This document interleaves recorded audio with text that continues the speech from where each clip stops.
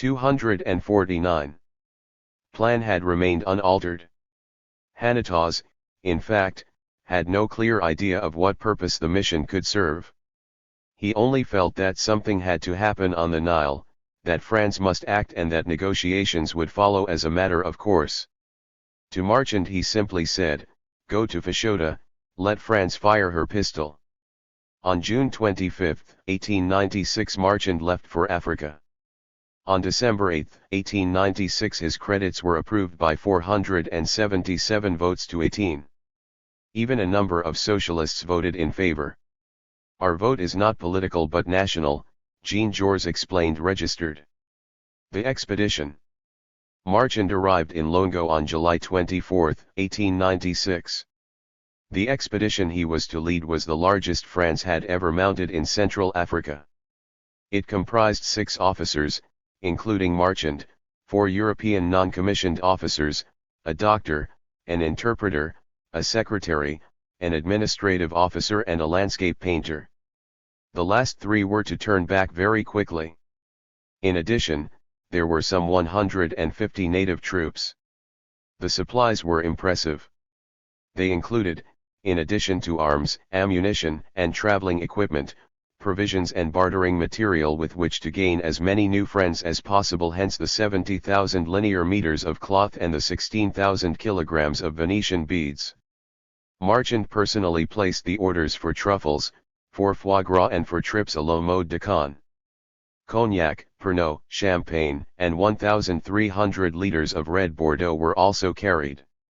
All in all, the cargo weighed some 100,000 kilograms, comprising 3,000 loads. Small wonder that there were serious transport problems. Marchand's journey took him over enormous distances, 3,000 miles all told. The first section, from Longo to Brazzaville, was known, but there was nevertheless a problem: the colony was in a state of near rebellion. Brazza, the administrator of the French Congo, was not in a position to settle the crisis and to provide the necessary transport, which he proposed to leave to the mighty Nieuwe Afrikaanse Handelsvennootschap from Rotterdam. However, Marchand insisted on a military solution. Order had to be restored first. He had his way. Thus the second half of 1896 was passed with the pacification of the caravan route between Longo and Brazzaville. In January 1897 the actual expedition set out. Marchand wrote that he would be in Fashoda within a year, perhaps in 10 months, and on January 1, 1898 at the latest. The reality was different. It was not until July 10, 1898 that he eventually reached Fashoda. The first part of the journey was relatively easy. Marchand followed the Congo to its confluence with the Ubangi. That part of the voyage was done by steamboat. The second part was covered by canoe, up the Ubangi as far as its junction with the Embo Moor and then up that river. Marchand had really wanted to proceed northward before turning east and then making for Fashoda via Darfur. Marchand's route. And Kordofan, but Lyotard, the French Commissioner General of Upper Ubangi and Marchand's immediate superior, instructed him to turn east as soon as possible and to follow the rivers. Lyotard considered the northern alternative undesirable for political reasons. Marchand, by contrast, thought the river route unsuitable for technical reasons. To begin with, nobody knew if the rivers were navigable. The known parts were studded with rapids and cataracts, and the rest gave rise to the worst fears. However, Marchand submitted to Lyotard's orders and requisitioned whatever river vessels he could lay his hands on, including the THIRD-WORLDISM, an easily dismantled small steam launch. He would have preferred the Leo 13, owned by the Catholic mission, but the missionaries refused to hand over their boat to what they considered an abominably irreligious republic, notwithstanding Marchand's appeal to their patriotism. ***, the obstacles proved to be formidable. At times the river was unnavigable, and the THIRD-WORLDISM had to be dismantled and carried overland. In 1897, after an arduous journey, the expedition reached the Sioux, a tributary of the Bahr el Ghazal. The objective was now close, and yet it was to be more than another 6 months before it was reached. Climate was the reason for this new delay.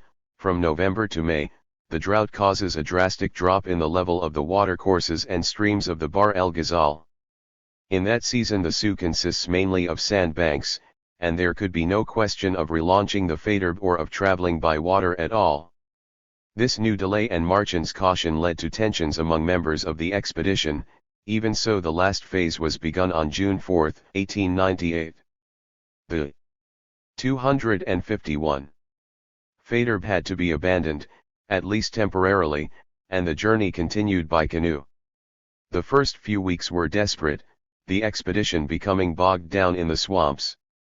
Dams had to be constructed to create the few centimeters of water that were the minimum required to float the boats.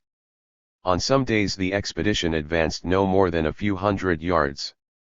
Once again, the Sud was proving to be the impenetrable barrier it had been for centuries. But then, on June 25, the Bahr el Ghazal was reached at long last and the worst was over. On June 30, Marchand stood beside the White Nile, and on July 10, at 1700 hours, he was in Fashoda. Marchand had gained his objective, and yet he was not the first Frenchman to reach the Nile, nor even the first Frenchman to hoist the tricolor there. For the French had also made an attempt to reach the Nile from the east, from Ethiopia, and to send out a small expedition with orders to join Marchand at Fashoda. That expedition had left towards the end of 1897 and was led by the Marquis de Boncham.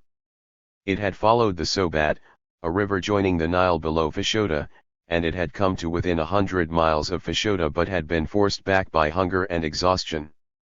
On the return journey, however, it had encountered another, Ethiopian, expedition, which included a Russian colonel attached to the Russian legation in Addis Ababa. 2 members of the French contingent joined this group and once more traveled westward. They reached the Nile just below Fashoda on June 22, 1898.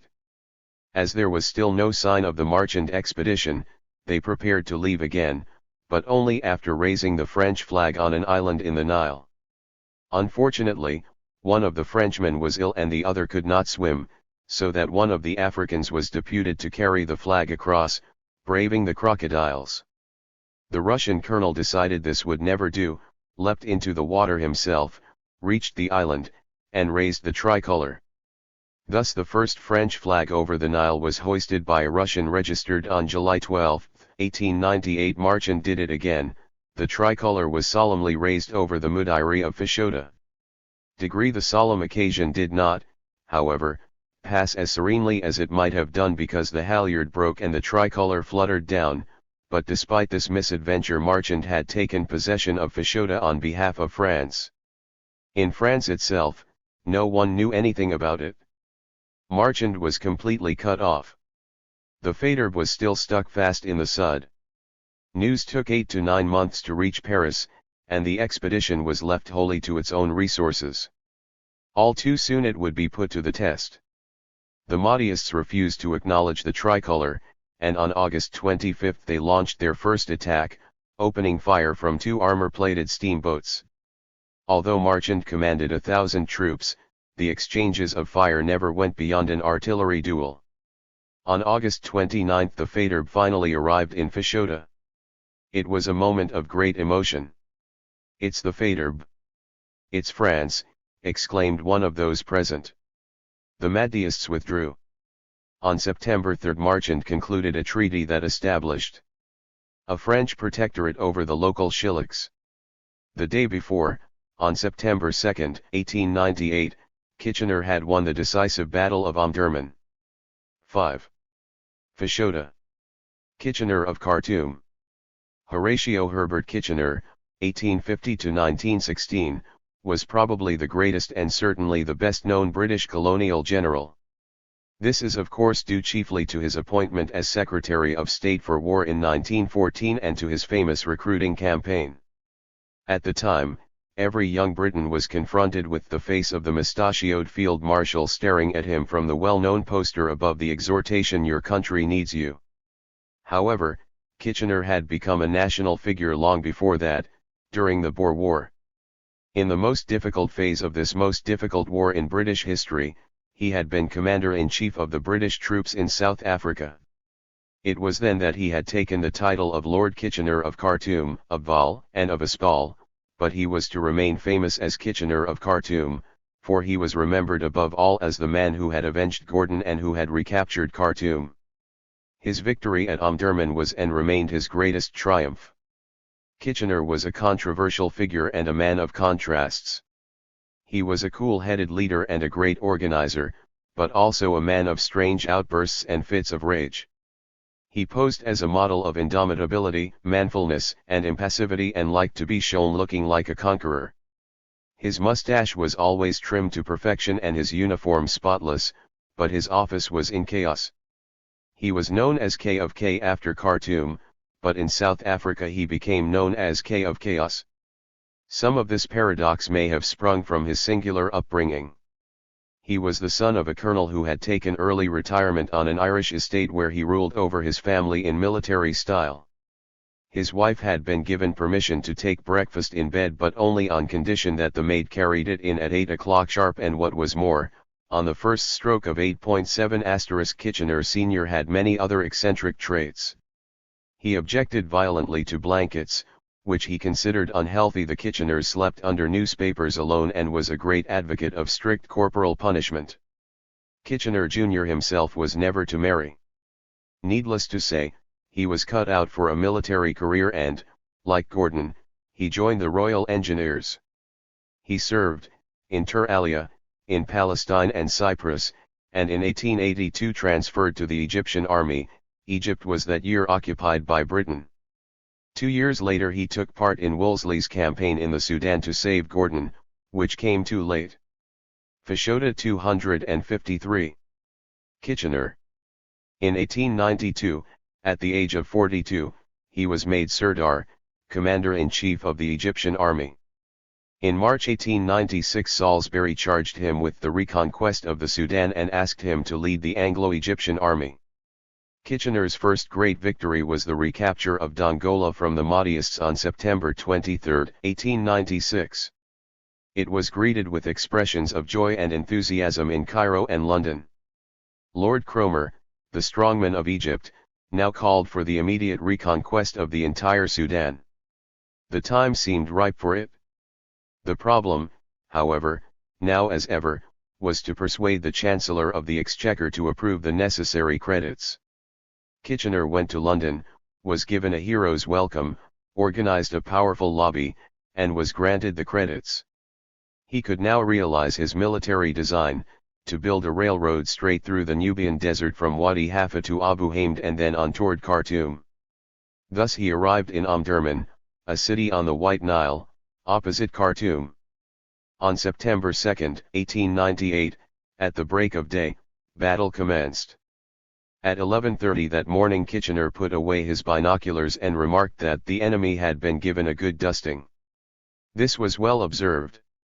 Some 11,000 Mahdyists had been killed and 16,000 wounded. The Anglo-Egyptian army counted 48 dead and 382 wounded. Winston Churchill, who took part in the campaign as a journalist and as a soldier, called the battle the most signal triumph ever gained by the arms of science over barbarians. The Mahdi's tomb was opened and his nails used as Su. 254. Veneers. The remainder was burned. The Khalifa fled and was not discovered until a year later, when he was killed on November 24, 1899 during the battle that ensued. Gordon had been avenged, and the revenge was sweet. Surely, he is avenged. Queen Victoria noted in her diary. The British, it should be noted, were also very impressed by the courage of the Fuzzy-Wuzzys, the Mahdist soldiers. Rudyard Kipling's famous poem Fuzzy Wuzzy included this line, "You're a poor benighted heathen but a first-class fightin' man?" Omdurman signified the destruction of the Mahdist army and the end of the Mahdist state. On September 19 Kitchener was in Fashoda. He protested formally against the French presence there and raised the Egyptian flag. This was a brilliant move on his part, for the French had always insisted that Egyptian rights had to be protected from the British, even in the Sudan. Marchand therefore found it hard to protest against the flag-raising ceremony. He did, however, let it be known that he had taken possession of the western bank of the Nile on behalf of his government.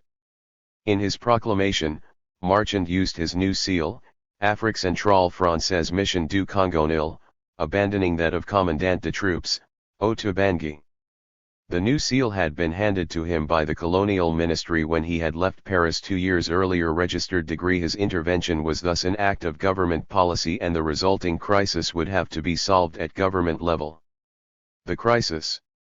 When Marchand met Kitchener in Fashoda, Hanotaz had ceased to be foreign minister. The Meline government had managed to hold on for a long time but had fallen more than a month before, on June 27, 1898. Hanotaz was succeeded by Théophile Delcas, the spiritual father of French Nile policy. It was he who had devised the Fashoda strategy, and he was now left to clear up the mess. During the 2 years Marchand had spent in the wilds of Africa, Hanotaz had been trying to strengthen the French negotiating position. He had hoped that the steps taken by the French would lead to greater British readiness to enter into negotiations. Fashoda could easily be ceded as a small concession registered. He also believed that France had to take the lead in putting pressure on Britain. Other powers, such as Russia and Germany, would undoubtedly follow suit. To him, the Egyptian question was an international, not an Anglo-French, problem. That was a fatal miscalculation. The Russians were not at all anxious to be drawn into this trap. Their interests lay in the Straits and in East Asia, not in Egypt. The Germans, for their part, were interested in maintaining Anglo-French tensions, not in resolving them. On August 30, 1898, Britain and Germany reached agreement on a possible partition of the Portuguese colonies, see pages 315. Fashoda DSS. And became as good as allies. Hanotaz's last hope was to enlist Ethiopian support. On March 20, 1897, he had signed the White Nile Convention with that country, by which both parties had agreed to accept the White Nile as the boundary between them. Ethiopian support, however, turned out to be of no practical significance. Yet Anglo-French negotiations might well have borne fruit had Salisbury and Hanotaz had their way, which they did not. Hanotaz was in a weak position because he was under constant pressure from the colonial party, the colonial ministry and his own civil servants. Salisbury was in a stronger position, but his cabinet depended on support from Chamberlain, who acted as a one-man British colonial party. Chamberlain, who was firmly opposed to Salisbury's policy of making concessions in West Africa in exchange for British sway over the Nile, dug in his heels. He believed that the French had to be made to eat humble pie, preferably in public and with a pistol to their head in both countries. Therefore, the Hawks had the last word, so much so that compromise seemed out of the question. Because of this, Fashoda became a confrontation with the gloves off, one in which might alone prevailed. It was, as Salisbury put it, something to remember, a naked clash of force, in which technical details counted for little. Degree. Britain was the stronger of the two. It held all the trumps, political, diplomatic and military. While Kitchener had come to Fashoda at the head of a victorious army, Marchand commanded no more than a handful of French soldiers and 100 Sudanese tirailleurs. Britain had a powerful navy, whereas the French navy was inferior and the Russian fleet could be of little help during the winter. Nor did Russia ever offer such help. Sent Britain had no allies, but then it had no need of any. Its relations with the Triple Alliance were good. France had its Russian ally, but the support of that ally was lukewarm. In practice, therefore, France stood alone. Salisbury headed a strong government, while the French government was weak and divided. In 1898 France, moreover, was being torn apart by the aftermath of the Dreyfus affair. But most of all, Britain had the political will to go as far as was required. For it, the Nile was of vital national importance. This was not the case in France. For France, Fashoda was a question of prestige, not a matter of life and death. The crisis may have been ominous, but the outcome was inevitable. Delcas had to give in. In legal terms, incidentally, the British position was not very strong. It may have cited Egyptian rights whenever it suited it to do so, but it forgot them just as quickly again to rely on the conqueror's rights. Delchis showed considerable legal acumen in countering these claims. He also made passionate appeals to national honor and spoke of unacceptable humiliations. In response, Salisbury coolly retorted that Marchand's position was untenable and that his lines of supply would be cut off. Where Delchis spoke of negotiations and compensation, Salisbury insisted on evacuation and unconditional withdrawal. The Brisson cabinet, in office for just a few. 256 The long march to Fashoda. Kitchener meets Marchand in Fashoda. Months, resigned in October and made way for the Dupuy cabinet. Delchis remained in office. French public opinion began to realize how absurd the whole affair really was. A war with Britain was threatening over Fashoda, while Alsace-Lorraine was still in German hands. On November 1, 1898 the new cabinet was sworn in. Next day Delchis let it be known that he had decided to recall Marchand. Within a day the cabinet approved the decision. On December 11 Marchand left Fashoda. He returned home by the eastern route and in May 1899 reached Djibouti by way of Ethiopia. On May 30 he arrived in Toulon, whence he was taken to Paris by special train. By the Anglo-Egyptian Treaty of January 19, 1899, the Sudan had been declared an Anglo-Egyptian condominium, at least on paper. In fact, Britain had the whip hand.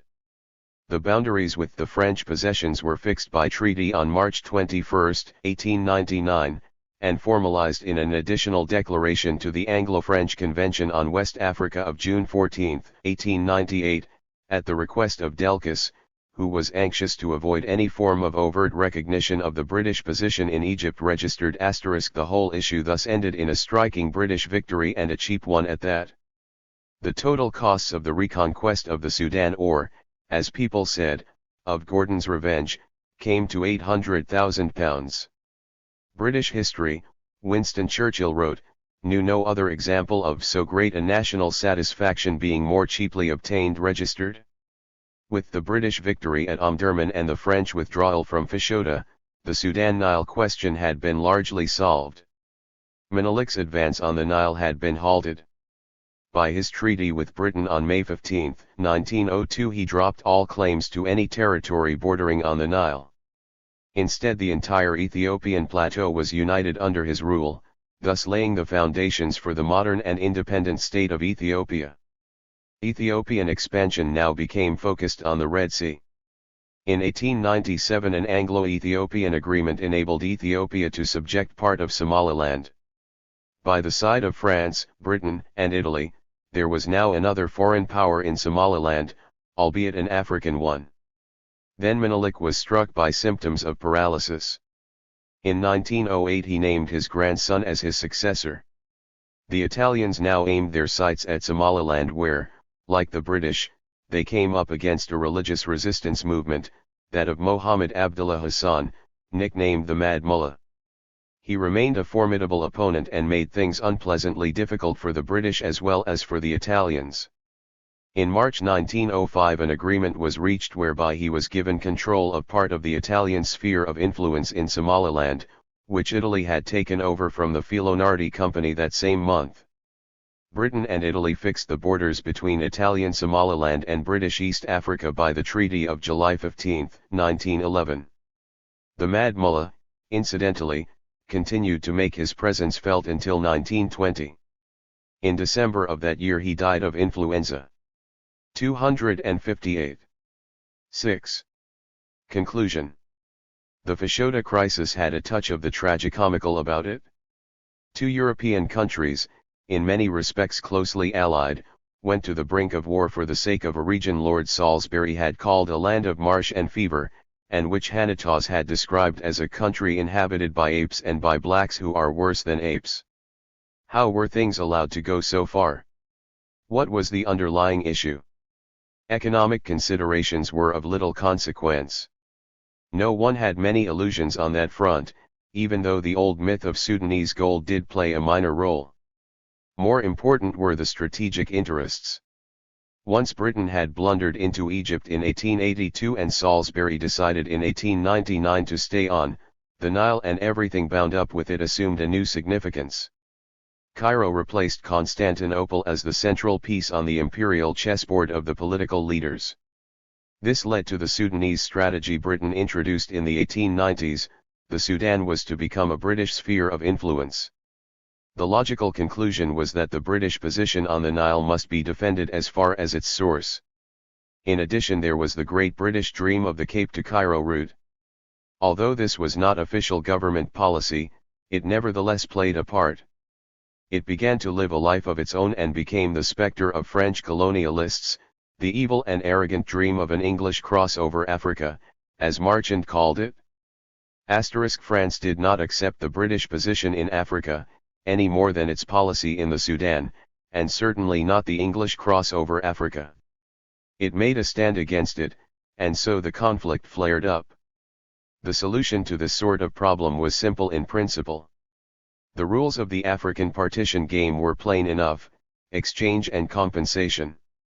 However, they presupposed a rational evaluation of interests and a balanced diplomatic approach. That approach could not prosper while there was a race for prestige and constant public pressure. For France, by and large, Africa and everything connected with Egypt and the Nile in particular had always been a matter of prestige. For Britain, the Nile was primarily of strategic importance, but in Britain, too, the empire had increasingly become a matter of prestige, which rendered it difficult to make concessions even in less strategically important areas. The arrival of Joseph Chamberlain in 1895 was a turning point. Prestige gradually became as important as strategy. The Niger for Nile policy was abandoned. For Britain it was all or nothing now. These new factors paralyzed the cool and sovereign diplomatic moves so beloved of Lord Salisbury and his colleagues. Playtime in Africa was over. The second phase of the partition therefore had a different character from the first. The clash between Britain and France at Fashoda, the Boer War soon afterwards, and the Franco 259 German-Morocco crisis of 1905 were no longer skirmishes in the wings of international politics, but all-out confrontations, during which the positions of the great powers themselves were at stake. The Nile, the Cape, and Tangier were so many clashes not only of interests but also of emotions. It is not surprising, therefore, that the confrontation at Fashoda should have occurred. It was inevitable that the Sudan should have been drawn into the partition of Africa. No matter how inaccessible the region was, its position was such that, once the Mahdist state had crumbled, the European powers had to plunge in. The European candidates were Britain, France, King Leopold, and Italy. Leopold overplayed his hand. He refused to see the difference between the Congo and the Nile. The failure of his treaty with Britain, however, made this drastically clear to him. Italy was destined to face the strongest military force in Africa while being the weakest of the Europeans. As a result, it quickly dropped out of the race. That left Britain and France. Their clash seemed as inevitable as that of two trains traveling toward each other on a single track. For Britain, its Sudanese ambitions had indeed an inevitable aspect. They were the logical outcome of its role in Egypt and of Egypt's role in the Sudan. However, the concrete effects and their phases were largely dictated by chance. Had Kitchener arrived in Fashoda a year later, the course of events would have been quite different. It would have been a matter for negotiations, not ultimata. In any case, as far as Britain was concerned, the main line of approach was set. The French road to Fashoda, by contrast, was the result of choice, not of necessity. Without any doubt, French Fashoda strategy was the result of a blunder, or rather of a series of blunders. It was formed by chance initiatives and foreign intrigues, such as Leopold's involvement in the Montiel mission. The continuity of the French plans does, however, suggest that there was also something like an underlying policy. That policy was framed by the colonial and foreign ministries, the Pavillon de Flore generally taking the initiative and the Quai d'Orsay following behind, reluctantly or otherwise. That brings us to an important aspect of French foreign policy: uncoordinated decision-making processes. Interest in foreign, and especially in overseas, policy was slight not only among the masses but also in Parliament and in the cabinet. The expertise of even those who were most involved was negligible. Legend has it that Chautemps, minister for the colonies in 1895, confused Gabon with the Sudan and Gibraltar with Madagascar. In the cabinet there was no such thing as collective decision-making or coordination. It was every minister for himself, and as ministers continued to come and go, there was generally very little continuity in cabinet policy. That was, however, less true of foreign policy, where Hanitas proved a surprisingly constant factor. However, while he admittedly provided some continuity, his policy was as unsure and unstable as his personality. Moreover, his position as a minister without political party. 260. Backing was weak. The colonial party gave its support to Delcas, and that proved crucial. The raid on Fashoda was thought up during Berthelot's interim administration and cleverly sold to him by his civil servants. Delcas was behind it all, and there was little Hanitas could do about it. The colonials were undoubtedly the party most responsible for the Fashoda fiasco. There was some substance in President Faur's complaint that the French had allowed themselves to be dragged into Africa like idiots by those irresponsible people called the colonials. Yet Hanitas made this policy his own. That was due to a number of fundamental errors: first of all the assumption that other countries would support France, and second that Britain would not raise the stakes too high. The second mistake was the greatest blunder of all, because Britain considered the Nile a matter of vital importance. That was the main difference between this and most other African questions. Ever since the early 1880s, the partition of Africa had been a game of bluff and guile, a fight not to be taken quite seriously, something like the 18th century guerres and dentelles. In Europe there was no room left for political pinpricks without serious consequences, but in Africa there was still ample leeway. When it came to the Nile, however, things were different, as Leopold was the first to learn. For France, the Nile was a matter of prestige, and Fashoda was therefore a bluff as far as France was concerned. For Britain, by contrast, the Nile had become an imperial centerpiece and was therefore of overriding importance. Salisbury was man of cool assessments and long-term policies. He did not let himself be carried away by jingoist sentiment, and was fully aware of the importance of good relations with France. But even he gave the French no quarter when he realized that he was holding all the cards. Thus the crisis became deeply humiliating for France and marked a new low in Anglo-French relations. However, Fashoda was not only a low, but also a turning point. The dazzling demonstration of Britain's determination and power in Egypt cleared the air and opened the way for a new relationship. In France, imperialism based on practical considerations came to prevail over imperialism based on prestige. The reopening of the Egyptian question had been a matter of honor, an attempt to expunge the humiliation of 1882. There had been no other motive. That was set to change. After Fashoda, a new consensus emerged in French Africa policy. Henceforth the main colonial ambition would no longer be to restore French influence in Egypt, but to link up French West, Central, and North Africa. Egypt no longer played a great role in this approach, but Morocco did so all the more. As a result, new possibilities for bartering spheres of influence or territory were created and hence new chances for diplomatic activity.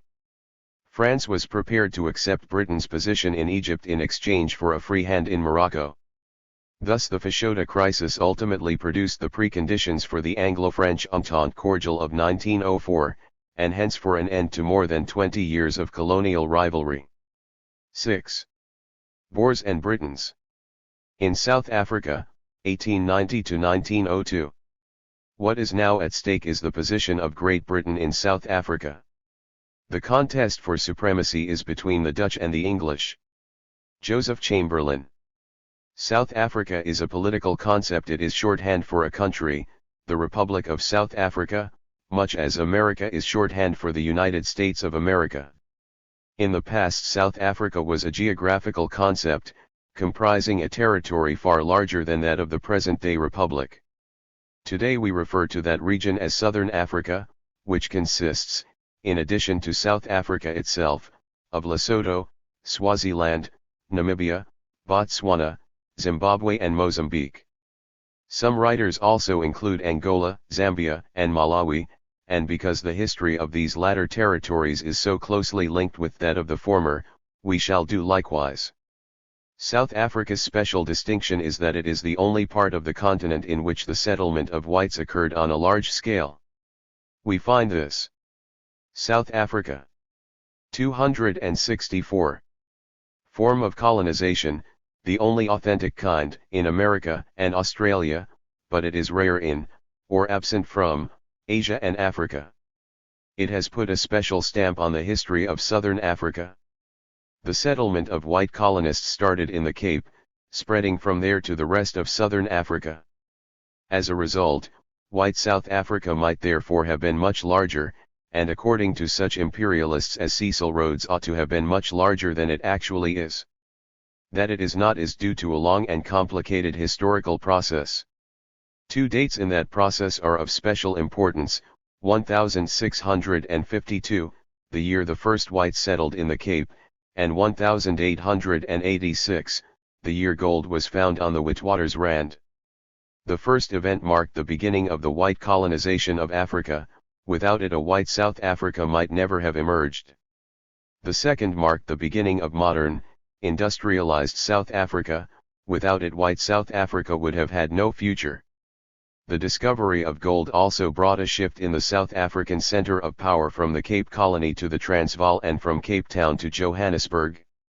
This shift was to prove a crucial turning point in the history of Southern Africa. 1. The historical background. South Africa was not uninhabited when European ships first anchored off Table Mountain in about 1500. It was populated by various, chiefly nomadic, peoples, distinguished by the Dutch settlers into Hottentots and Bushmen, whom they considered two distinct races, in physical as well as cultural respects. Bushmen were shorter than Hottentots and spoke a different language. They were also more primitive hunters and gatherers, while Hottentots had developed to the higher level of herdsmen. This traditional distinction was for a long time maintained by historiographers. Today we no longer use these terms, but refer to the Hottentots as Khoi or Khoi and to Bushmen as San, the term Khoisan being used for both. The differences between them are therefore not so strongly emphasized nowadays, the less so as both peoples differ markedly from the neighboring Bantu. The latter used to be referred to as Kafirs, from the Arabic word kafir, meaning infidel. That term too has been dropped. We speak now of Xhosas, Tswanas, and Sotos. We do not know precisely when these peoples settled in southern Africa, but they probably arrived between AP 500 and 1000. In any event, the Europeans arrived later. Of these latecomers the Portuguese were, as so often, the first, Bartholomew Diaz rounding the Cape in 1488. The Dutch followed them on the trail of the much-coveted Oriental spices. In 1647 a 265 Dutch ship, the Haarlem, was wrecked in Table Bay. The crew stayed on for a year until another ship came to pick them up. During the interval they lived on what the land produced. Upon their return to Holland, their commander suggested to the directors of the Dutch East India Company that they would do well to set up a permanent revictualling station or halfway house at the Cape. It was this suggestion that led 32-year-old Jan van Riebeeck to set sail from Texel in Holland with a small flotilla, consisting of the Dromedaris, the Ridger, and the Good Hoop, on Christmas Eve 1651. He arrived in the Cape more than 3 months later, on April 6, 1652.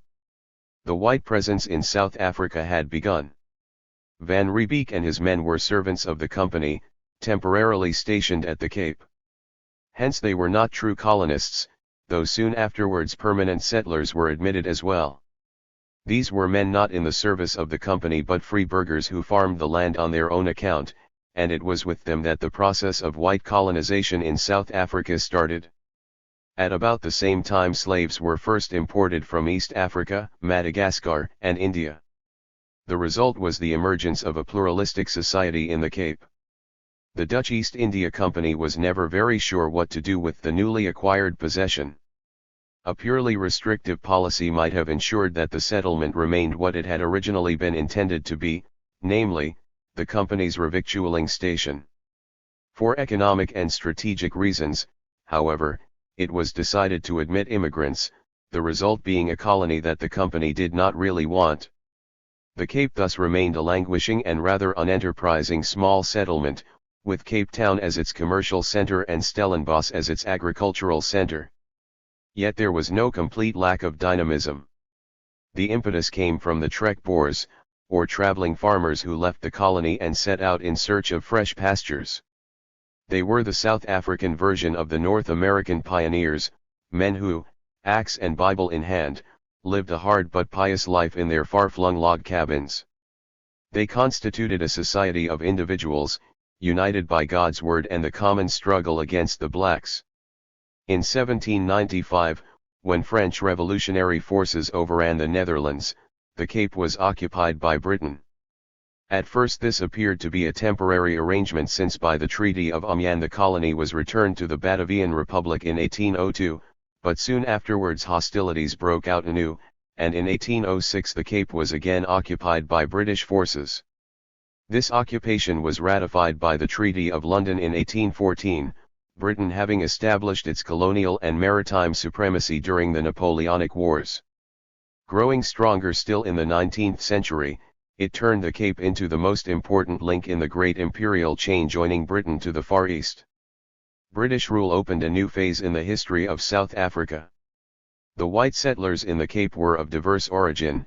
In addition to Dutchmen there were many Germans and French Huguenots. This community developed a 266 lifestyle of its own, so much so that it became possible to speak of a national, Afrikaans, identity. The Afrikaners looked upon the British government as a foreign administration, and the resulting tension between Boer and Britain was to dominate the history of modern South Africa. This tension also underlay the emergence of a movement that was to give the history of South Africa a new twist, the Great Trek of 1835 to 1837. The Great Trek. Trek Boers, as we have said, had been known in the Cape for a long time, but the Great Trek was a novel political act, an expression of the Afrikaner colonists' longing for independence. Piet Retief, one of the Trek Boer leaders, wrote a manifesto explaining why they were leaving the Cape to found a free and independent community. They were making for the text was in English and the style almost Jeffersonian, a wild and dangerous territory, relying on themselves and on God alone. We quit this colony under the full assurance that the English government has nothing more to require of us, and will allow us to govern ourselves without its interference in future. In other words, the Boers had opted for liberty. We might also put it differently and in less exalted terms. They were looking for land and detested the modern English ideas, especially the muddled belief in the equality of white and black. The Great Trek took place between 1835 and 1837 and led to the settlement by whites of large parts of eastern South Africa, territories that were to become known as the Transvaal, the Orange Free State and Natal. The Trek also led to a number of wars with the Africans, and especially with the Zulus, who had built up a gigantic army under their bellicose leader Shaka. Shaka had introduced military reforms on a large scale. He had equipped his troops with new and shorter assegais, which were no longer thrown but used as hand weapons. He deployed his troops in a horn, that is, with the main force in the center and two flanking regiments to encircle the enemy. Finally, by the introduction of compulsory military service he had created a standing army. Before battle his soldiers' morale would be boosted by war dances and ritual feasts, after which the troops would take an emetic and be made to vomit into a pit 6 feet square. The vomiting pit, the Nkatha Yesawi, was a sacred national shrine within a span of 10 years, from 1818 to 1828, the Zulus became the most powerful and most feared nation in the region. Large areas became depopulated as the inhabitants fled from their advancing forces. In 1828 Shaka was murdered by his two brothers, one of whom, Dingaan, followed in Shaka's footsteps. The Great Trek led to contacts between the Boers and the Zulus. The Boers were in search of almost entirely depopulated regions in which to settle, and, led by Piet Retief, entered into negotiations for land with Dingaan. On February 6, 1838 these negotiations were brought to a successful 267 conclusion, and to celebrate the occasion Retief and his party were invited to a feast in Dingaan's kraal.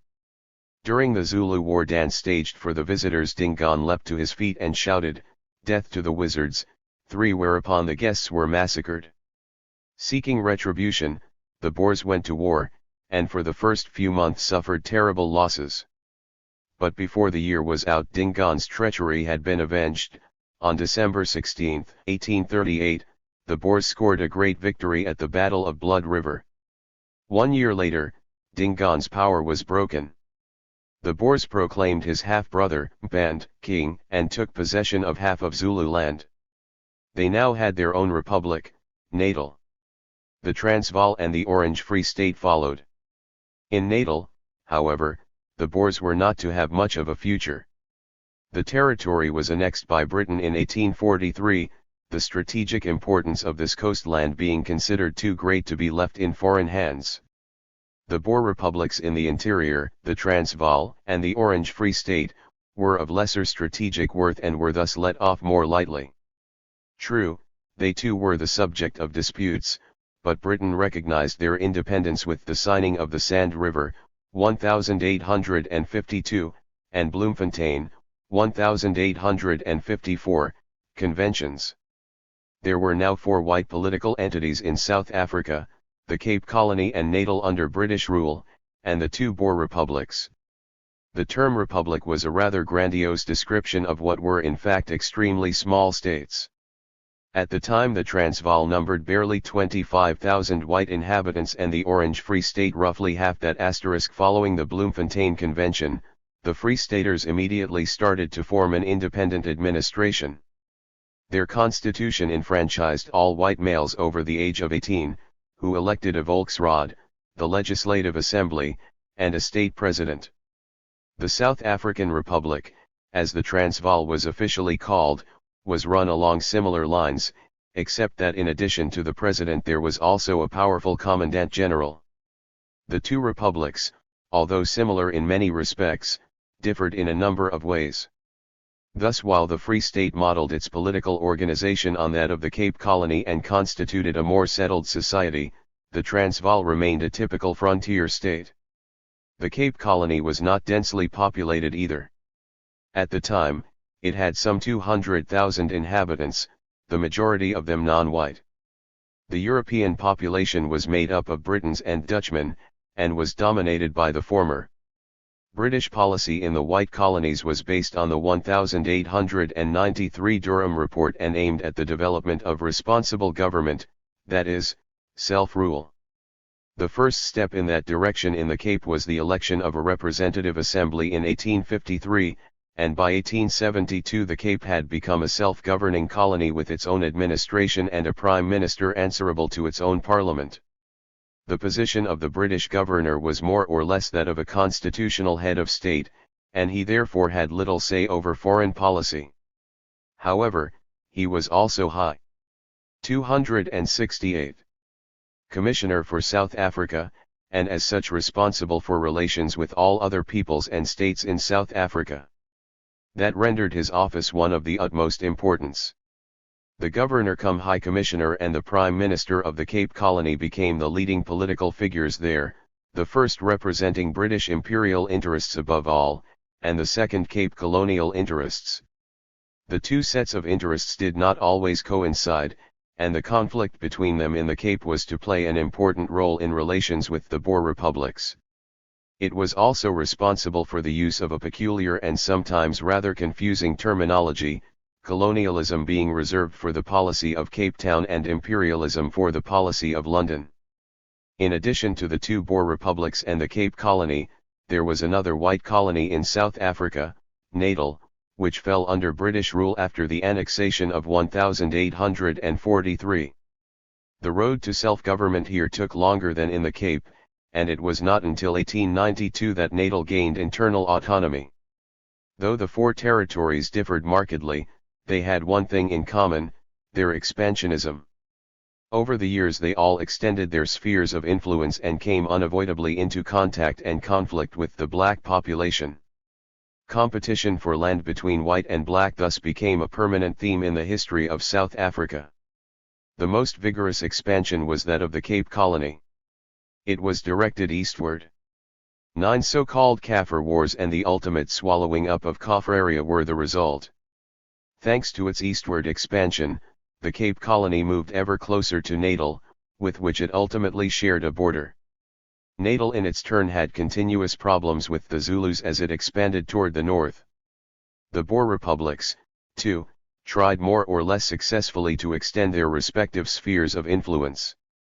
Very soon, however, the conflict between Boer and Britain was to become more important than the clash between white and black. In 1881 this conflict led to the First Boer War, or, as the Afrikaners call it, the First War of Liberation. Diamonds and their consequences.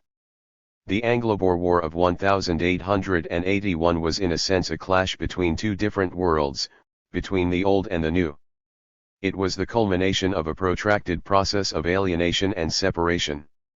The Boer republics were founded on Calvinism, racial discrimination, and territorial expansion. The Boers were accustomed to owning almost unlimited amounts of land.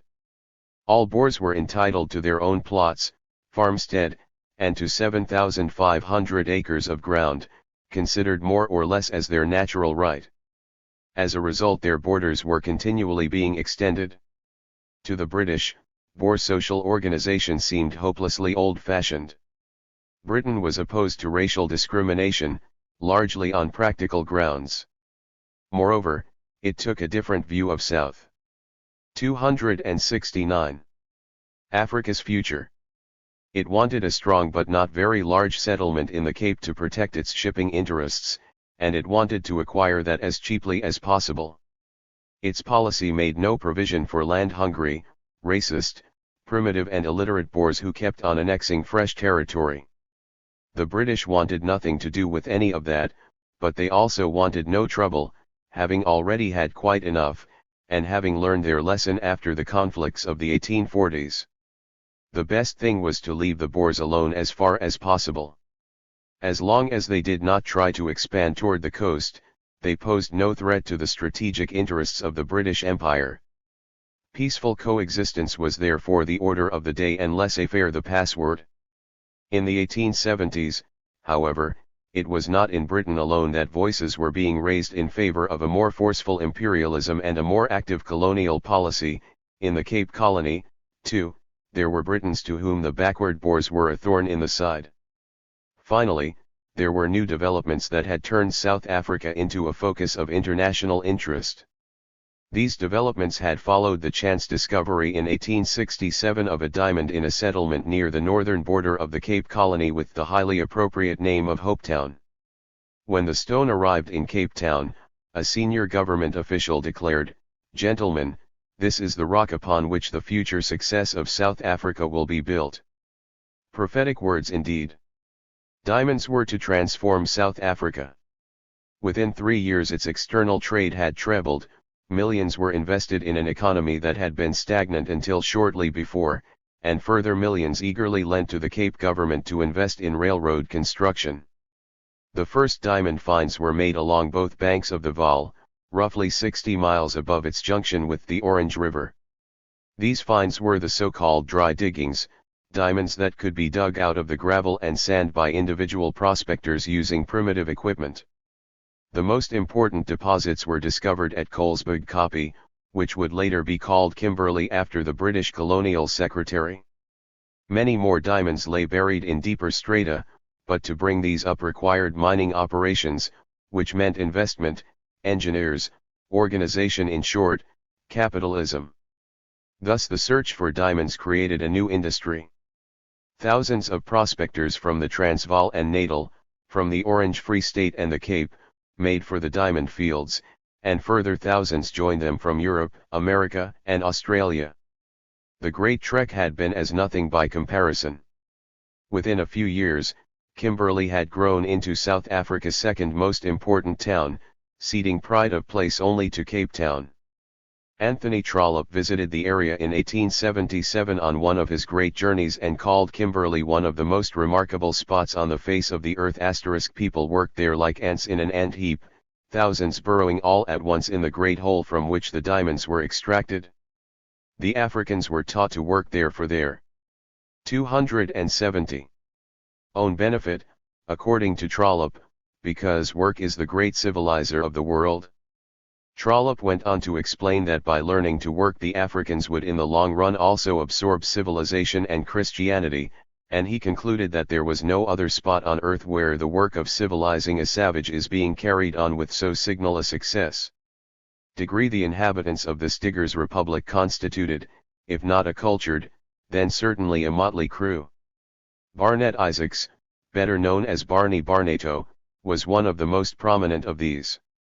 He was the son of a London Jewish shopkeeper, and his skills consisted of little more than prize fighting and acting. His best known act was reciting To Be or Not to Be while standing on his head. His capital ran to 60 dozen cigars, which he sold at a considerable profit before going into the diamond trade. He believed in two things, his luck and the theory that the blue ground at Kimberley held diamonds. He was proved right in both respects. By 1880 Barney Barnato was earning £1,800 a week, roughly 1,000 times as much as an English worker. He and his associates, among them Alfred Byte, the shy millionaire, and Cecil Rhodes, about whom more below, were to play major roles in the history of South Africa. The diamonds were found in a kind of no man's land on the frontier of three territories, the Cape, the Free State and the semi-independent Griqualand West. Which of these territories had the greatest claim to the diamond fields was never quite clear, though the Free State probably held the strongest title. However, after arbitration by the Lieutenant Governor of Natal, the disputed area was assigned to Nicholas Waterbour, the Griqua leader. Since Waterbour had asked for British protection, Griqualand West was at once incorporated into the Cape Colony. Many Boers felt that the British had stolen the diamond fields from them and were left feeling bitter. They were soon to have even more cause for resentment. The Disraeli government came to power in Britain in 1874 and displayed an active interest in colonial and imperial affairs. In 1867 the colonial secretary, Lord Carnarvon, had successfully ushered in the Federation of Canada. According to him, the same method was the answer to South Africa's problems. He accordingly proposed inviting delegates from the various parts of South Africa to a conference on federal government. He also planned to split the Cape Colony into two, the Eastern and the Western Cape. The citizens of the colony, however, wanted no part of the federal plan. They had only just been granted self-government, and they considered these London initiatives nothing short of an abrogation of their newly won rights. Nor were they in favour of the proposed split-up. The Boers were even less keen on the idea. Doomed before it began, the conference, convened in London in August 1876, achieved little. Lord Carnarvon then decided to steer a different course and to annex the Transvaal without further ado. 1 month later a good opportunity offered itself. The Transvaalers had once again become enmeshed in a war with several African 271 tribes and had suffered a heavy defeat. Their government was on the verge of bankruptcy.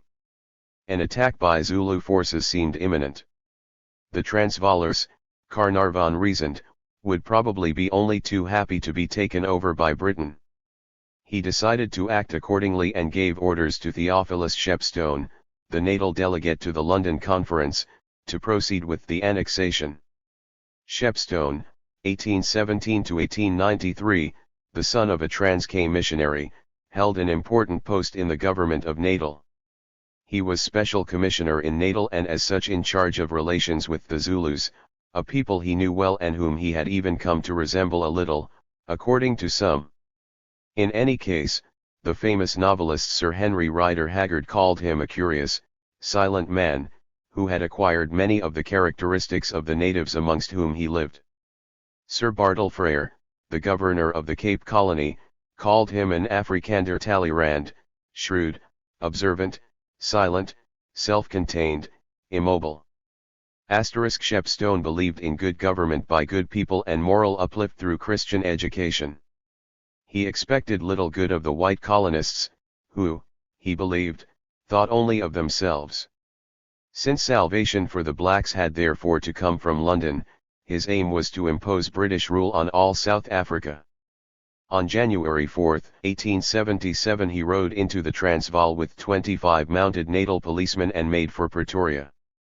There he held consultations with the Volksraad, beginning with sherry and champagne and ending, on April 12, 1877, with the incorporation of the Transvaal into the British Empire. The Transvaal government put up little resistance, and the annexation was quite straightforward, although Britain was soon to have serious problems, not with the Boers but with the Zulus.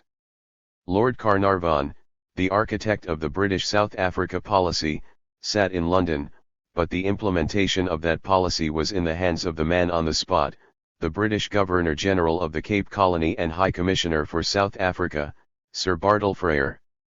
Frere, 1815–1884, saw eye to eye with Carnarvon. He was a convinced imperialist of the Enlightened School and president of the Geographical Society, with honorary doctorates from Oxford and Cambridge. He was brilliant and ambitious, impulsive and impatient, and had the reputation of being so convincing a humanitarian that he was even able to persuade the Sultan of Zanzibar to sign a treaty against slavery. He was one of the leading proconsuls of his day, and had previously been governor of Bombay and a member of the Indian Council. The governorship of the sleepy Cape Colony would have been far too undemanding a post for him, and so, not surprisingly, he was chosen by Carnarvon for greater work, to bring about the Federation of South Africa. Frere arrived in Cape Town shortly before April 12, 1877, the date on which Shepstone proclaimed the annexation of the Transvaal. That, according to Frere, was a step in the right direction. Frere was, however, 272. More concerned with the power of the blacks than with that of the whites. He was convinced that South Africa would have no peace until British sovereignty was recognized by all the people who lived there, and above all by the Zulus. In his view, the latter posed a permanent threat to peace and quiet. Registered that was something of which Shepstone had convinced him. Britain was dependent on the caprice of an ignorant and bloodthirsty tyrant, which was intolerable. The answer was war, and that ran counter to the views of the British cabinet. At the time, Britain had its hands full with the Balkans. Worse still, a war was threatening in Afghanistan. The last thing London wanted was a war in South Africa. A native war, Carnarvon informed Shepstone in January 1878, is just now impossible and you must avoid it. Registered, yet that was precisely where Frere was heading. Taking advantage of the poor communications with London, he presented Whitehall with a series of faits accomplis that put the British cabinet on the spot. The Zulus. On December 11, 1878, Frere sent an ultimatum to King Sitshwayo of the Zulus. Since he was certain that it would be rejected, he had in fact issued a declaration of war. The result was as impressive as it was surprising. Britain suffered the greatest defeat in its colonial history. On January 22, 1879, a mighty Zulu army of 20,000 men routed the British forces at Isandlwana. The British camp had not been properly protected or defended. Despite warnings from none other than President Kruger, no attempt had been made to set up a laager. There had been some 800 Europeans inside the camp. After the battle, only 30 of them were left alive. More British officers were killed than at the Battle of Waterloo. The Zulus, too, had suffered great losses. They mourned at least 2,000 dead. After Isandlwana, Britain had no alternative but to strike back. The defeat had to be avenged. The Zulu War that followed was one of the great colonial campaigns. Reinforcements, requested and sent, included the Prince Imperial of France, the son of Napoleon III. On June 1, 1879, the prince set out to inspect a spot in the area that had shortly before been named Napoleon Copy in his honor. The patrol, somewhat casually, did not notice until the last moment that they were under threat from Zulu warriors.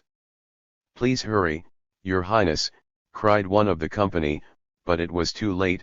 The younger Napoleon was unable to mount his horse in time. While the rest fled, he stayed behind without a horse but with his great-uncle's sword in his hand. That, however, proved of little avail against the Zulu assegais. Next day a column of more than 1,000 men sent in search of him found his body, naked, run through in 17 places and with a tuft of Zulu hair clasped in his fist. The news came as a bombshell. 273. To Britain. For the press, it was the event of the year and made an even greater impression than Isandlwana. In France the sensation was, of course, greater still, and the prince's death was said to be the result of a plot, the guilt being placed variously on the French government, the British or the Freemasons. The man now sent to South Africa to restore order was Sir Garnet Wolseley. When he arrived in Cape Town in 1879, Wolseley, 1833–1913, was just 46 years old, but was already a military legend. The son of an impoverished army officer, he himself was commissioned at the age of 18, as a reward for services rendered by his father, and went out to Calcutta. He served in India, in Russia, during the Crimean War, in China, and in Canada.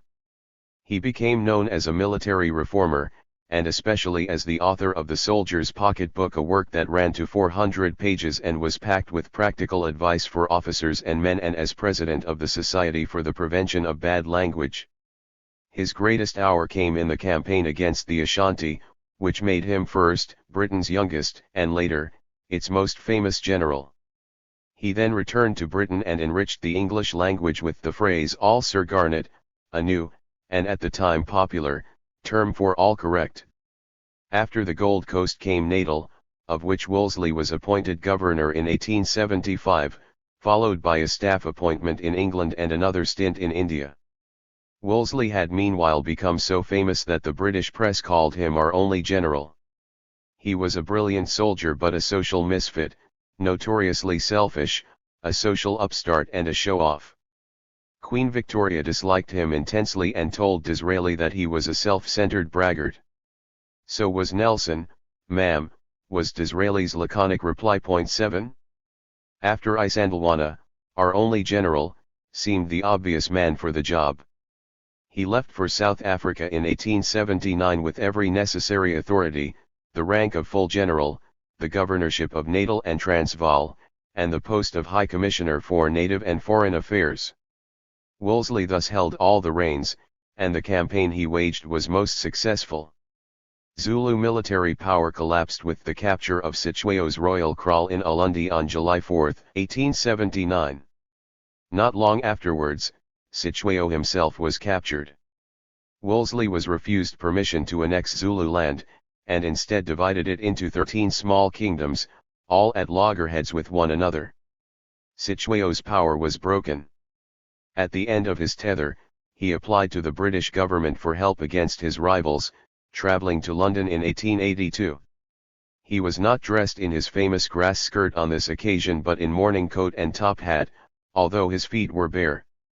He was very popular with Londoners, and was received by Queen Victoria. However, his appeal for help was turned down. The great Zulu kingdom was never to be restored, and on February 8, 1884 Sitshweo was found dead, probably poisoned, in his kraal. 74. King Sitshweo of the Zulus. Annexation. The power of the Zulus had been broken, but Britain now faced other grave problems in South Africa. The war had left 1,500 European dead and as many disabled. And what was Britain to do about the Transvaal?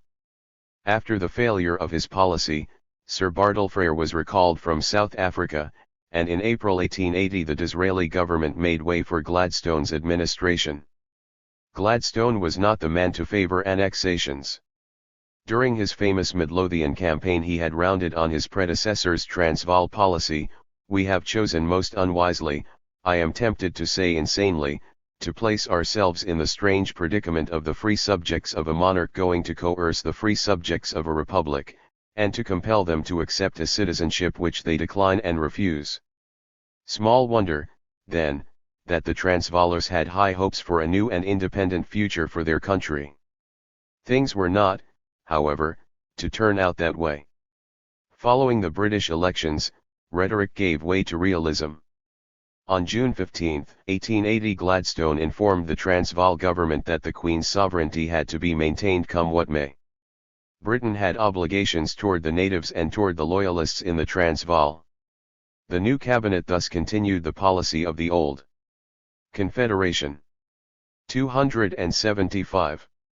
Gladstone explained, is the pole star of the present action of our government. Sent it was his government's hope that a confederation, which in practice amounted to self-government under British sovereignty, would satisfy the Boers, but it did nothing of the kind. On the contrary, in 1880 the Boers opted for armed resistance. The leading figure behind their decision was Paul Kruger. That someone like Paul Kruger, 1825 to 1904, should have a leading role to play in the history of South Africa was something that irritated a great many Britons. A man with his looks, manners, and ideas was patently unfit to be the head of a modern state.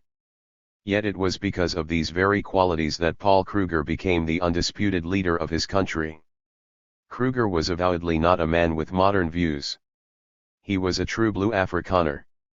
Born the son of a Trek Boer, he had left the Cape on the Great Trek with his parents at the age of 10, in the party led by Andries Potgieter. He was obviously a keen soldier since he was made an assistant field cornet when he was only 16, and was later promoted to commandant and in 1858 to commandant general, the second highest office in the state. But Kruger was a man not only of the gun but also of the word. In 1859 he was one of the founders of the Dutch Reformed Church of South Africa. Courage, obstinacy, and bigotry made him a born leader. When Shepstone annexed the Transvaal in 1878, Vice President Kruger was one of the few who refused to submit. He was not a man for collaboration or accommodation, and went straight to London to protest. When his protest fell on deaf ears he returned and formed a triumvirate with Piet Joubert and Martinus Pretorius for the express purpose of leading the resistance to the British incursion. In 1881 Kruger took the Transvaal into the First Boer War, regarded by the Boers as the first war of independence. In 1883 he was elected president, an office to which he would be re-elected many times and that he would hold until his country was defeated in 1902. During all these years, Kruger offended and irritated his British opponents to an exceptional degree. They found him decidedly ugly and his table manners gigantically horrible. Kruger greased his hair with so much rancid coconut oil that he had to use his pocket comb even at dinner. When he dressed for diplomatic functions in morning coat and top hat he looked more like a circus ringmaster than the head of state of an independent republic.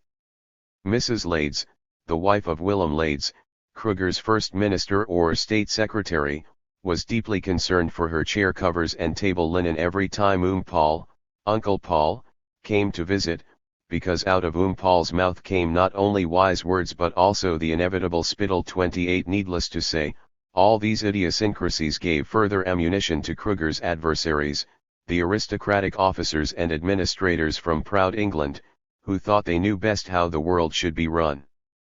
Joseph Chamberlain called him an ignorant, dirty, cunning, and obstinate man. 2. His first great antagonist, Sir Bartle Frere, knew better than that. Paul Kruger rides out.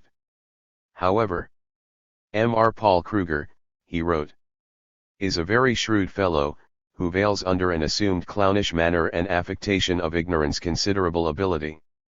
Kruger's strength lay on the one hand in his marked political ability, his power to lead and to reconcile, to see through his opponents and to manipulate them, and on the other hand in the fact that the Boers recognized him as one of their own. He knew the whole box of tricks and played the political game with verve and success. General Nicholas Smith, the hero of Majuba, reported that when Kruger could not have his way and all other means had failed, he would not hesitate to take his interlocutor's hand, burst into tears and plead for sympathy. Who can resist a man like that? Smith wondered. Kruger was a typical Boer, the archetypal frontiersman, pious, puritanical, dour, headstrong and individualistic, living exclusively for the greater glory of God and for his family. He had had little schooling and was not an educated man, had grown up in a highly parochial society and did not know the ways of the world. All his life long he lived in simple style. As state president he rode to work in a coach with a mounted escort, but his wife continued to milk the cows on the land that went with his official residence in Pretoria. His salary was high, but he spent very little of it. His considerable savings went to his extended family. In 1900 he had 156 children, grandchildren, and great-grandchildren. 3. He was a fundamentalist who took the Bible as literally as possible. Love of freedom and religion were the ideals he shared with his 16th-century Dutch 277 predecessors and exemplars. That did indeed make him an anachronism, as is so often alleged, but also the Transvaal's man of destiny. The First Boer War. Toward the end of 1880, Kruger and his burghers launched an armed rebellion against British rule and proclaimed an independent republic. The Boers laid siege to the British garrisons in Pretoria, Potchefstroom, and Lydenburg, and defeated the British forces brought up from Natal at Laing's Nek and Majuba. The capture of Majuba, Hill of Doves, by the Boers on February 27, 1881 was their greatest victory in the war. As a result, Majuba assumed a special significance. While it was a reminder to the British of a humiliating defeat, it became the symbol for the Boers and their sympathizers of a victorious struggle for independence. These sympathizers were mainly to be found among the Boers' kinsmen in Europe and South Africa. First of all, the Transvaal enjoyed the ardent support of the Orange Free State. The Boer victory also aroused great enthusiasm in the Netherlands and led to a change of attitude there toward the Afrikaner brother nation. Originally, that attitude had been less than lukewarm. Cowardly, treacherous, hypocritical, mendacious, immoral, inhospitable, lazy, dirty, and ungrateful were just some of the epithets that were applied to the Boers. Their language, Afrikaans, was the ugliest and most hybrid dialect ever known. After Majuba, however, the picture changed radically. The national anthem of the Transvaal, written by the Dutch poet Catharina van Ries, illustrated the new spirit that had gripped the Low Countries. Know ye the people stout of heart and yet so long oppressed, who gave their blood and gave their all for freedom and for right. The president of the Society for Dutch Literature, the renowned historian Robert Fruin, extolled the Boer victory at the annual meeting of the Society and called Majuba the beginning of a new age, even for his own country. There was renewed hope that the Netherlands might regain its place in the world, he said, in the wake of that memorable Sunday morning when Dutch resolve and courage on Majuba Hill succeeded in turning an initial setback into brilliant victory. Even the Boers' dialect would now take a turn for the better, because with the refinement of culture, even the language, however much it may have been neglected, must return to its original purity. The victory at Majuba thus led not only to a new appreciation by the Dutch of their Afrikaner cousins, but also helped to strengthen national sentiment in the Netherlands. In the Cape Colony, similarly, the national pride of the Afrikaners was Scottish soldiers at Majuba Hill. Boosted. The annexation of the Transvaal has taught the people of South Africa that blood is thicker than water, declared Jan Hendrik Hofmeyer, one of the leading Cape politicians. Ons Jan, R. Jan, 1845–1909, came from an old Cape family. At the age of 16 he became a journalist, and at 27 editor-in-chief of the most important Dutch-language paper, De Zuid-Afrikaan. In 1879 he was also elected member of Parla 279. Meant for Stellenbosch. He championed the Dutch language and organized the Hollanders in the Cape politically. To that end he first founded the Boerenbeschermingsvereniging, the Farmers' Protection Union, and later became a leading member of the Afrikaner Bond, the Afrikaner Alliance. He was in favor of federation but bitterly opposed to annexation and therefore to British policy in the Transvaal. Much as there was a Home Rule for Ireland movement in Britain, a Home Rule for the Transvaal movement emerged in the Cape under Hofmeyr's leadership. After Majuba, the British government was confronted by a serious dilemma. The question, Lord Derby said in 1884, is, do you want to create another Ireland in South Africa? 3 *. The answer was no, of course. But what was the alternative? The cost of avenging the humiliating defeat would be high and the long-term effects uncertain. Gladstone's government accordingly opted for consultation and reconciliation, a course of action whose upshot was the Pretoria Convention, signed on April 5, 1881. By it, Britain recognized the independence of the Transvaal within its existing boundaries, but prohibited further expansion. The Republic for its part recognized British suzerainty, symbolized by the presence of a British resident in Pretoria. The suzerainty clause had been introduced in order to keep the British cabinet in line *. It was a vague term with no clear significance, and was thus able to satisfy all parties. Gladstone's critics said that suzerainty is sovereignty with the bottom knocked out *. Gladstone himself explained to the House of Commons that it meant the maintenance of British influence over relations between the Transvaal and other countries, the better to protect the interests of the native population. The Boers did not wholly agree with that interpretation, nor were they entirely satisfied with the situation. At the end of 1883, Kruger, who had been president of the Transvaal since April, travelled to London to negotiate. His aim was the complete independence of the Transvaal, and this he achieved at the London Convention signed on February 27, 1884. By that convention, suzerainty was scrapped and the British resident left Pretoria. In return, the British government exacted a price, the annexation of Stellaland and Goshen. Bechuanaland. Stellaland and Goshen were 2 small states set up by freebooters from the Transvaal and Bechuanaland. These 2 statelets had proclaimed themselves grandly as republics.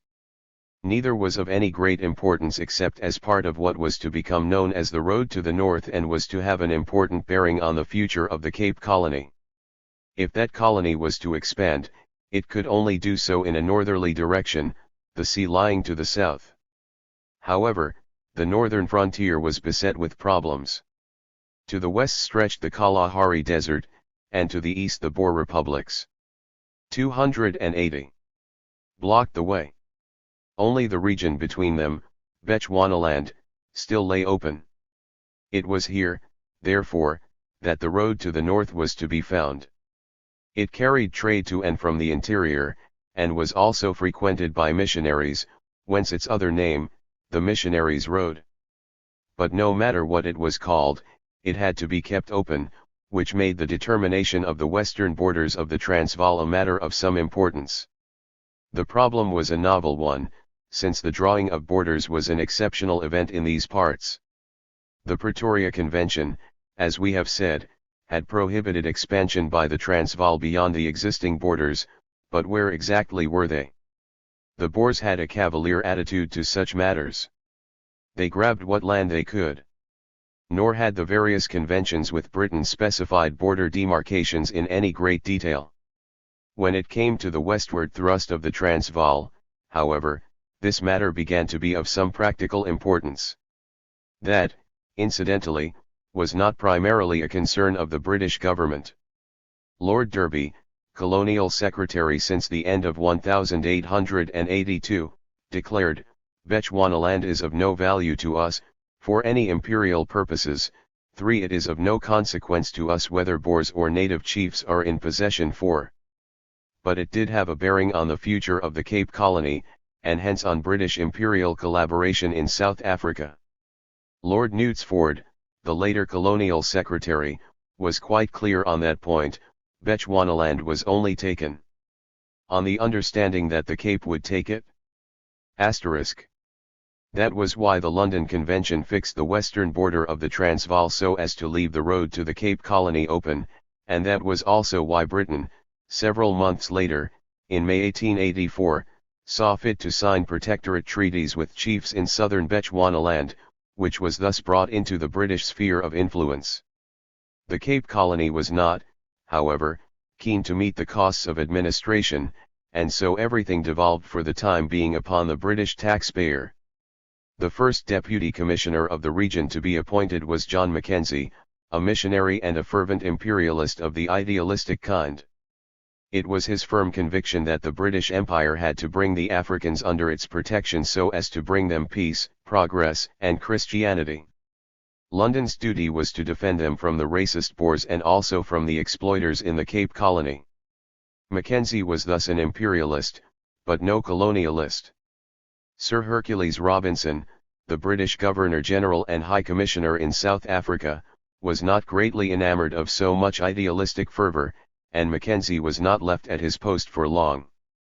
He was replaced in August 1884 by a man who was both an imperialist and a colonialist, Cecil Rhodes. The consequences were not long in coming. On September 30, 1885, Bechuanaland was incorporated into the British Empire.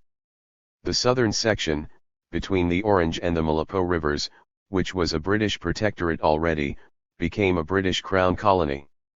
The South African Suez Canal, as Rhodes called the road to the north, was now safely in British hands. What the government of the Cape Colony had 281 left undone, the imperial government in London carried through. Bechuanaland was saved by Grandmama, as Rhodes put it *. Taking stock. The British attitude to the First Boer War was remarkable. In an age of jingoism, nationalism, imperialism, and revanchism, it was highly unusual to allow a defeat to go unavenged, and to restore their liberty to a people. Ideological factors were undoubtedly at play, for Gladstone's liberal idealism was not simply a rhetorical device. However, his policy was not based on purely idealistic grounds either. It also had a practical basis. For what precisely did Britain want in South Africa? Territorial expansion was not its aim. That only involved expense and caused trouble. Expansion was up to the Cape Colony, if it felt that way inclined. Britain's own imperial objectives in Africa were limited. It aimed to govern from a distance, favoring a form of control perhaps best described as paramountcy, a vague term whose meaning, moreover, changed more than once. It was in fact a strategic concept. Its essence was that Britain must not be threatened, that no one must be allowed to damage its interests. As far as foreign threats were concerned, that was a straightforward affair. At the time no foreign power was trying to gain a foothold in South Africa. Only the Zulus and the Boers remained to be dealt with. Britain had settled accounts with the former in 1879, and the Transvaal had been annexed in 1877. However, because of the strong national feelings it had generated among the Boers, that annexation had proved anything but an unqualified success. After the fiasco of 1880, Lord Kimberley observed in 1882 that there could be no thought of a federation for some time. British ambition must therefore be confined to paramountcy and influence at the Cape together with coastal dominance along the flanks of southern Africa. Majuba could only be avenged and imperial influence restored at a very high price, and neither Whitehall nor Westminster was prepared to pay it. Government and Parliament alike were intent upon spending as little as possible. The combination of the Boer longing for freedom and the British desire for an empire on the cheap therefore paved the way for a policy of reconciliation. Time, they thought in London, would work to Britain's advantage. The Cape Colony would develop into a self-governing but loyal colony, allied to the British Empire. It would extend its sphere of influence to the interior. In the long run the Boer republics, too, would have to make common cause with the Cape in one way or another. Progress could not be held back, after all, not even by Paul Kruger, and both British imperial and financial interests would thus be safeguarded.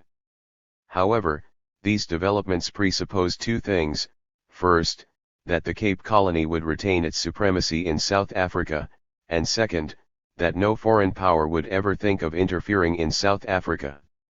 Neither presupposition turned out to be correct.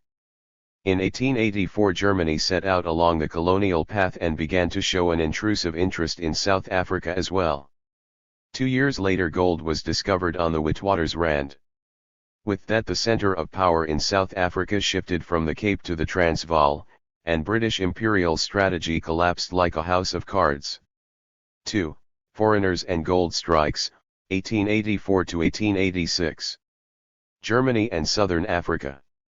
Ever since Britain had acquired the Cape from the Netherlands, no other European power had interfered in South Africa.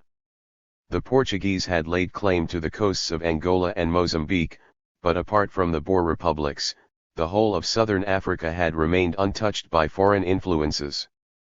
This was all to change when Germany took to colonialism.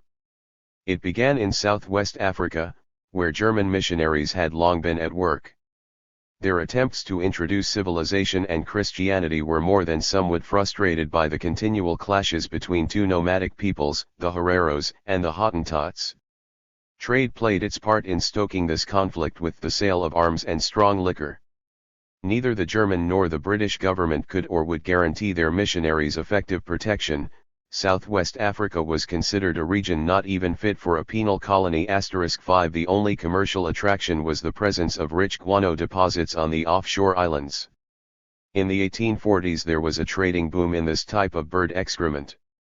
Hundreds of ships dropped anchor off the southwest African coast and rival guano collectors took to pelting one another regularly with rotten penguin eggs. The fact that southwest Africa was to have a different destiny was due to the German trader Franz Liedritz. Franz Adolf Eduard Liedritz, 1834–1886, like so many African businessmen, was an adventurer. He had not had much of an education but had traveled a great deal, roaming through the United States and Mexico.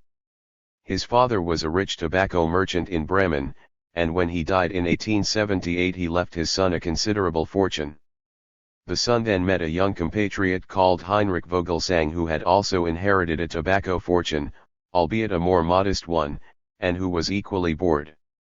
The two, deciding that their future lay in Africa, bought a 260-ton brig, the Tilly, and loaded it with goods for barter.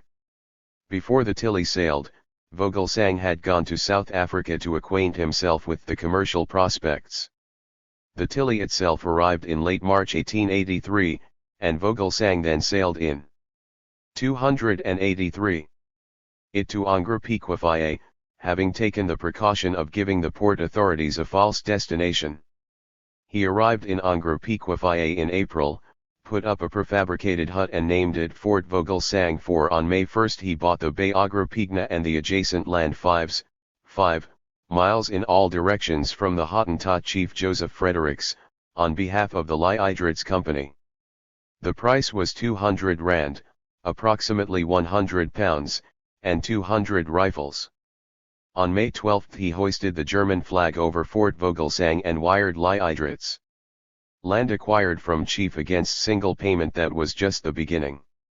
In 1883 a new treaty was signed in which the borders of Liedritzland, as it was now called, were far more impressively defined as stretching from the Orange River to 26 degrees south. The new territory extended from 100 kilometers north to 300 kilometers south of Angro-Piquefie, with a depth of what Chief Fredericks called 20 miles. He meant British miles, but the Germans insisted that the treaty referred to German miles, equal to 7.5 kilometers each, thus laying claim to 150 instead of about 30 kilometers. Liedritz had now become a neighbor of the Cape colonists, and the latter protested. Their feelings were expressed unequivocally in an address to Lord Salisbury, which ended with, "My Lord, we are told that the Germans are good neighbors, but we prefer to have no neighbors at all." The problem, of course, was what the German and British governments would do with the wild plans of their subject on the one hand and the xenophobic reactions of their colonists on the other. As far as the first were concerned, the German government made it known on August 18, 1883 that Liedritz could count on the Reich's consular assistance and protection. In September Berlin notified London of Liedritz's land purchase. At the same time, Berlin inquired if Britain had any claims to the area and, if so, on what grounds. It is not certain whether Bismarck had already decided to annex the territory when he took these preliminary steps. Perhaps he was simply trying to establish that there were no other claims and to leave the question of sovereignty open. Britain, in any case, still believed firmly in Bismarck's indifference to colonies. That explains London's peculiar reaction. The British reply was that Britain had no claims, save to Walvis Bay and the islands off Angre-Piquefaya, but would consider the claims of any third parties an infringement of Britain's legitimate rights. That was not a clear reply, though certainly an arrogant one, which could only be explained by Britain's surprise at Bismarck's question. Needless to say, the British answer did not satisfy Bismarck, who asked for further elucidation. Britain promised to look into the matter, but 6 months later there was still no unequivocal answer. That annoyed Bismarck, and in April 1884, when Leidritz again asked urgently for protection because he had heard that the Cape Colony wanted to annex Angre-Piquefaya, Bismarck decided to act. On April 24, 1884 he informed London and Cape Town that the protection 284 of the German Reich, Reichsschutz, had been extended to Leidritz. Many people have looked on that as the date of birth of the German colonial empire, but London did not share that view, at least at first.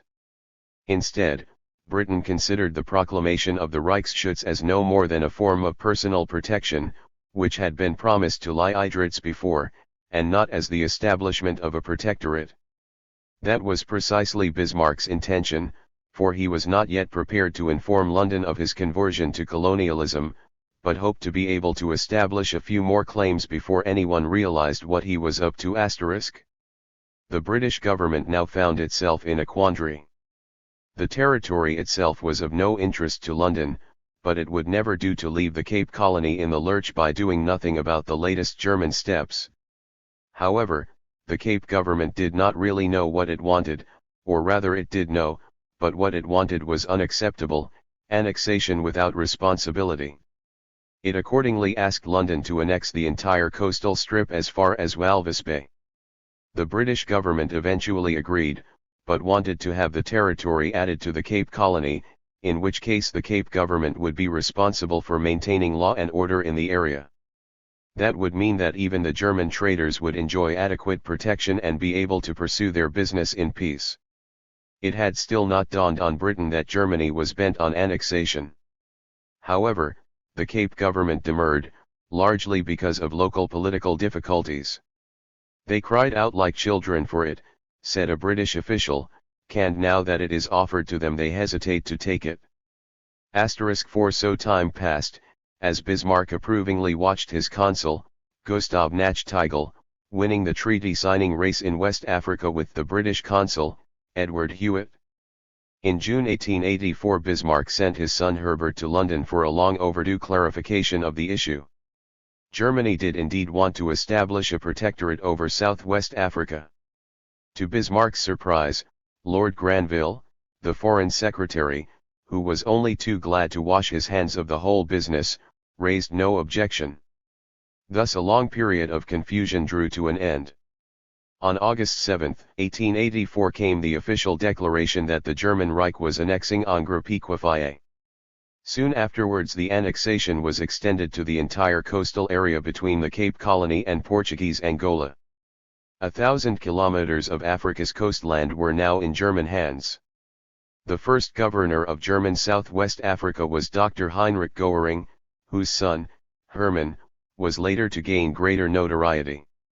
It soon became obvious that Germany would not stop at Southwest Africa. Toward the end of 1884 a German reconnaissance party crossed St. Lucia Bay, in Southeast Africa. Its leader, Dr. A. F. Scheele, clad in Prussian army uniform, had Scheele's expedition resulted in the establishment of a German colony in Southeast Africa. A major strategic problem would have been created, as British South Africa would, so to speak, have been 285. Caught between German spheres of influence in the west and the east. Moreover, a German East Africa might have reached an understanding with the Transvaal and offered the Republic the access to the sea Britain wanted to prevent at any cost. The British response was not slow in coming. On December 18, 1884, Britain annexed St. Lucia Bay. The scramble for South Africa had begun in earnest. The liberal Little Englanders in Gladstone's cabinet watched these developments with composure. They were neither anti-German nor expansionist. "I don't mean to be pedantic," Gladstone said. "But I would welcome the Germans as our neighbors in South Africa, and even as neighbors in the Transvaal." On Boxing Day 1884, Lord Granville, the Foreign Secretary, wrote to Lord Derby, his colleague in the Colonial Office, that there was something ludicrous about the general race for colonies and that he wished Britain could be kept out of it. "We are not jealous of Germany." Lord Derby replied 2 days later. He, too, saw something absurd in the scramble for colonies, but, he added, there was a difference between fresh conquests and hanging on to what was yours. The Cape as well as Natal would be endangered were the coast between the two colonies to fall into foreign hands. Though the territory had not been assigned to Britain by international law, it was British de facto and must stay that way. The entire coast of South Africa, from the Orange River in the west to the Portuguese possessions in the east, he concluded, had to remain under British influence. The British government was not imperialist, and British interests did not call for annexations in South Africa. The British attitude in this area during these years was defensive in character and strategic in design. Even the later arch-imperialist Joseph Chamberlain said in September 1884 that for imperial purposes Britain needed no more territory in South Africa than Cape Town and the Bay, a second Gibraltar, in other words **. The problem was that Cape Town was no Gibraltar but the center of an extensive colony with a mixed population. Moreover, this colony was competing with others for influence over the interior. That was why successive British governments, be they liberal or conservative, made up of Little Englanders or imperialists, became increasingly involved in the problems of South Africa. No matter how absurd it all may have looked to Granville or Derby, there was no way back. With German intervention in southern Africa, the partition of this part of Africa was truly underway. Internal developments in South Africa were soon to accelerate this process. Gold. One factor was even more important for the future of South Africa than the wishes of the Iron Chancellor, and that was the discovery of gold on the Witwatersrand. It had, of course, been known well before 1884 that 286. The Transvaal was a rich source of minerals, and of gold in particular. As early as November 13, 1879, Wolseley had written to Hicks Beach, the then colonial secretary, "The Transvaal is rich in minerals, gold has already been found in quantities, and there can be little doubt that larger and still more valuable gold fields will sooner or later be discovered. Registered degree such discoveries," Sir Garnet continued, "would undoubtedly attract a large English population to the Transvaal. The Boers would in the long run become the minority, the country being thinly populated. As a result, a pro-British majority would arise in the Transvaal and the basis be laid for its incorporation in the British Empire. In the meantime, Britain would have to consolidate its position and maintain its authority." Wolseley predicted the consequences of the gold discoveries correctly, and many of the developments would indeed follow the course he had outlined. But there was one important difference. Wolseley had written his letter in order to drive home the point that Britain would meanwhile have to stand by the annexation of the Transvaal. That was, however, something Britain was unable or unwilling to do after Majuba. Hence by the time the gold rush started, the Transvaal was no longer a British colony but a Boer republic, and the basis of Wolseley's plan had been swept away. In 1884 the Steuben brothers demonstrated that gold could be mined in the Witwatersrand in commercially viable quantities. 2 years later the main reef was discovered, and the gold rush began. Though South Africa's gold and diamonds are often mentioned in one breath, gold mining on the Rand was not comparable to diamond mining in Kimberley. In Kimberley everything had started with individual speculators, and it was not until later that mergers led to the creation of large syndicates capable of exploiting the deeper layers. On the Rand, large enterprises were needed from the outset with enough capital to buy the land, explore the ground and construct the mines. The gold was extracted from deep layers of conglomerate which the Dutch charmingly nicknamed banket, after a traditional Christmas sweetmeat containing almonds of which they were reminded. The gold-bearing strata were sometimes more than a kilometer below the surface. Shafts had to be sunk and lifts installed. Gunpowder and dynamite were needed, as well as coal to run the steam engines and steam trains. Coal, fortunately, was found locally in large quantities. Gunpowder and dynamite had to be imported. Capital and labor were the crucial factors. Capital was readily raised. The London and New York stock exchanges were only too happy to supply the necessary funds. The expanding world economy was crying out for gold. Workers, too, appeared in large numbers, attracted to the Rand not by the thousands, but by the 10,000s. Johannesburg was the world's fastest growing city. On July 17, 1896, 10 years after its founding, a census was held opposed incidentally by President Kruger on biblical grounds which showed that the white population, 287, numbered just over 50,000. A mere 6,000 of these were Transvaalers, the others having arrived from all over the globe. 16,000 had come from Great Britain and 15,000 from the Cape. The rest included 3,000 Russian Jews, 2,000 Germans, and 800 Netherlanders. The colored, or mixed race, population was roughly the same size. The census also listed 42,000 natives, Bantus, and 5,000 Asians and others, a total population, therefore, of more than 100,000%. In just over 10 years the white population of South Africa increased from 600,000 to more than 1 million. Gold had created a new white South Africa. This new Babel amazed visitors from abroad. An English lady, describing her trip to Johannesburg in 1889, wrote, "Never in the history of the universe was such an extraordinary city conceived or carried out as Johannesburg. Day after day comes the news of fresh discoveries. We are simply living in a sea of gold." In a stable, closed, puritanical and pastoral society there had thus arisen a city replete with all the vices of modern civilization. Sir William Butler, British Commander-in-Chief in South Africa, called Johannesburg a Monte Carlo superimposed on Sodom and Gomorrah. Registered the gold strikes also had massive economic repercussions. The Transvaal had until then been an agricultural country, divorced economically from the rest of the world. Within a few years it was producing 20% of the world's gold, and calculations showed that it owned 25% of the world gold supplies. The total value of South African exports doubled between 1886 and 1896, gold accounting for more than half of the increase. Gold shares enjoyed a prodigious popularity.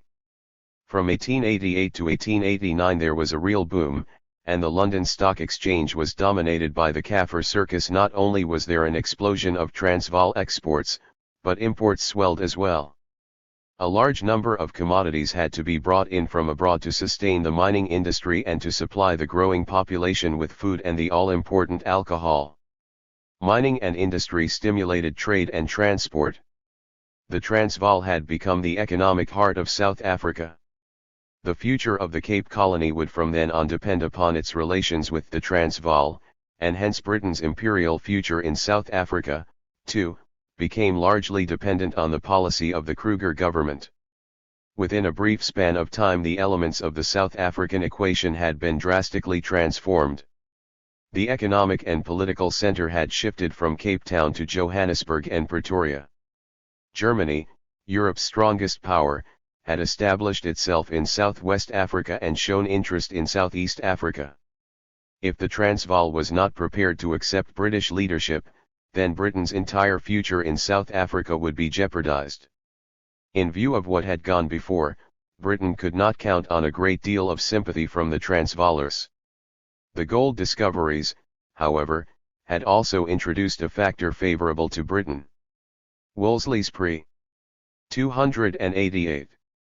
Diction had come true.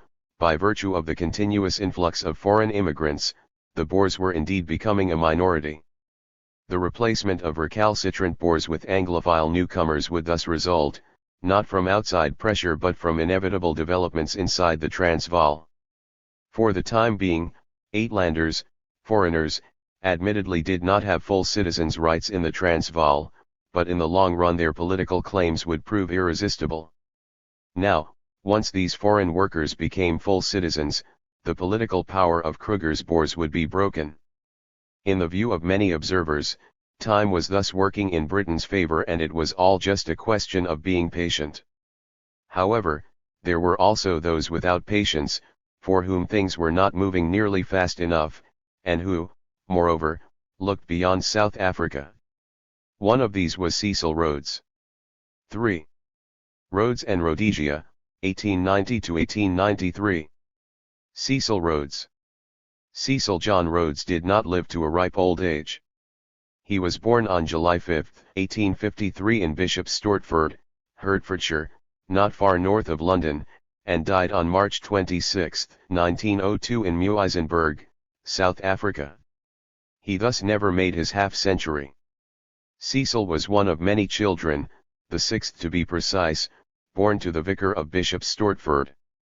His father came from a good family, and after Harrow and Trinity College, Cambridge, devoted his life to the church. He was known as the good Mr. Rhodes. Cecil himself did not go to public school but attended the local grammar school and left for South Africa when he was not yet 17, not so much because his health was poor, as has often been claimed, as in order to make his fortune. He was following in the footsteps of his brother Herbert registered *, who was trying to grow cotton on a farm in the interior of Natal. Cotton growing was also Cecil's first job before he made for the diamond fields in October 1871. Among the few books he took with him to Kimberley were Marcus Aurelius's Meditations and Gibbon's Decline and Fall of the Roman Empire, surprising reading for a fortune hunter. The Kimberley diamond fields were to become the foundation of Rhodes's wealth, and ultimately of his political power.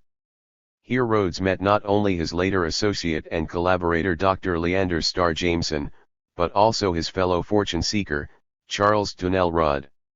Rudd, who, unlike Rhodes but like the latter's father, had gone to Harrow and Trinity, had excelled there at athletics and especially at running the mile. According to his own testimony, he had gone out to South Africa to help restore his overtrained lungs to health. Rudd and Rhodes were both without means. Ocean. Cape Colony.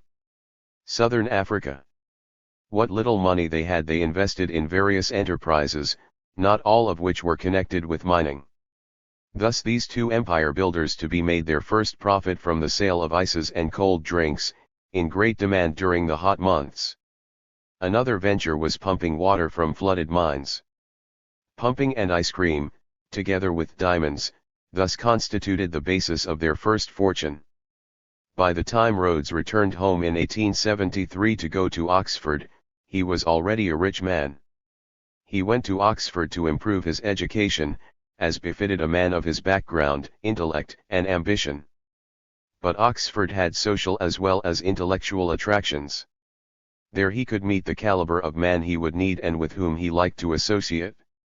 Rhodes was unable to devote all his time to his studies, of course, since he also had his business, and commuted between beautiful Oxford and Kimberley, of which, Trollope wrote, "I know no spot more odious." Registered still, Kimberley, too, had its advantages. With mechanization of the mines came expansion and the emergence of a game at which Rhodes proved to be a master, the game of mergers. His nickname became the Great Amalgamator. His greatest suc. Cecil Rhodes. Cess was the creation of the De Beers Consolidated Mining Company, which was to become the most powerful South African diamond concern and was to control 90% of the world's diamond production. His chief competitor was the former conjurer and prize-fighter Barney Barnato, but even this cunning little Jew, as Rhodes called him, could not stand up to the combination of Rhodes and Rothschild, and ultimately joined them. Registered after diamonds came politics. In 1881 Rhodes not only took his BA at Oxford, but also his seat in the Cape Assembly as the member for Berkeley West. Political activities did not impede his large-scale expansion projects. In 1889 his British South Africa Company was granted a royal charter, by virtue of which it was later able to subject the whole of Rhodesia. Besides his roles as Diamond King and politician, Rhodes was now also a conquistador. A year later he became Prime Minister of the Cape Colony, in which new role, as head of government of a civilized country, he had to keep to the rules and observe the law. That was something Rhodes found difficult to do, as the Jameson raid was to demonstrate in 1895. The raid was in the best tradition of desperados and conquistadors, but did not befit Rhodes's new role of statesman and politician, the less so as it misfired. The failure of the Jameson raid proved to be Rhodes's political downfall. He resigned his premiership and from then on was to follow and influence politics from the sidelines alone. Cecil Rhodes died during the Boer War, before his great aim, the subjection of the Boer republics, had been achieved. A man like Rhodes was bound to give rise to legend, adulation, and denunciation. His was an exceptional personality, singular in all respects. His appearance was as impressive as his appetite, his drinking, and his smoking. He took champagne before lunch and before dinner, and at meals would mix it with stout. Keir Hardie called him a confirmed drunkard, a dipsomaniac registered. He loved no woman other than his mother. Rhodes's household consisted of men alone, and all his secretaries were attractive young men. This has naturally given rise to much speculation. It seems quite certain that he was homosexual, but what followed from this fact is not known. In any case, he did not allow his sexual predilections to influence his politics. Rhodes's country estate in Groteshore was impressive but not ostentatious. His bedroom was austere and enlivened only by a portrait of Bismarck. His bathroom was of gigantic proportions, constructed of green and white marble. The bath itself was 8 feet long and hewn from massive granite. Rhodes had an obsession with bathing and shaving. No matter where he was, at home, in a tent, in the open air or on a train, his ablutions were never forgotten. Rhodes's passion, however, was neither washing nor bathing, nor was it directed at his handsome secretaries. His greatest passion was the British Empire. "All this to be painted red, that is my dream," he once remarked, pointing at the map of Africa. Yet his ambitions were not confined to Africa. He believed that the British Empire must also embrace the Holy Land, the seaboard of China and Japan, the Pacific Ocean and South America, as we see from his last will and testament, drawn up in 1877. Rhodes was an enthusiastic maker of wills and left a large number behind him. In one of them, dated 1888, he left almost his entire fortune to Lord Rothschild. This was somewhat surprising, since the beneficiary was by no means short of money. Rothschild had, however, been singled out for a special mission, to use the money in order to establish a secret order, the Society of the Elect for the Good of Empire. It was to be modeled on the Society of Jesus. Take the Constitution of the Jesuits if obtainable and insert English Empire for Roman Catholic religion, were Rhodes's simple instructions. It seems unlikely that Rhodes himself had ever read the Constitution of the Jesuit order, nor is it even clear what he knew about its objectives. Probably, like so many others, he had been impressed by the Macht und die Geheimnisse der Jesuiten, the power and secret of the Jesuits. Rhodes lacked a consistent political philosophy. Hofmeyr considered him a regular beefsteak, John Bull Englishman.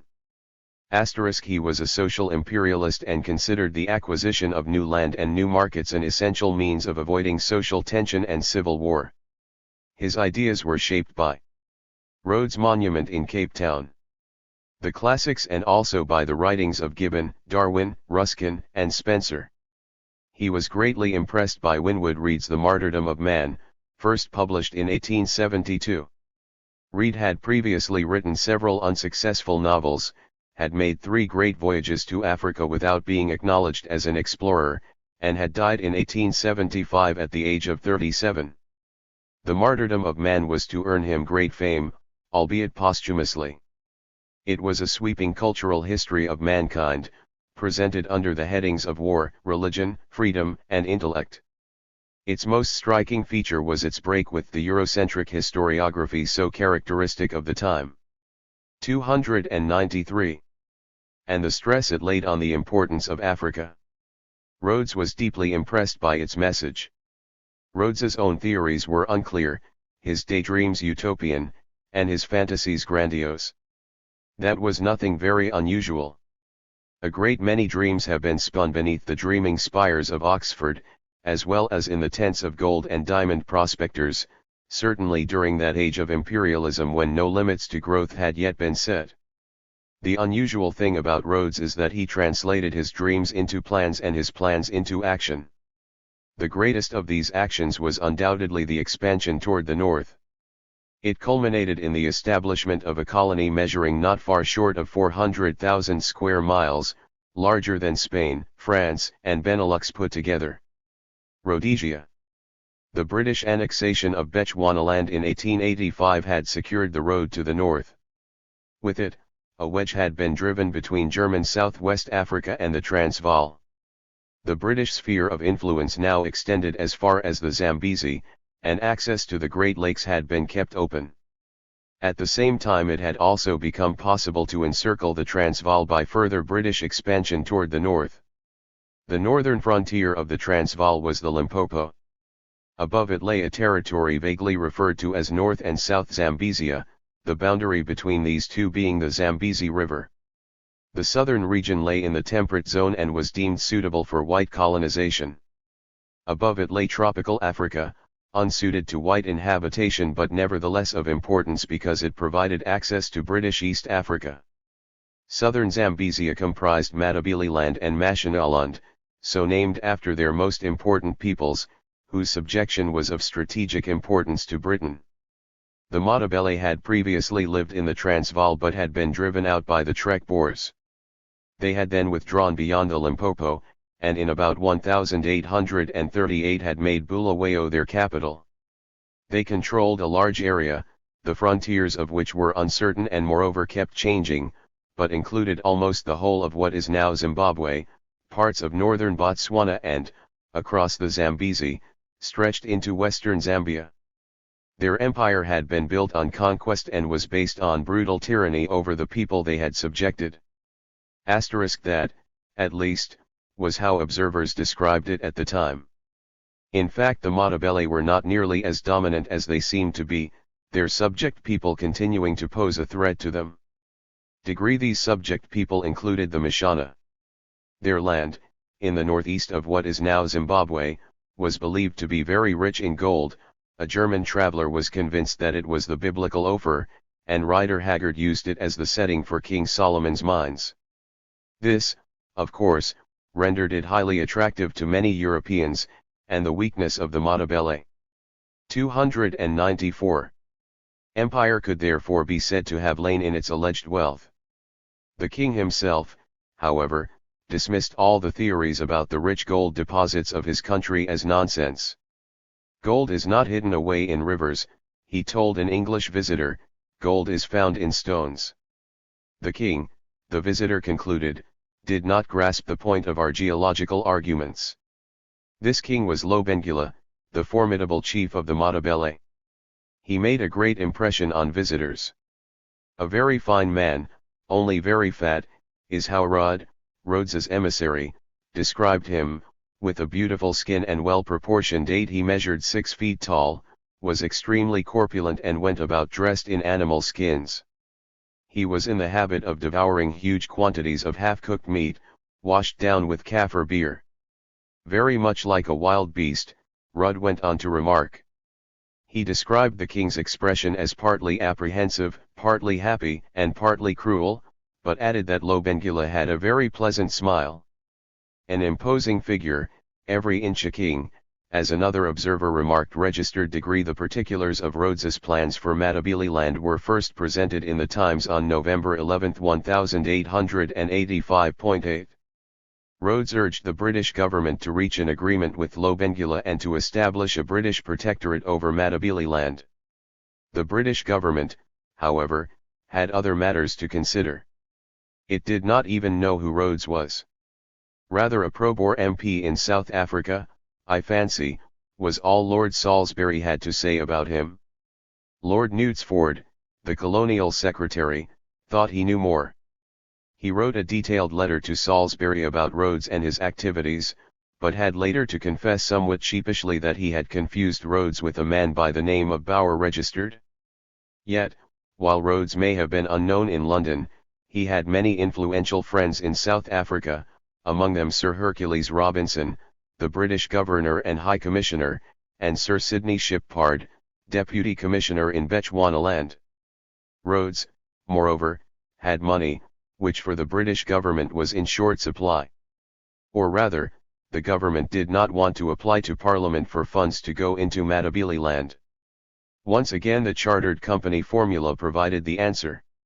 It brought together two completely different men, Salisbury, the aristocratic, cool, worldly and detached analyst of power politics, a man who considered Africa a continent made for scatterbrains, and Rhodes, the self-made upstart, the romantic and idealist in whose dreams Africa presided over the future of the British race. Rhodes is a great jingo, said Sir William Harcourt, but then he is a cheap jingo. In that second epithet lay Rhodes's greatest asset as far as Lord Salisbury was concerned. *4 On April 30, 1889 Rhodes, Beit, and Rudd informed the British government that they were prepared to collaborate with it in developing the territory north of the Cape Colony. The letter was written on paper headed "The Gold Fields of South Africa, Limited." The British government responded positively and granted the British South Africa Company, BSAC, 295. A charter on October 29, 1889. The company was authorized to sign treaties with, and to acquire land from, African native chiefs. It had to agree to combat trading in slaves and liquor and to respect native religions. Its operating territory was as good as unconfined, being described as lying north of British Bechuanaland, north and west of the South African Republic, the Transvaal, and west of the Portuguese dominions. The German possessions and the Congo Free State were not mentioned. What was mainly involved, of course, was the territory south of the Zambezi, but no northern border was stipulated. The company would have to see to that. It had a capital of £1 million and was ready to set to work. In legal respects the document left much to be desired. Its flaws were to become patent later, but by then it had become politically impossible to abrogate the charter. That would have meant direct control by London, entailing great costs.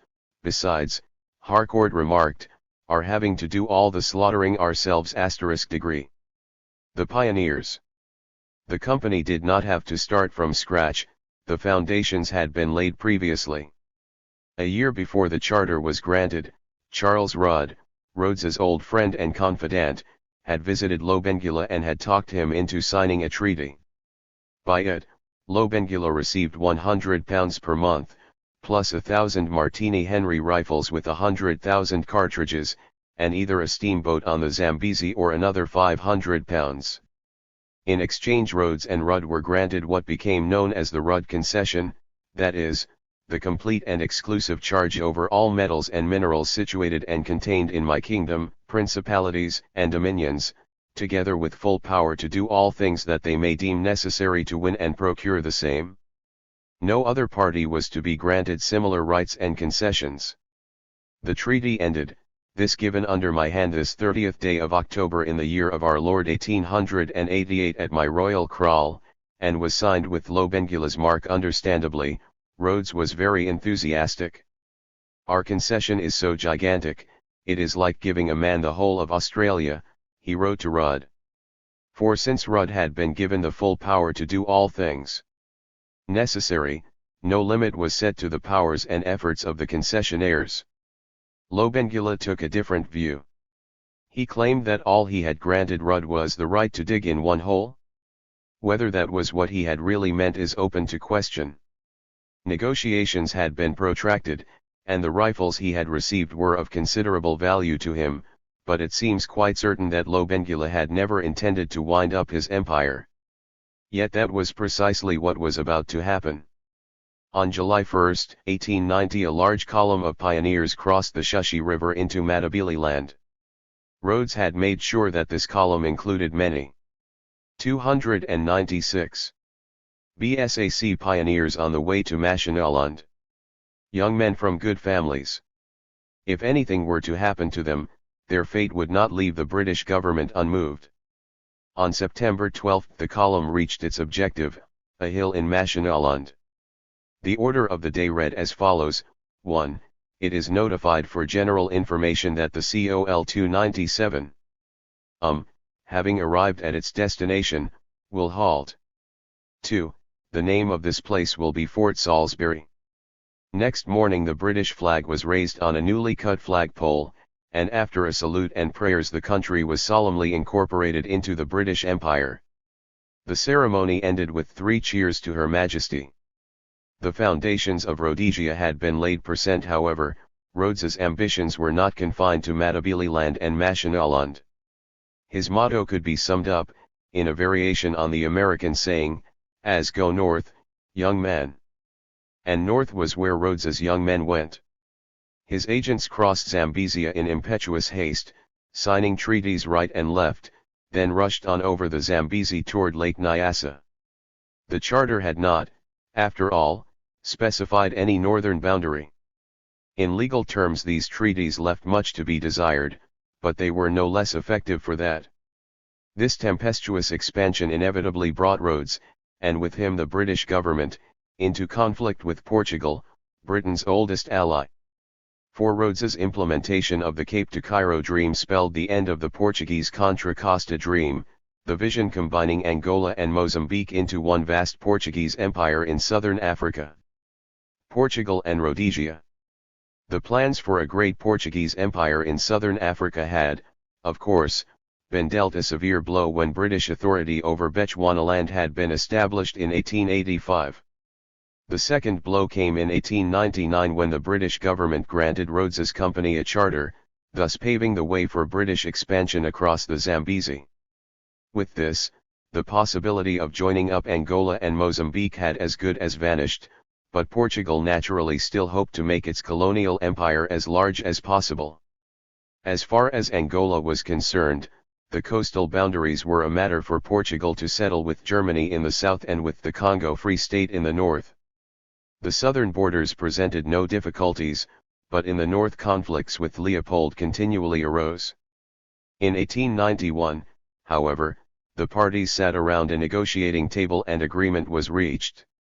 As for the Mozambique coast, its southern boundaries had been agreed with Britain in 1875, and its northern boundaries with Germany in 1886. The most important negotiations, however, bore on the interior boundaries, that is, on the eastern boundary of Angola and the western boundary of Mozambique. The expansion spearheaded by Rhodes's company led to several disagreements with Portugal. First there was Barotseland, which Rhodes claimed on the basis of the so-called Lochner concession, but to which Portugal laid claim as well. The issue here was the eastern boundary of Angola. More important was the problem of the borders of Mozambique resulting from attempts to provide northern Rhodesia with access to the Indian Ocean. The bone of contention here was the Shire Highlands in 298. Southern Nyasaland, where another British company was operating. However, Rhodes's intervention created new opportunities for the British government. The dispute over the Shire Highlands led to an Anglo-Portuguese crisis and ultimately to a major Anglo-Portuguese deal with respect to southern Africa. The main importance of the Shire Highlands was that their possession would help Britain to keep the possibility of the Cape to Cairo route open.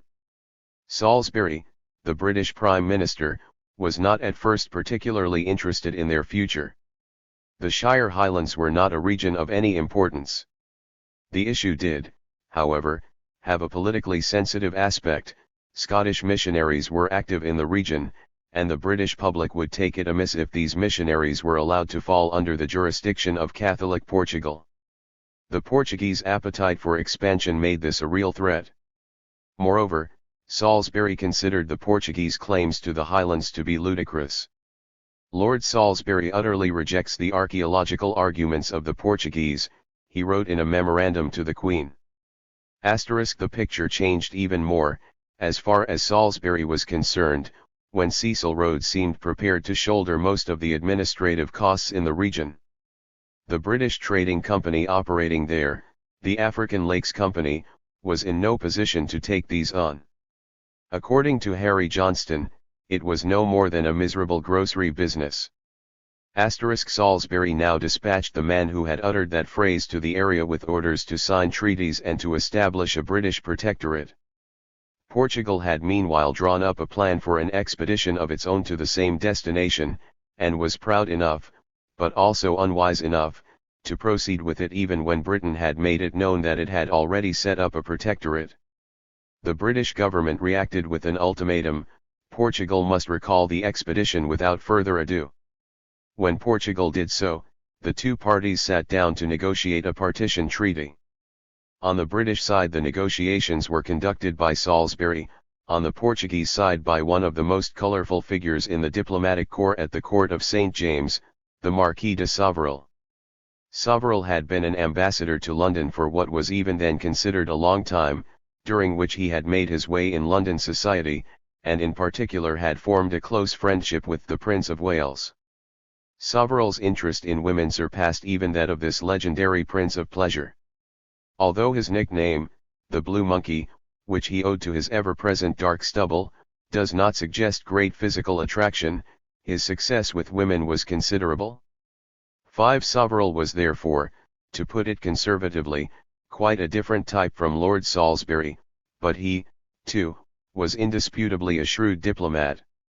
The end result of the negotiations he led turned out to be not at all bad for his country, certainly not if one remembers that Portugal held none of the trump cards. The convention signed on August 20, 1890 even preserved part of the old Contra Costa dream, Portugal. 299. Being granted a link between Angola and Mozambique through a narrow corridor to be placed under joint supervision.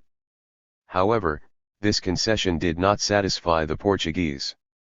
In particular, there was a great patriotic outcry against the clause debarring Portugal from ceding any territory south of the Zambezi without British consent. That clause, after all, questioned the status of Portugal as a sovereign state. The Cortes accordingly refused to ratify the treaty, the government fell, and a number of months elapsed before tempers cooled. Then new negotiations were started and a new treaty was drafted, ratified in the Portuguese Parliament with a big majority, and signed by the King on June 11, 1891. The new treaty was less favourable to Portugal than the old. The corridor was scrapped and with it the Contra Costa idea was buried for good. Portugal may have gained more territory north of the Zambezi than had previously been stipulated, but Rhodes was handed most of Manicaland. Moreover, Angola's eastern frontier was pushed back toward the sea, Rhodes receiving the whole of Barot's Eland instead of the half that had originally been allocated to him. The Treaty of June 11, 1891 was a turning point in the history of Portuguese Africa. Great territorial dreams had been dashed forever, Portugal was simply too poor and too weak to continue entertaining them. Even so, what Portugal did receive was sizable enough. After all, the treaty gave Angola and Mozambique rights to the greater part of the hinterland. In the end, Mozambique was almost 1.5 times, and Angola almost 2.5 times, the size of France. The British South Africa Company, too, benefited from the 1891 treaty. What Portugal had lost in comparison with the 1890 treaty now went to the company. One thing, however, Rhodes failed to obtain, the fervently desired access to the sea. Still, the company was given the right to use the Zambezi and its tributaries for transport to the coast, and Portugal undertook to build a railroad from the port of Beira to the company's territory. The borders between northern Rhodesia and Nyasaland were fixed by an agreement between the BSAC and the British government in February 1891. The BSAC was authorized to extend its influence north of the Zambezi, but not over Nyasaland. On May 14, 1891, the Nyasaland districts were officially declared a British protectorate. The BSAC, which had meanwhile swallowed up the Lakes Company, subsidized the new protectorate to the tune of £10,000 per annum. Rhodes's hope of bringing that territory, too, under the control of the company was not realized, for he came up against Harry Johnston, the no less ambitious British commissioner in the area. Rhodes planned to force Johnston into cooperation by cutting off the subsidy. "I am not going to create with my funds an independent King Johnston over the Zambezi," he declared. Johnston, who like his colleagues received scarcely any funds from the British government, and who had to run the territory with just a handful of men, found himself cornered, but just when things were at their worst he was saved. The British government, 300, at long last produced enough money to keep the administration going. Rhodes's gamble had not come off, and Nyasaland remained a separate protectorate. The agreements with Portugal and the creation of Nyasaland gave Rhodesia the term that replaced Zambezia, which gradually dropped out of common usage its final frontiers. The name Rhodesia was first used in 1891 to refer to what had until then been called Matabeleland. A little later, the term was used to denote all the land between the Transvaal and Tanganyika, Nyasaland excepted. In 1897 the name Rhodesia was officially recognized. "Well, you know," said Rhodes, "to have a bit of country named after one is one of the things a man might be proud of." That was modestly put, because the bit of country was almost 4 times the size of Great Britain. The Matabele had meanwhile been given short shrift. The score with them was settled on November 1, 1893, 20 miles from the capital, Bulawayo. Maxim guns had ensured that 800 Matabele were killed at a cost of only 3 white lives. On November 4, 1893 the capital fell. Lobengula fled to the north and committed suicide. After the failure of the Jameson raid, the Matabele managed to take brief advantage of the temporary power vacuum, and a rebellion broke out, but it was all no more than an epilogue. The Matabele had been defeated for good in 1893. Rhodes now came up against a more formidable adversary, Paul Kruger's Boers. 4. Rhodes vs. Kruger. Harbors and railroads. Cecil Rhodes was no enemy of the Boers. In the Cape he collaborated closely with Jan Hofmeyr, the leader of the powerful Afrikaner Bond, the Rhodes-Hofmeyr tandem running the colony for a long time. Hofmeyr was the man who discovered in 1881 that blood was thicker than water, and he accordingly supported the cause of the 2 Boer republics in the Cape. Rhodes was not opposed to the republics either. His philosophy, if that is the word for it, was based on the supremacy of the Germanic race. Britons and Americans, whose rupture in 1776 he considered a tragic historical mistake, were destined to lead the world with the support of the Germans and other Teutonic peoples. In the last will and testament that was actually to be his last, Rhodes left most of his fortune to a fund enabling young Americans, but also Germans, to study at Oxford, young settlers, no bookworms, he stipulated. Rhodes's political plans for South Africa. 301. Did not overlook the Boers. The Dutch are the coming race in South Africa and they must have their share in running the country, he had declared long before Majuba. Degree he meant in collaboration with the British, of course, and within the British Empire. His aim was an imperial federation. The future of the British Empire lay in the collaboration of self-governing units. The Boer republics ought to combine with the British colonies in South Africa to form a federation on the Canadian or Australian pattern, that is, as part of the British Empire. There was only one drawback to this design, but an important one, namely that the Boers wanted no part of it. They displayed a very strong hankering after independence based on powerful national sentiment. After the experiences of 1877 to 1881, moreover, they were understandably suspicious of Britain and its friends. The hankering after independence was not, of course, enough. The question was whether the Boers could stand up to the powerful British Empire. That was something the bankrupt Transvaal Republic had been unable to do in 1877, but a great deal had changed since that time. Thanks to the rise of the gold mining industry on the Witwatersrand, the Transvaal had become the economic center of South Africa, the referee of the game played by the white South African colonies.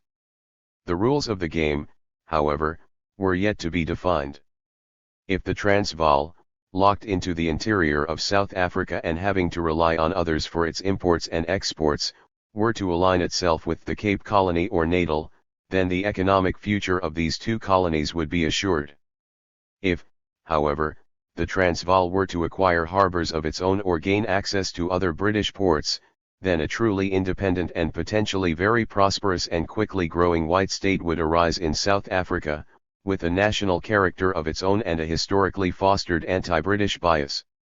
That state might at the same time become a springboard for Germany, Britain's great European rival in southern Africa. The Germans had already secured something like a bridgehead in the Transvaal. They had streamed in their thousands to the gold fields, and Kruger had given them important positions and monopolies.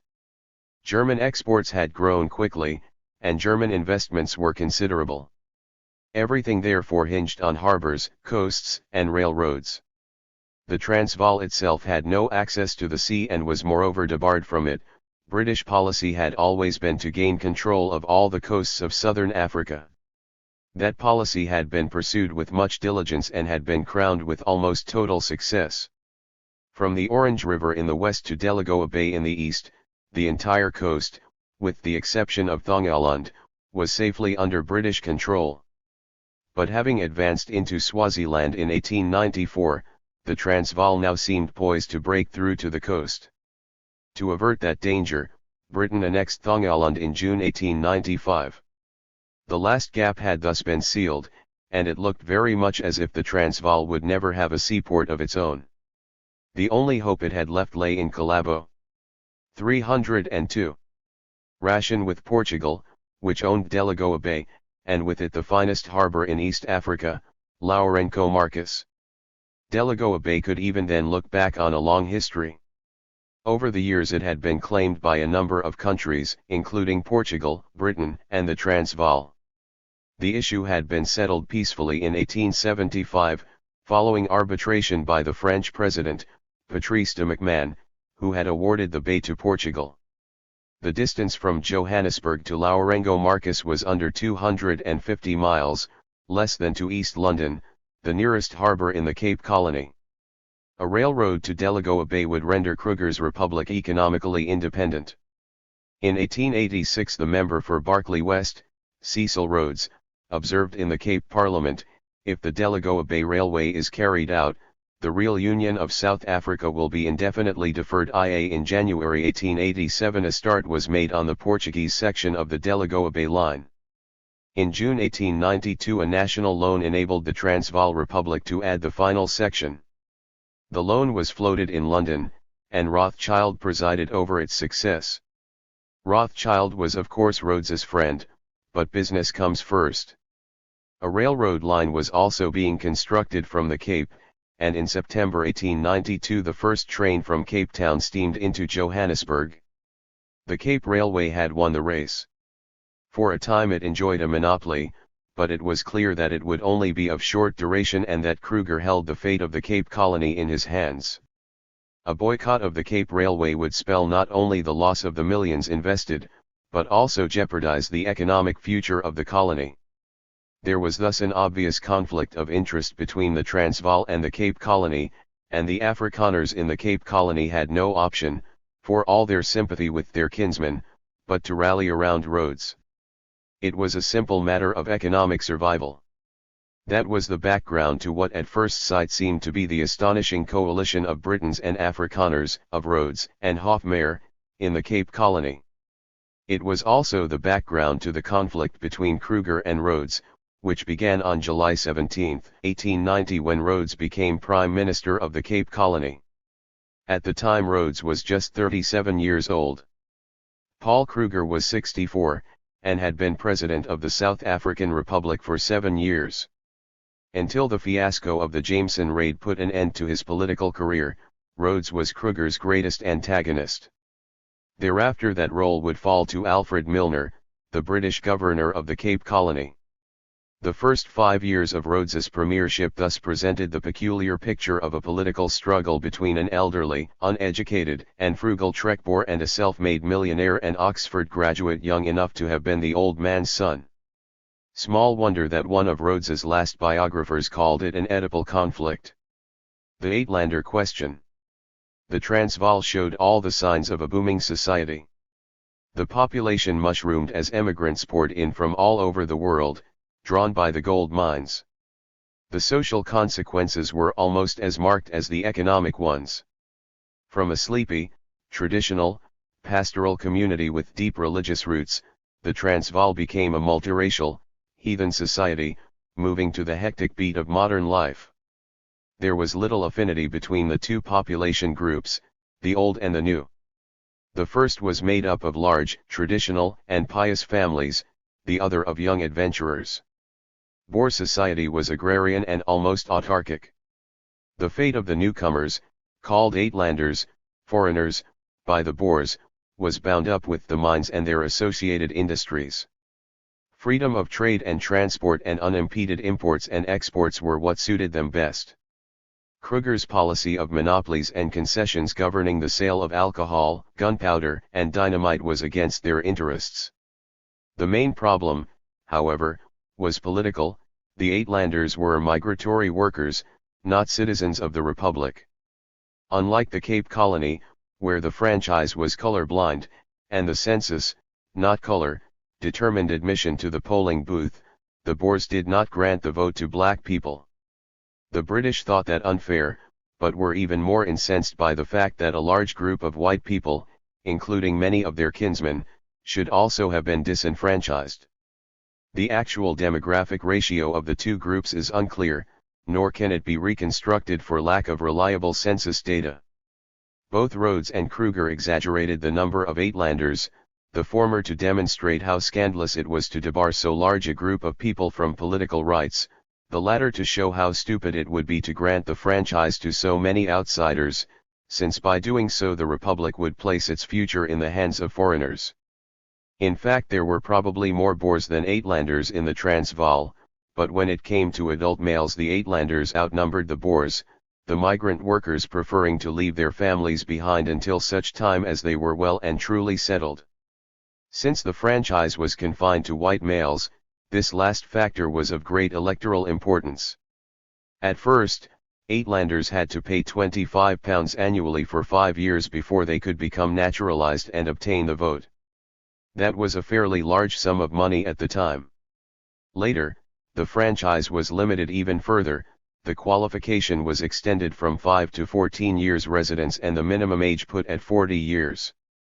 To sugar the pill, a Tweede Volksraad, Second Legislative Assembly, was set up especially for foreigners, but this body had very limited powers. Similar bodies and attempts to reach a compromise, however welcome, were not enough to satisfy the Uitlanders, who therefore formed a fertile breeding ground for agitation and protest. They 304 set up a national union for the defense and furtherance of their interests, an organization that Rhodes and his men at first viewed with some suspicion. It did not, however, take them long to realize that these malcontents could be used for a greater objective, the fight against Kruger. For the Uitlanders' lack of civic rights had handed Rhodes a powerful propaganda weapon. In fact, the suffrage was to play a central role in his war of nerves against Kruger. The Uitlanders could be used in yet another way. The ideal method of toppling Kruger was to organize a spontaneous revolt in Pretoria or Johannesburg and then to intervene, ostensibly for the purpose of restoring law and order and protecting our threatened kinsmen. This scenario was to be employed with success many times in the course of the 20th century. It was also to be the scenario for the Jameson raid, so called after the man picked to spearhead the intervention. The Jameson raid was, however, one of the few cases in which the strategy resulted in a complete fiasco and a public scandal that led to the political downfall of its chief plotter. Had it all taken place a century later, The incident might have been referred to, in the jargon of our times, not as the Jameson Raid, but as Jameson Gate. The idea that a time might come when the Cape would have to intervene in the Transvaal on behalf of the Uitlanders had not originated with Rhodes or Jameson. The British governor, Sir Henry Locke, had toyed with such a plan as early as May 1894, when the Uitlanders had clashed with the Transvaal government, refusing to serve in the Transvaal army for the purpose of quelling an uprising by the natives. The Imperial Police had been massing in Mafeking, not far from Johannesburg, and the Uitlanders were given promises of support. The affair was, however, hushed up, and there was no British intervention. In 1895 Locke was succeeded by an old hand, Sir Hercules Robinson, who had also been Governor and High Commissioner from 1880 to 1889, during which time he had acquired an interest not only in the BSAC but also in the De Beers mines, and was thus doubly dependent on Rhodes. But Sir Hercules, over 70 and in poor health, was no longer able to perform the labors of Hercules. In the event, that suited Rhodes's book. Rhodes's plan was a variant of Locke's scenario, with a number of refinements. Thus Rhodes no longer had need of the Imperial Police, for his British South Africa Company had also been granted policing powers in its charter and ran a police force of its own. That was essential, for Rhodes doubted whether the British government would be prepared to intervene by force during an Uitlander revolt. "You fellows are infernally slow," he told one of their spokesmen. Rhodes would clearly have to act on his own. The only problem was that Bechuanaland, the launching pad for any intervention in the Transvaal, lay outside the territory defined by the Charter. However, the British government was happy to oblige. On November 17, 1895, the British Crown colony of Bechuanaland was incorporated. 305. Into the Cape Colony and the Imperial Police disbanded. The border between Bechuanaland and the Transvaal was placed under the control of the BSAC. Troops and supplies were concentrated along this border and arms smuggled into the Transvaal, hidden in oil barrels with false bottoms and in railroad trucks under layers of coal. Once in Johannesburg, they were temporarily stored in the mines. The raid was thus well prepared. However, its outcome depended on two factors: the success of Jameson's coup and the Uitlanders' will to resist. The Jameson Raid. Leander Starr Jameson, 1853–1917, the man who was to lend his name to one of the most spectacular fiascos in colonial history, was born in Edinburgh, the 11th and last child of a man who, after practicing less than successfully as a lawyer, went on to earn his living as journalist in London. The son, trained as a doctor, decided to turn his back on a promising medical career and, just like his later friend Rhodes, followed his elder brother to South Africa, where he built up a successful medical practice in Kimberley. He was in great demand, especially by the ladies, but he was not the marrying kind and combined his medical practice with a great passion for poker and other games of chance.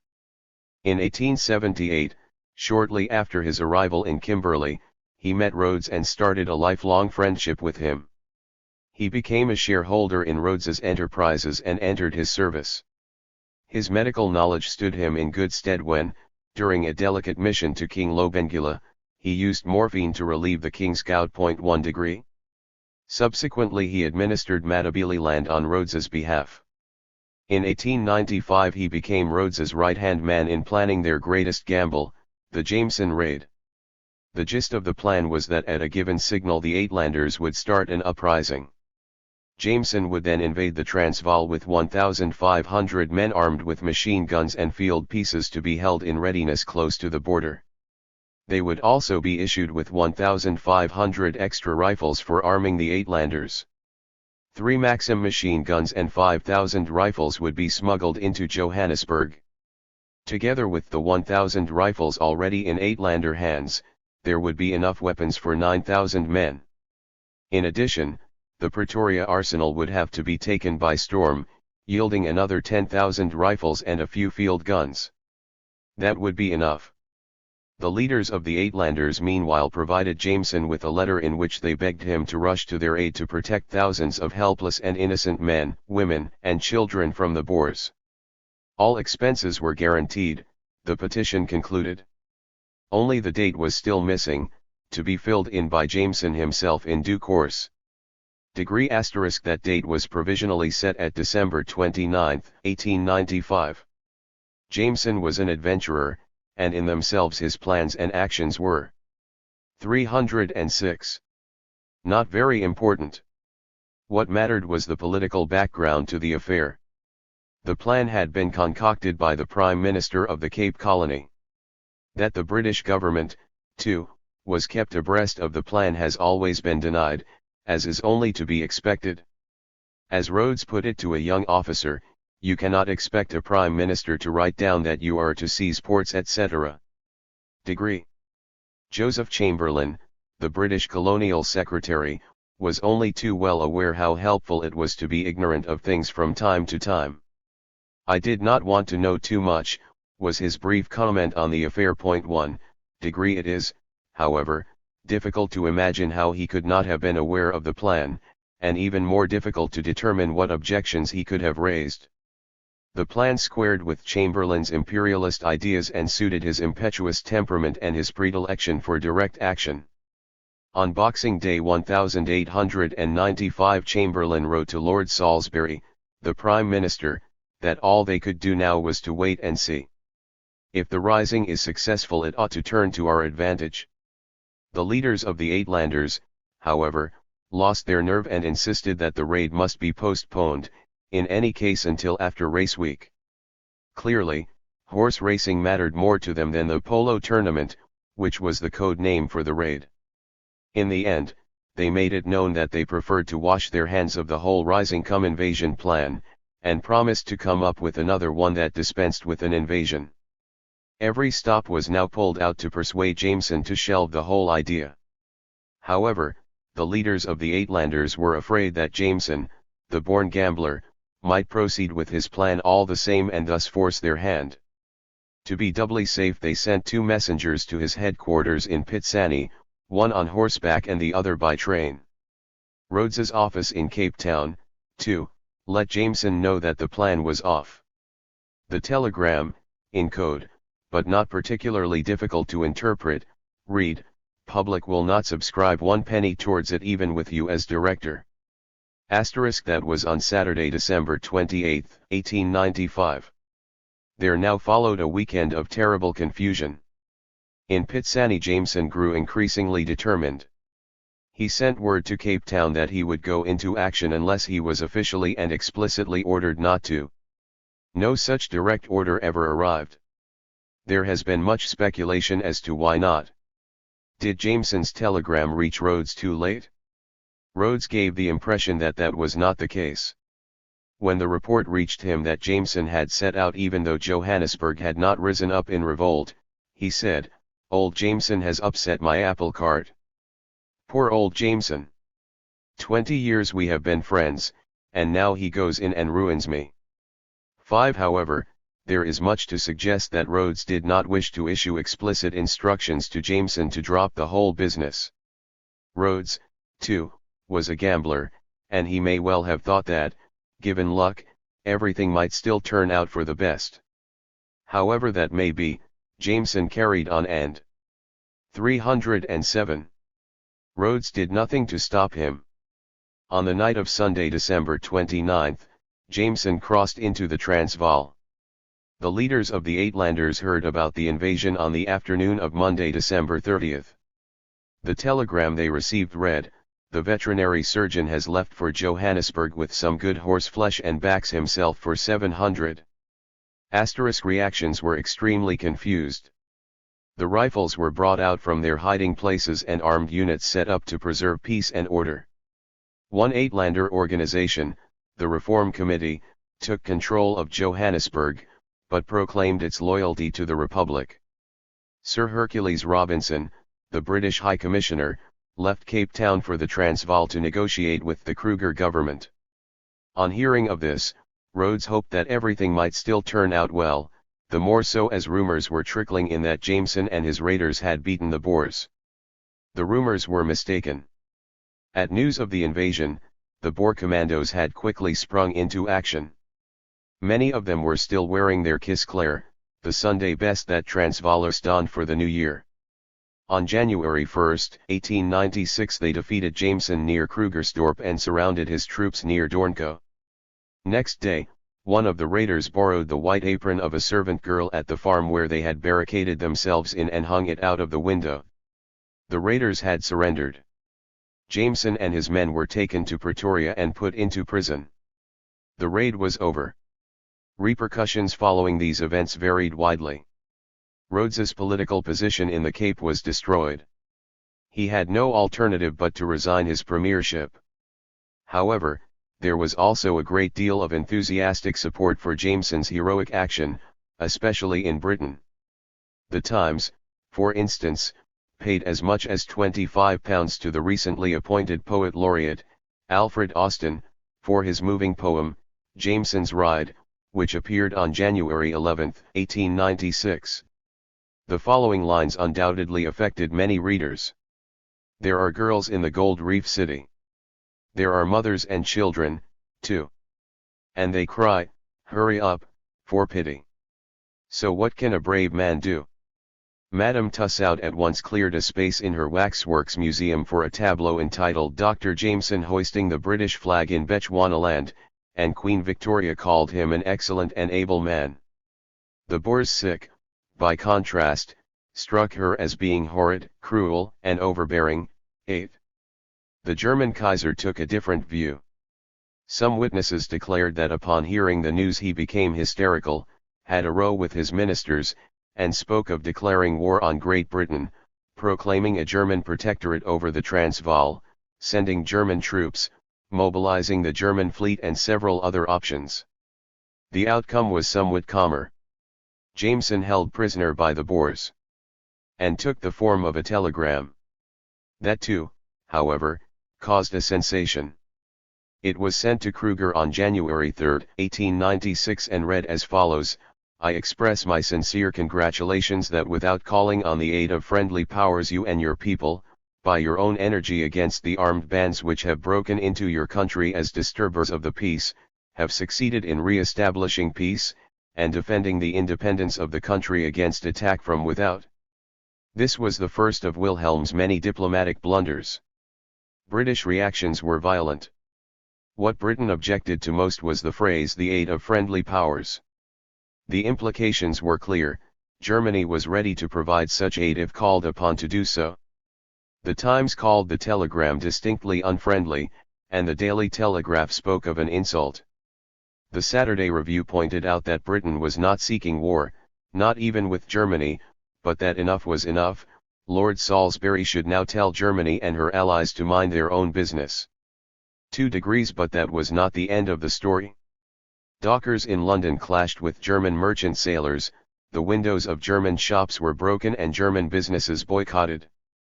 309. The Kruger telegram had thus backfired.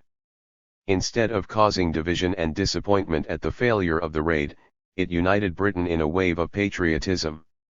This reaction can only be understood against the background of the gradually mounting animosity toward, and fear of, Germany.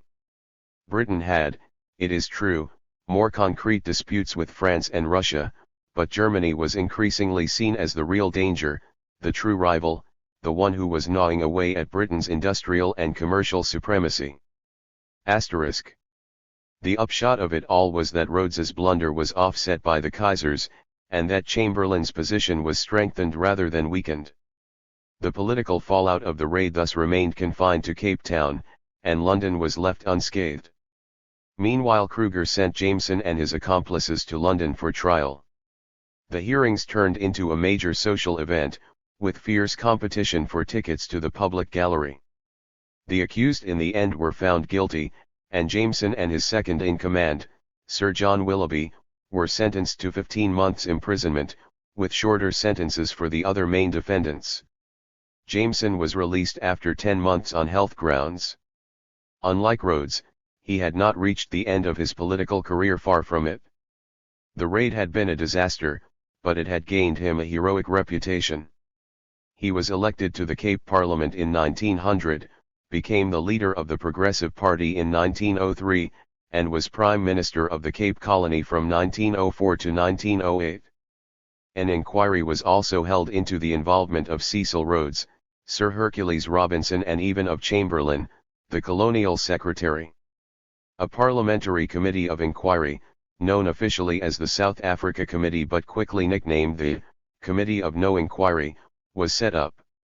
It soon became clear that the case would never be fully and openly investigated, and it was so widely held that so many falsehoods were being bandied about that the proceedings came to be known as the lying in state at Westminster. London's responsibility was thus swept under the carpet. Chamberlain's complicity in, or preliminary knowledge of, the raid was never unequivocally established, but the affair did cast a slur on his reputation. More gravely, the real problem in South Africa had not been solved, and in 1899 there was a second, far larger, explosion. 5. Toward the Second Boer War. After the raid. The Jameson raid, or rather its failure, had disastrous effects on Britain's standing in South Africa. Jameson himself languished in prison, if only for 310. A short time, Rhodes was forced to resign and turned his back on politics for good. The British High Commissioner, Sir Hercules Robinson, would soon leave his post, seriously compromised. Chamberlain may have been officially cleared of complicity, but no one in the Transvaal believed that, and few people elsewhere for that matter. The Boers were bitter and suspicious, the Afrikaners in the Cape appalled, and world opinion shocked at Britain's behavior. In other respects, too, Britain's international position left much to be desired. There were, as always, conflicts with France over Africa and with Russia in Asia. Germany, too, had now proved itself hostile. A furious dispute with the United States over Venezuela had only just come to an end and been submitted to a commission for arbitration. This was therefore not the time for a forward policy in South Africa. On the other hand, the question of the Transvaal had been left unresolved with the failure of the raid. The Uitlanders may not have risen up against the Kruger government, but their grievances had not gone away, and many of them were Her Majesty's subjects, entitled to the support of Her Majesty's government. Britain was therefore forced to maintain pressure on Kruger for internal reforms and for a solution to the Uitlander problem. By 1897 a new crisis was brewing, triggered by new Transvaal legislation on immigration and the expulsion of undesirable aliens, but this time the danger passed. All that Britain had been able to do was to exert moral pressure. Active political steps against the Transvaal were out of the question, and military intervention was only possible if Britain could at least count on the sympathy of a large number of Cape Afrikaners. If not, these men might easily turn into a fifth column in the Cape Colony, much as the Uitlanders could serve as a British fifth column in the Transvaal. It was clear that just then such sympathy was as good as non-existent. The Cape Afrikaners were highly critical of Rhodes and Chamberlain, and their sympathy was directed instead toward their kinsmen across the Vaal. British public opinion, too, would only support a war if the blame for it could be laid squarely at Kruger's door. That was inconceivable so soon after the abortive intervention of 1895. Kruger's position, by contrast, had been considerably strengthened, not only in the Transvaal, where his leadership went unchallenged, but also beyond. In the Cape Colony Hofmeyr had broken with Rhodes, and in the Orange Free State elections held 2 months after the raid had swept Stein's pro-Kruger party to power. In the circumstances the British government could do only one thing, the most difficult for any government, namely, nothing. Hick's speech argued that a wait-and-see policy was the only answer. The great thing necessary is patience. Impatience has been at the root of all our difficulties in South Africa. 24 Chamberlain came to much the same conclusion, the waiting game being the best for this country as time must be on our side. 5 Even the new Governor and High Commissioner for South Africa, who had taken office in Cape Town in May 311. 1897, concurred. He outlined his policy as follows: we must keep up our wickets and not attempt to force the game. 26 But the situation was not to continue for long, as the new governor was Alfred Milner, and patience was not really in his nature. Milner was to take the place of Rhodes as Paul Kruger's chief opponent. Sir Alfred Milner. Alfred Milner, 1854–1925, was born on March 23, 1854 in Gießen, Germany. He had a rather complicated family history. Alfred was the grandson of an Englishman who had moved to Germany and married a German woman. Alfred's father, in his turn, had at the age of 23 married an English widow who, for reasons that are unclear, had taken her children to Germany and in whose household Milner Sr. had served as a tutor. Alfred was the only son of her second marriage. The family continued to live in Germany, but because he had two English grandfathers, Alfred was able to take out British nationality under a statute of 1773, not repealed until 1914.12. Many English people, in particular, have claimed that his German background explained much of his character. Thus the historian Robert Ensor writes, in most of its salient virtues and defects his temperament conformed far more to a German than to an English type. 128 Milner was educated at the Tübingen Gymnasium and went on to gain a scholarship to Balliol College, which under its famous master, Dr. Benjamin Jowett, was then more than ever the nursery for statesmen. Here Milner fell under the sway of the imperialist ideas of Seeley and Froude and of the social reformist doctrines of Ruskin and Arnold Toynbee, Sr. Social imperialism was in the air in Oxford at the time, and Milner readily absorbed it. After taking his degree, he first practiced law, then turned to journalism, finally opting for a career in politics and government. The first great step along this road was his appointment in 1889 as Director General of Accounts in Cairo, a post he held for nearly 3 years. He then returned to England to take up the chairmanship of the Board of Inland Revenue. Shortly after his return from Cairo, Milner published England in Egypt, the book that was to make him famous overnight.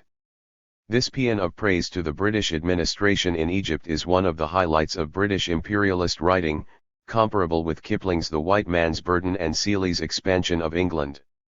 Milner's message was of particular appeal to the British public with its claim that British imperialism was good for the native population while being profitable for Britain. Milner was to play a major role in British imperial history not only by his work and writings, but also by the influence he was to exert on an entire generation of young civil servants. That, of course, was not until later, after the Boer War, when Alfred Milner was put in charge of the rebuilding of South Africa. Much as Franklin D. Roosevelt and John F. Kennedy brought their brains trusts from Harvard to the White House, so Milner imported his young assistants from Oxford into South Africa. This group, which became known as Milner's Kindergarten, was later to play an important role in 20th-century British politics, especially with its contribution to appeasement politics in the 1930s. By then, Milner himself was no longer there to lead them. He died in 1925. Milner was a fervent and romantic imperialist. He himself said that his entire public life was dominated by a single desire, that of working for the integrity and consolidation of the British Empire. Imperialism, he wrote in The Nation and the Empire, has all the depth and comprehensiveness of a religious faith. 2 degrees much as Rhodes had wanted to found an imitation Jesuit, that is celibate, order for the express purpose of expanding the British Empire, so Milner had resolved, while still a very young man, not to marry, the better to devote himself single-mindedly to the interests of the empire, a resolution he was not to break until he was 67 years old. The root of his political philosophy was a firm belief in the superiority of the British race. The British race stands for something.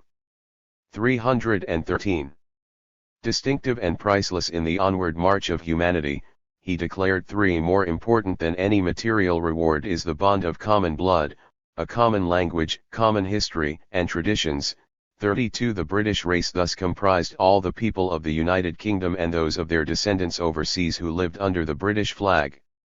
This view of racial unity as the mystical foundation of the British Empire was something Milner shared with other Britons involved with South Africa, Rhodes and Chamberlain among them. Small wonder then that Milner was made a trustee of the Rhodes Foundation, and that he assured Rhodes of his complete sympathy with your broad ambitions for the race. 33 Like so many of his contemporaries, Milner believed that the age of the great empires had dawned, and that it would be reserved for just a few countries, America and Russia, of course, but also Germany and perhaps Britain, provided it retained its close ties with its colonies. Accordingly, imperial unity and tariff reform were his great imperial objectives. For Milner, the future of South Africa was thus of vital importance. The British Empire could not dispense with South Africa.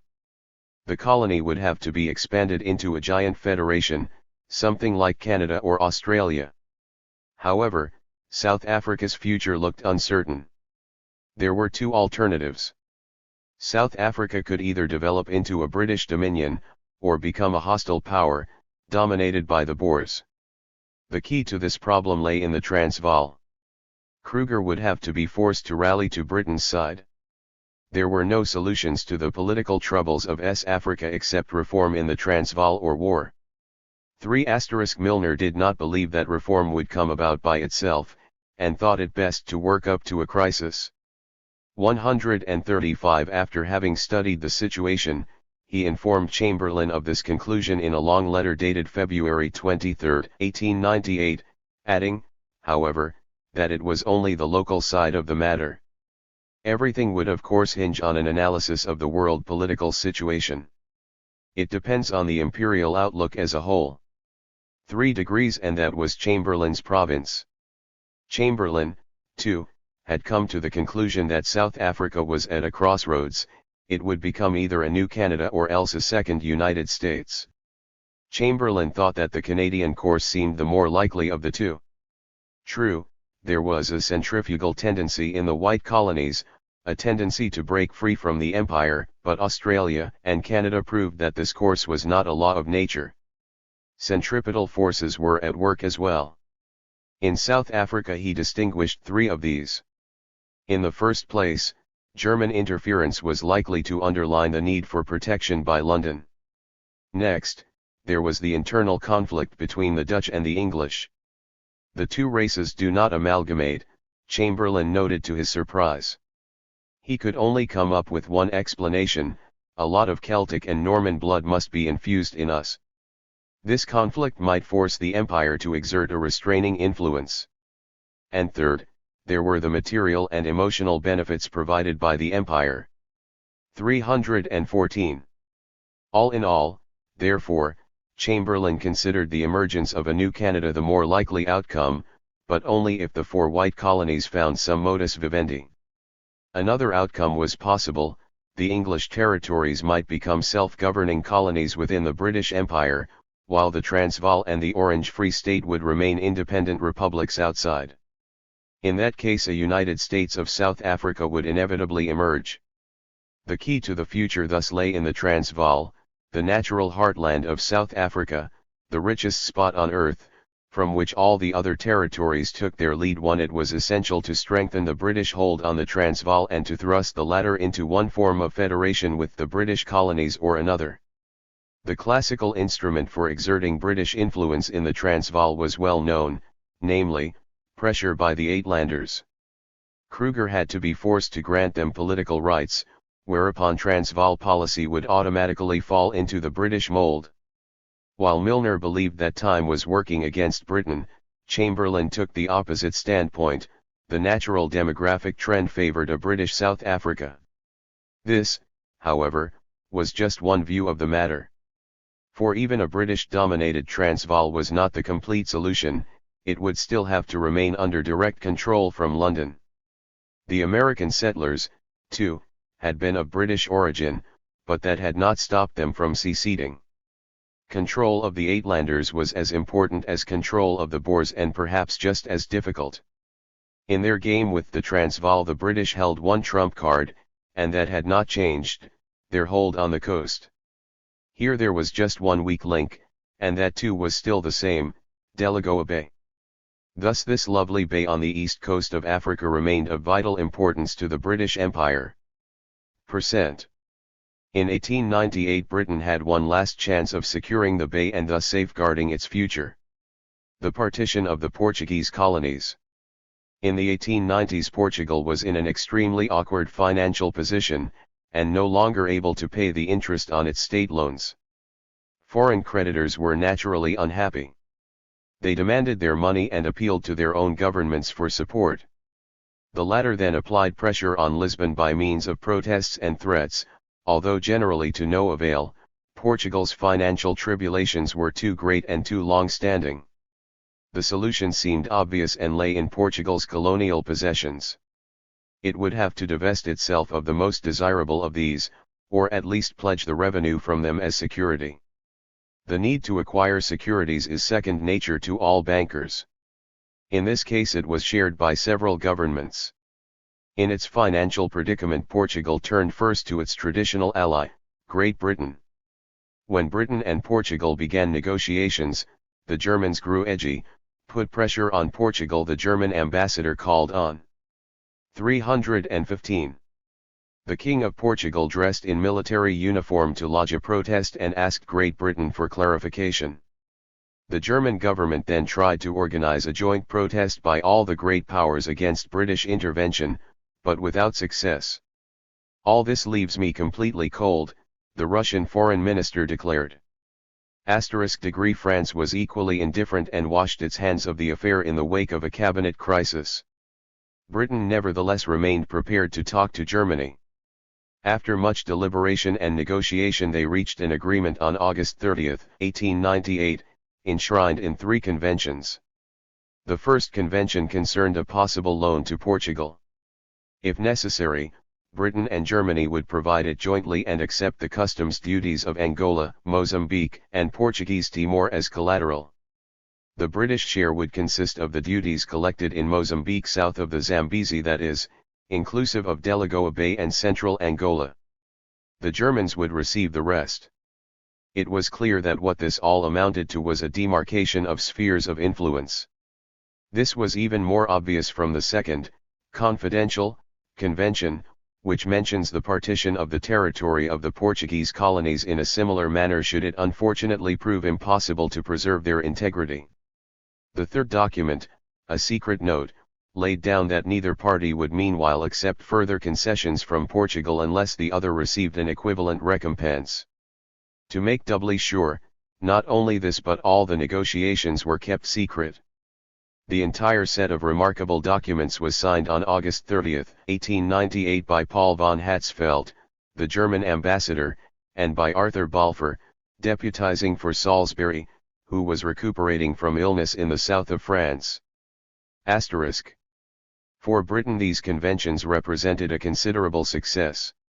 Britain's strategic objective had been attained, Germany had been eliminated as a potential ally of the Transvaal and as a rival in Delagoa Bay. The South African coast would now be under British control, come what may, for Delagoa Bay would either remain a part of the Portuguese Empire controlled by Britain or else fall to Britain itself. Britain thus gained much more from the treaty than did Germany. In particular, Britain had no need to make sure that the conventions were actually implemented. Germany, however, would only benefit from the agreement if the Portuguese colonies were actually carved up. Britain, indeed, discovered that it had even so paid too high a price for giving away half of somebody else's colonial possessions. Chamberlain considered the negotiations nothing short of blackmail. But then, as he explained, it is worthwhile to pay blackmail sometimes. The whole arrangement came to nothing in the end, for Portugal managed after all to float a state loan on the Paris Stock Exchange which helped to extricate Lisbon from its acute financial problems. Anglo-Portuguese relations now rapidly improved. Sovereign had learned of the Anglo-German deal and made it clear to his government that it was impossible to play Germany off against Britain. This resulted in a series of Anglo-Portuguese 316 Negotiations culminating in a yet again secret agreement signed on October 14, 1899. It amounted to a reaffirmation of the Anglo-Portuguese friendship treaties of 1632 and 1664. The Treaty of 1373 was not mentioned. Lord Salisbury felt that the 14th century was going very far back. 43. However, all this had ceased to matter, for the Boer War had meanwhile broken out. The Anglo-German plan, never put into practice, had proved its usefulness to Britain. The spectre of a German alliance with the Transvaal had been exorcised by the Anglo-German agreement on the future of the Portuguese colonies. Having lost Germany as a potential ally, the Transvaal had been completely isolated diplomatically as well as militarily. Milner had been given a free hand to put Kruger under further pressure. Capitalists and Uitlanders. Two groups in the Transvaal were almost permanently dissatisfied with the Kruger government. Both had links with the mines, and both were deeply implicated in the outbreak of the Boer War in 1899. These two groups were the mine owners and the miners, or the capitalists and the Uitlanders. Gold mining in the Transvaal was not a simple, and not always a profitable, business. High costs were involved, just how high being largely determined by the Transvaal government. For it was the latter that fixed the railroad tariffs, and these had a considerable influence on the price of food and other imported products.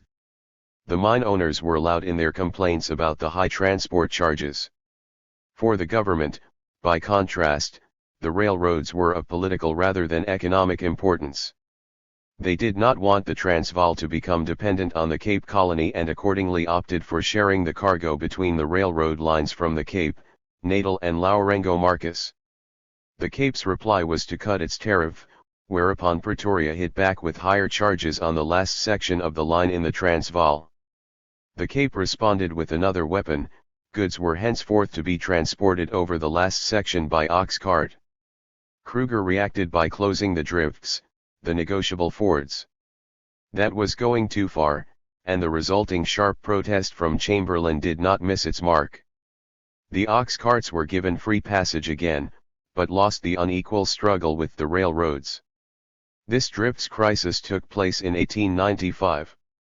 It was but one of many forms of an ongoing Cold War. There were other complaints in the Transvaal, and more serious ones. One of these concerned the dynamite monopoly.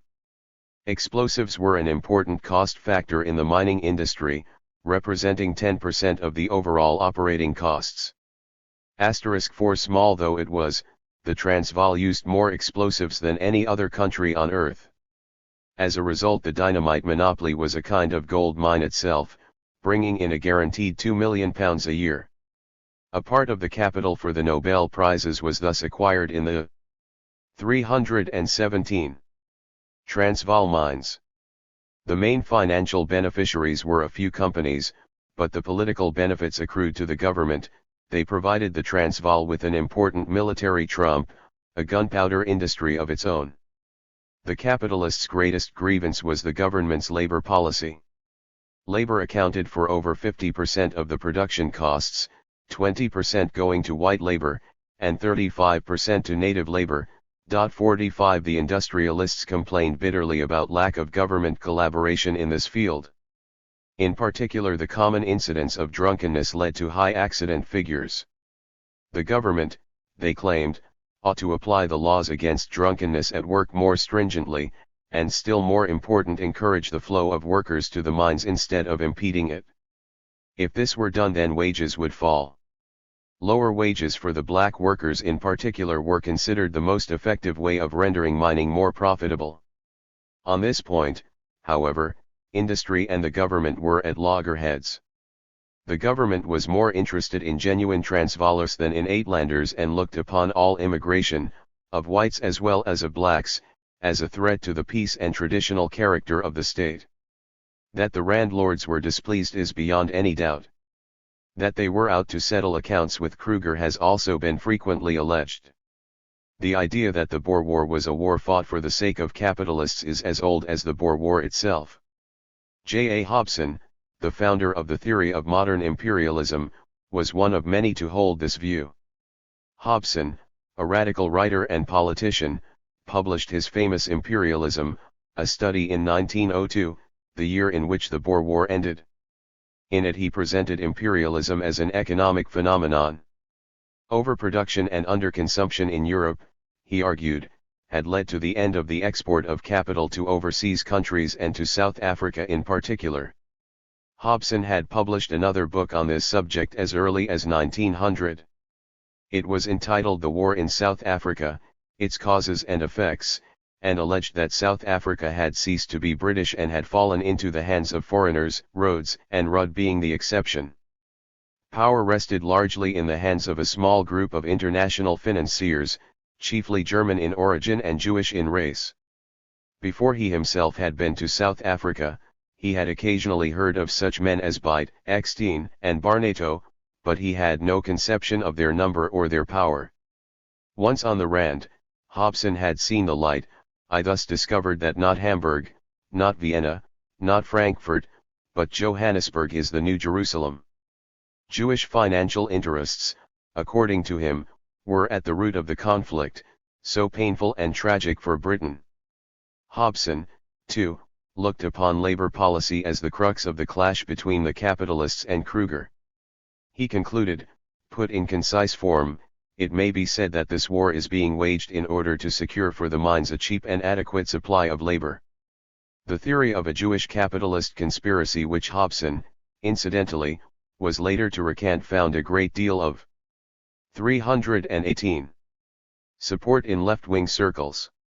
Thus the Trades Union Congress carried a resolution in 1900 in which the war was condemned because it only served to render the South African gold fields safe for cosmopolitan Jews, most of whom had no patriotism and no country.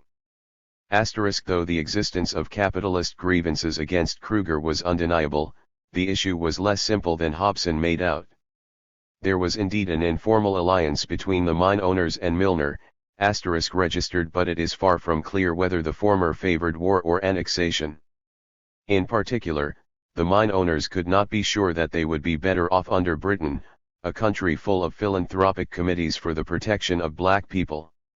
Kruger, for that matter, was willing to make concessions.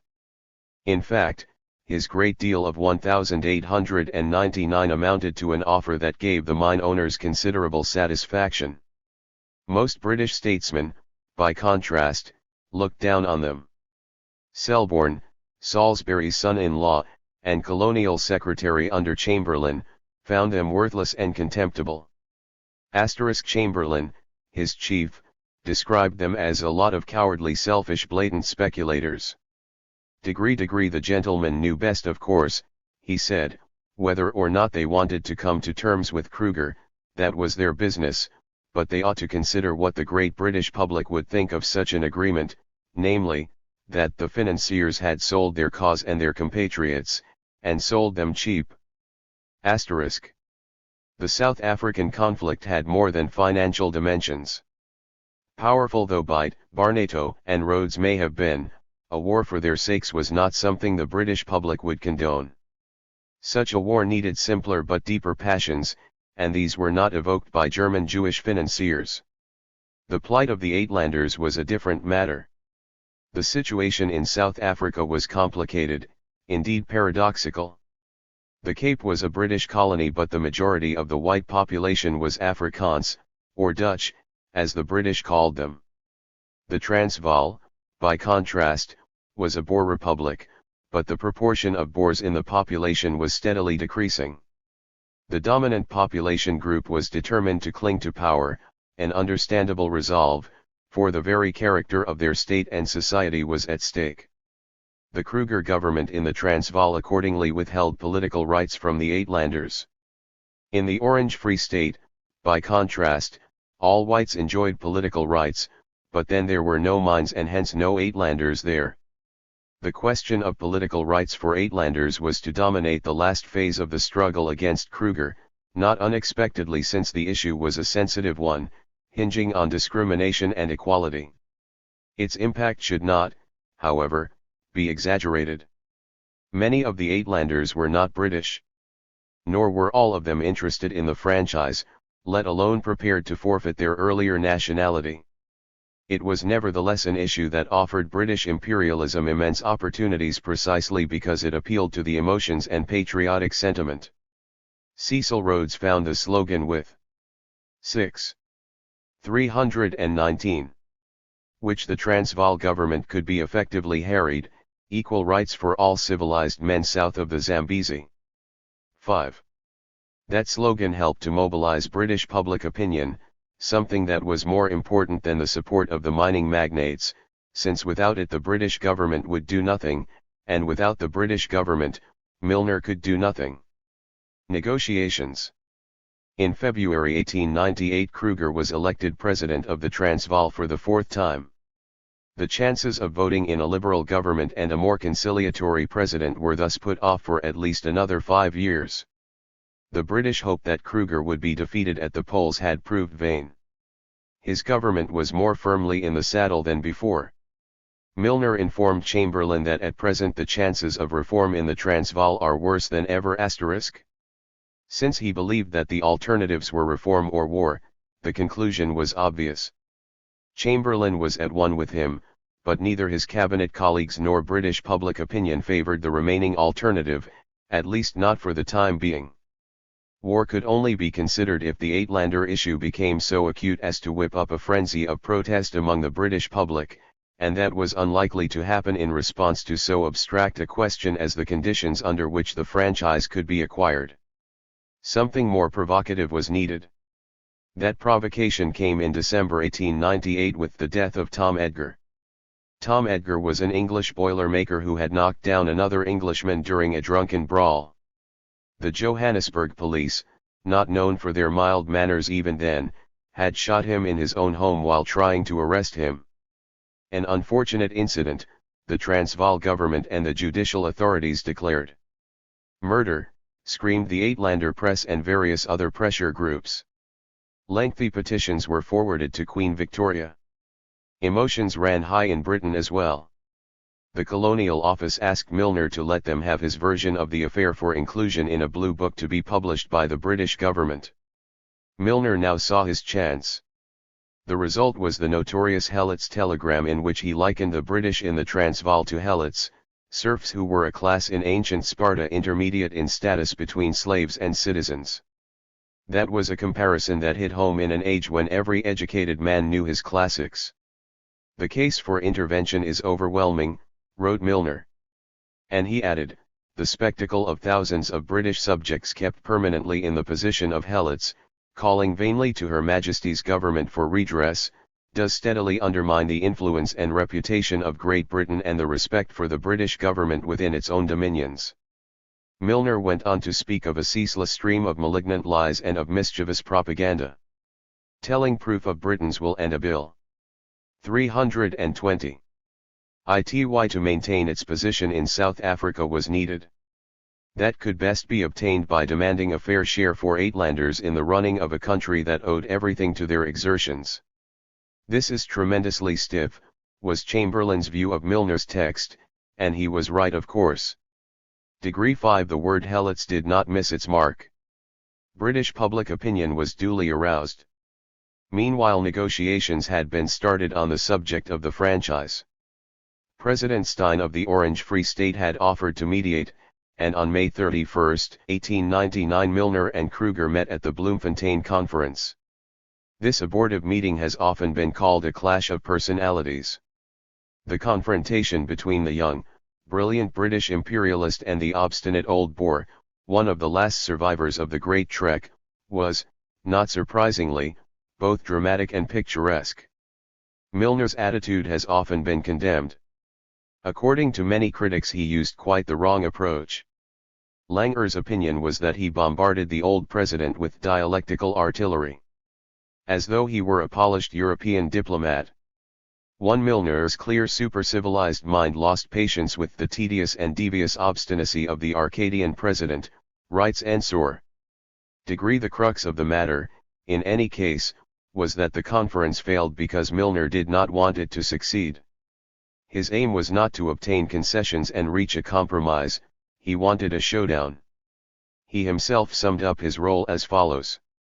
I precipitated a crisis which was inevitable before it was altogether too late. So what Milner did, in fact, achieve with respect to the franchise was more than enough.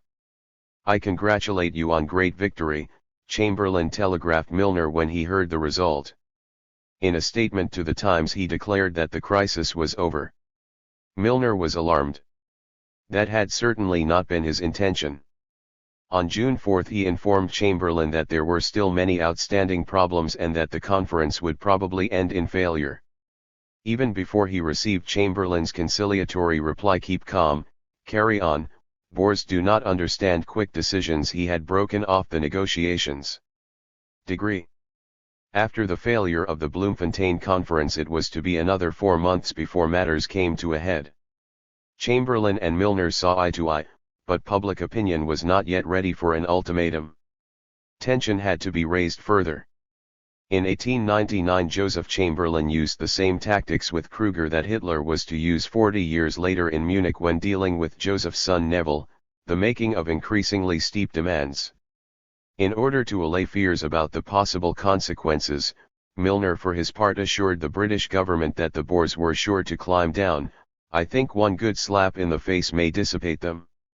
Registered degree. The odds on that were 20 to 1, he also informed London, and if he was wrong, it was in any case better to have a fight now than it would be in 5 or 10 years. Tinned equals 321. Both sides played for time, albeit for different reasons, the British in order to muster their troops in South Africa, the Boers because, to make the best use of their cavalry, they had to wait for the summer season. The war eventually came in October 1899. The British had prepared an ultimatum to the Transvaal government, but that was never to be sent, for Kruger confronted them shortly before, on October 9, with an ultimatum of his own. He demanded the immediate withdrawal of the British troops assembled on the borders of the Republic, the withdrawal of all British reinforcements, and that no fresh British troops be supplied. The British government declared that these demands were unacceptable, and hostilities began on October 11, 1899 at 1700 hours. The Orange Free State made common cause with the Transvaal. The great day of reckoning so long awaited by Milner had dawned. At 6. The Second Boer War, 1899–1902. The Boer War had a predictable outcome but ran an unpredictable course. It was unthinkable that Britain might lose it, but it was unable to win it as quickly as it might have wished. In the end, the mighty British Empire did manage to defeat the small republics, but it was not the military walkover that it had expected and that Rhodes had forecast. Registered. Johannesburg fell on May 31, 1900, and the war seemed to be over.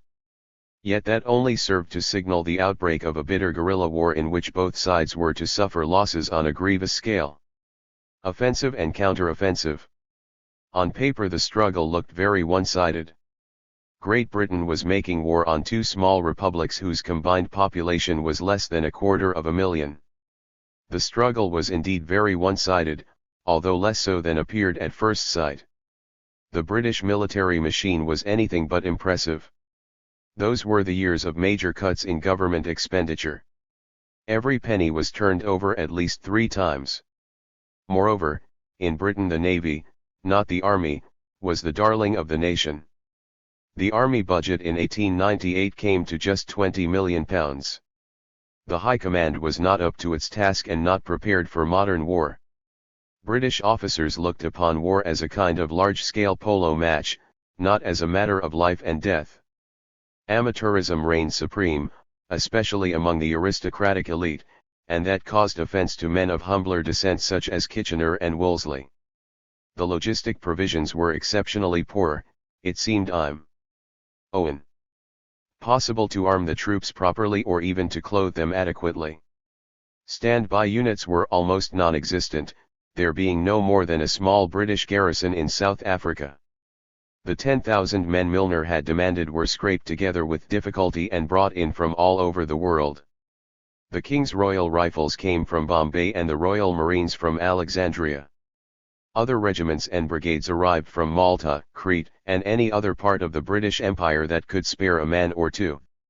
The troops were seasoned regulars, but used to colonial wars against uncivilized people such as Africans and Asians, small wars, as they were called, campaigns, in short, that could be easily won.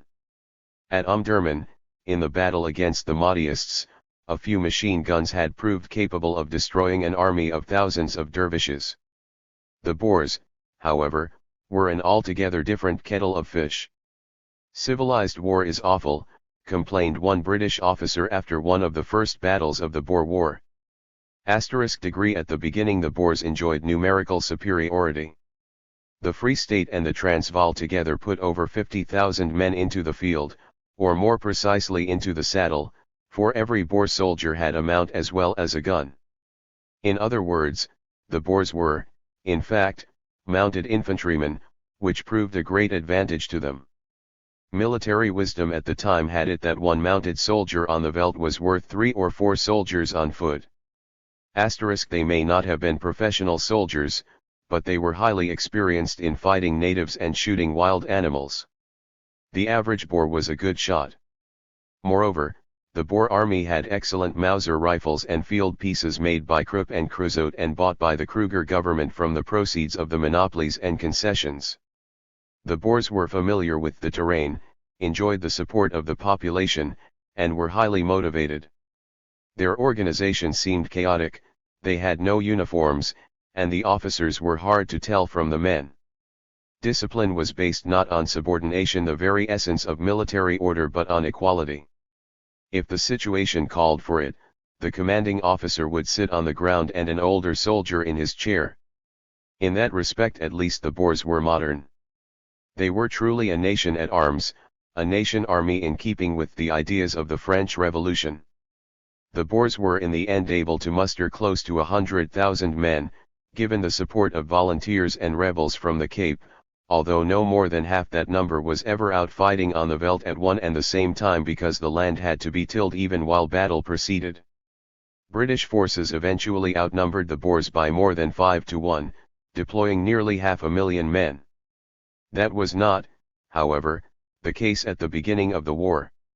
The Boers then threw about 35,000 of their 60,000 or so available men into the field against roughly the same number of British troops. Not surprisingly, the Boers took the initiative.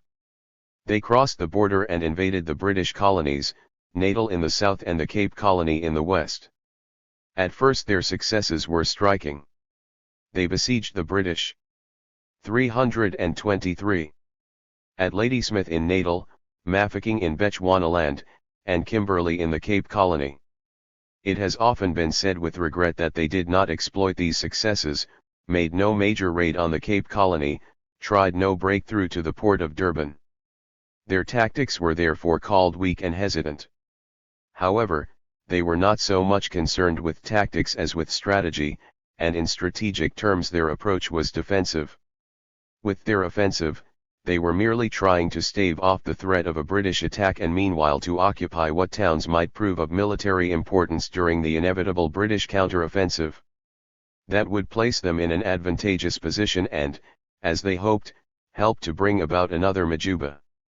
As at Majuba in 1881, the British would be made to see reason and be forced to restore the Republic's independence, this time for good. That was the Boers' strategic plan and explains their actions during this initial phase. 1 Registered. The Boers went on to a number of further successes, and the British suffered further setbacks, especially during the second week of December, which came to be known as Black Week in England. Colenso, Stormberg, Magersfontein, and later Spyenko were so many military feats of the Boers, yet none became a new Majuba. This time the political conditions were not propitious. At the time of Majuba, Britain had been run by the Gladstone government, an administration with strong moral principles and anti-imperialist inclinations. They had done something that governments rarely do if they have an alternative, namely, allow a humiliation to go unavenged. Things were quite different in Joseph Chamberlain's Britain. It was not that the British government was now out for vengeance, but they were bent on gaining supremacy in South Africa and were prepared to wage war to achieve it. Public opinion was ready. The political climate in about 1900 was more chauvinistic and jingoistic than it had been in 1880. The defeats of Black Week, far from dampening the war fever, led to even greater militancy and implacability.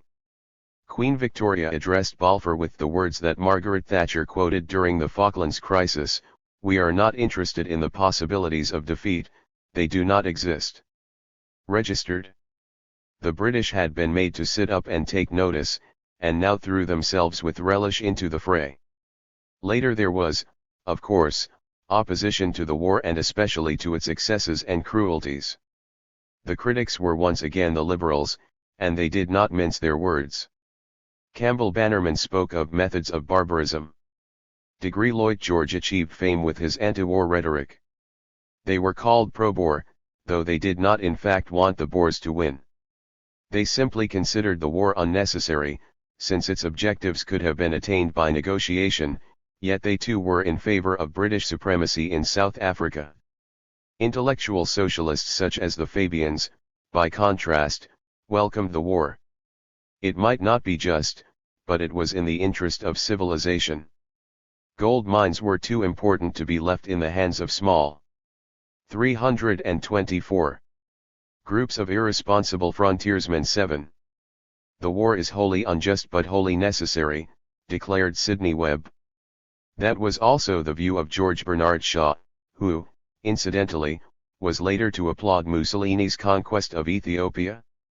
The Boers, for their part, continued to pin their hopes on a change of government in Britain, and it was for this reason that they continued with their guerrilla tactics for so long. But their hopes were to be dashed. The Conservatives won the so-called cocky election of 1900, and that meant a decline in internal opposition and continuation of the war.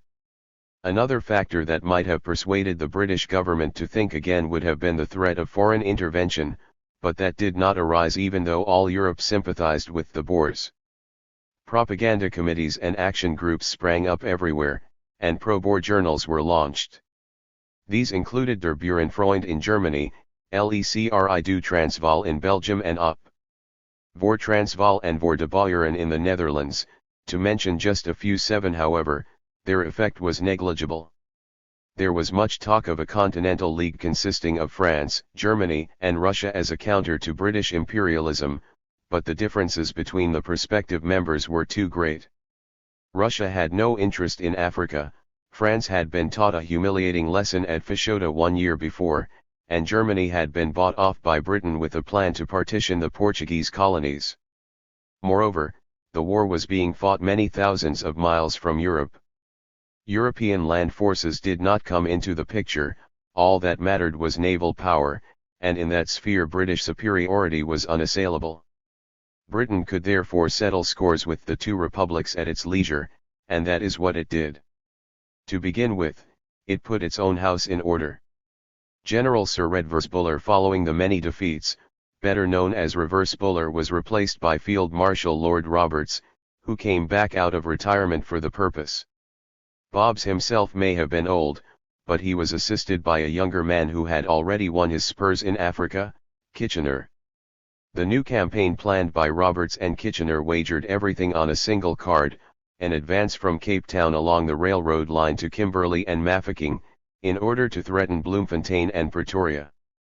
First, though, General Piet Cronje's army at Midgersfontein had to be beaten and the siege of Kimberley relieved. After a major battle and heavy losses at Midgersfontein, Cronje's forces were encircled, starved, and bombarded. Cronje surrendered on February 27, 1900. On March 13, Roberts entered Bloemfontein, the capital of the Orange Free State, which was declared annexed on May 28 and renamed Orange River Colony. At the beginning of May, Roberts marched into the Transvaal. On May 17 Mafeking, defended for so long and so ably by Colonel Robert Baden-Powell, who discovered his scouting skills during those years, was relieved. On 325 May, Johannesburg fell, followed by Pretoria on June 5. On September 3 the South African Republic was transformed into the Transvaal colony. Roberts was no longer needed, Kitchener would do the rest. On November 28 Roberts laid down his command and left South Africa. President Kruger had preceded him in September, sailing to Europe via Laurenco Marcus on the cruiser Gelderland, provided by the Netherlands. His attempt to rally support for the Boer cause proved unsuccessful. The German Kaiser, who had sent him so cordial a telegram in 1895, now refused to receive him. Kruger died in 1904 in exile in Switzerland. Guerrilla warfare. The war had been lost, yet it was to continue for another 2 years, no longer in the form of conventional warfare but as a guerrilla campaign. Boer commandos under Botha, Smuts, and de Wet went on raids into Natal and the Cape Colony.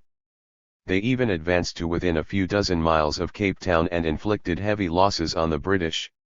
"It is no longer real war out here," Kitchener, now Commander-in-Chief, complained. "Like wild animals they have to be got into enclosures before they can be captured." This became Kitchener's new strategy. He aimed at impeding the guerrillas' freedom of movement by dividing up the country into zones by means of barbed wire entanglements and blockhouses. Inside these areas the Boer commandos could be hunted down and captured. Over the years a great many prisoners of war were rounded up. As a result, in the end there were 32,000 Boers in prisoner of war camps, including some on the island of St. Helena and some in Ceylon. And yet the decisive victory continued to elude Kitchener. The mobile Boer commandos proved most difficult to pin down. Commanders such as Christian de Wet seemed all but uncatchable.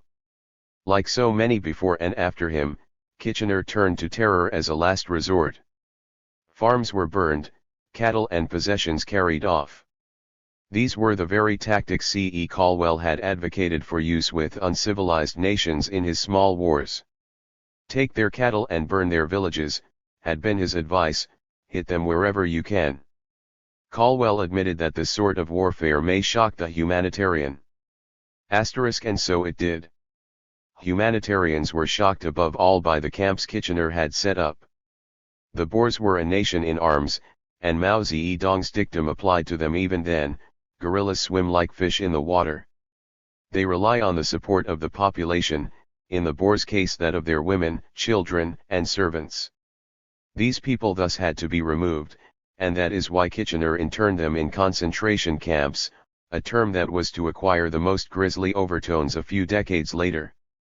44 camps for whites were opened in all, into which some 120,000 women and children were herded. Although the camps were not as bad as their name suggests, they 326 were dreadful enough. Stories about the poor conditions and high mortality figures started to circulate quickly, and also reached England. Things were at their lowest point in the final months of 1901, when 1 in 10 inmates died. 78 The British conscience was aroused and embodied in the person of Emily Hobhouse, whose impassioned campaign brought her into head-on conflict with Kitchener. He invariably called her that bloody woman, and even had her arrested on one occasion. The conflict made Kitchener increasingly determined. He no longer saw any future for the Boers in South Africa. In his opinion, the Boers were a type of the savage produced by generations of wild, lonely life. Prisoners of war and camp inmates must not be allowed to remain in South Africa. Emigration was the solution. The Dutch would be only too glad to have them in the Dutch East Indies, he argued, and there was Madagascar, too, as far as Kitchener was concerned, clearly an ideal place for packing away undesirable fellow citizens. The protest movement now made itself felt. In November 1901 the camps were placed under civilian control after Milner, too, had protested against the harshness of the regime and the high mortality. Conditions in the camps were improved following the protests, although by the time the war ended in 1902 a total of 28,000 internees had died, including 20,000 children under the age of 16. Less attention was paid to the 29 camps set up for the black population, even though the number of internees in them was nearly as high and the conditions if anything worse. The money allocated for living expenses was roughly half that spent on white internees. The official number of dead in these camps was 13,315, but the true figure was certainly higher, indeed considerably so. The Boer War was a war between whites, but not of whites alone. Registered. Peace. Like all wars, the Boer War too came to an end. Negotiations were started as early as the autumn of 1901, but were broken off without result. They resumed in April 1902, and began in earnest in May. The Boer delegates 30 from each of the two states met at Vereeniging and chose Botha, Smuts, De Wet, De Larey and Herzog to negotiate with Milner and Kitchener. One thing Britain was determined upon: the Boers would have to renounce their independence. The rest was open to discussion. On May 29 the four Boer generals returned with that message to the delegates in Vereeniging, who after 2 days of discussion accepted this British demand by 54 votes to 6. On May 31, 1902 the peace treaty was signed in Pretoria. Independence had been lost, but the two former republics received the promise that they, just like the Cape Colony and Natal, would be granted full responsible government as soon as possible.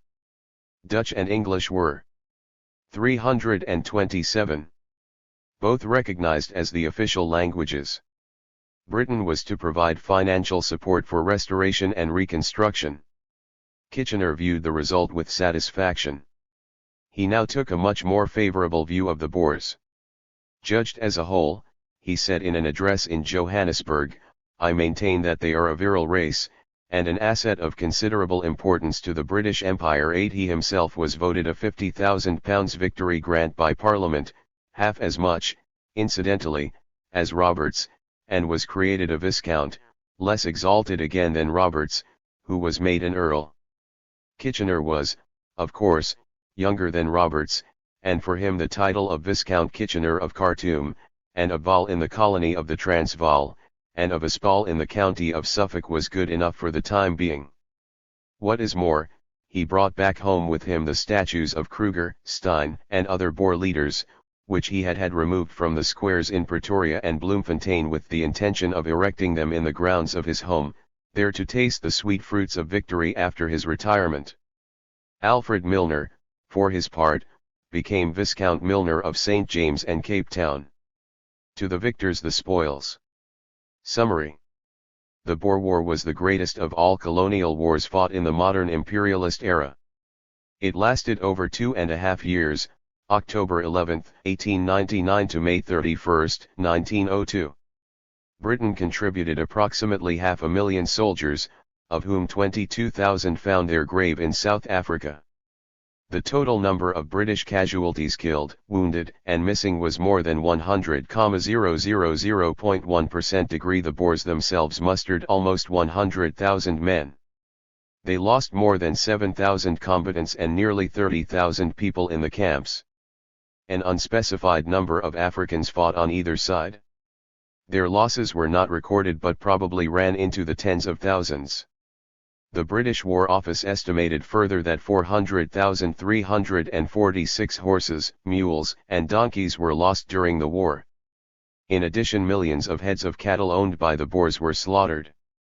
The war cost the British taxpayers £200 million, 10 times the annual army budget, and more than 14% of Britain's net national income in 1902. While the costs of acquiring British subjects elsewhere in Africa were 15 pence a head on average, the subjection of the Boers cost Britain £1,000 a man. *The Boer War has been called the last of the gentlemen's wars in a book by that title, registered, but it was far from being that.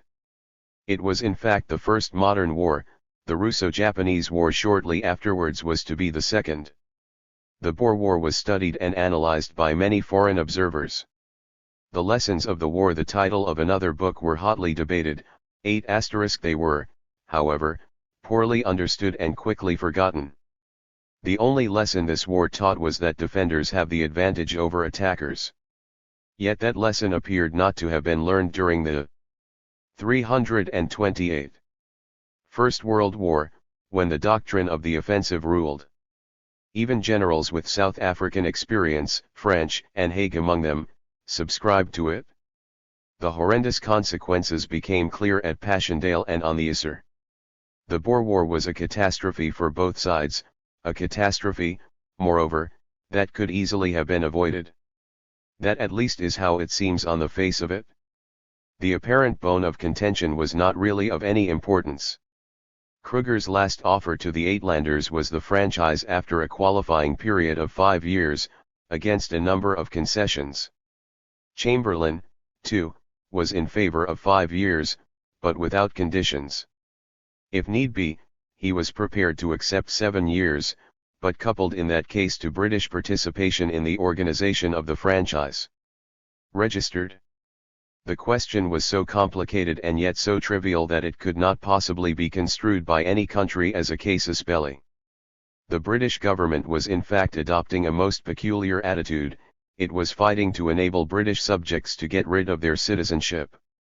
Sir Henry Campbell Bannerman, the Liberal leader, summed it up before the House of Commons in these inimitable words: "It would be very odd to go to war in order to facilitate British citizens in changing their nationality degree. Just one concession by Kruger would have satisfied Chamberlain, or most of the British cabinet in any case." Kruger did not, however, oblige. He had been out-negotiated and believed that any further concessions were pointless, since Britain was clearly bent on the total destruction of his republic.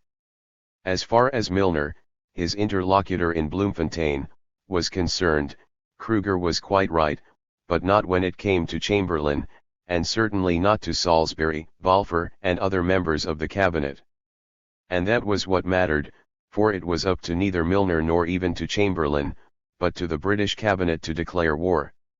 Kruger was therefore wrong in his assessment of the British attitude at that moment, but he was not mistaken about the crux of the conflict. Bloemfontein and all the other events of that year had been the culmination of a century of tension and conflict.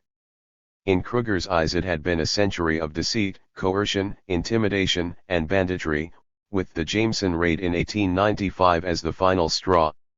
Every new negotiation was weighed down by the past. As in so many wars, it was no longer just one issue, but the cumulative effect of a whole series of conflicts. Like most wars, that of 1899 thus had a logic of its own. It was the end of a long road, begun with the arrival of the British in the Cape a century earlier. 329. Conclusion. The revictualling station set up by the Dutch at the Cape was not to remain a naval base on a rock, but was to grow into a white colony with a turbulent frontier, a community of settlers who in the course of the century were to advance ever deeper into the interior. The discovery of gold and diamonds opened up a new phase of colonization and led to the emergence of a modern, dynamic society in South Africa. As a result, the center of power shifted from Cape Town to Johannesburg. The future of the Cape Colony came to depend on Kruger and his men, and Britain's strategic position in the Cape came under threat. After the discovery of gold, moreover, strategic considerations ceased to be paramount. Great Britain could not remain indifferent to the fate of a region with the greatest known gold deposits on Earth. That gold was mined for the most part by British companies, and the new inhabitants of the gold fields were largely of British descent.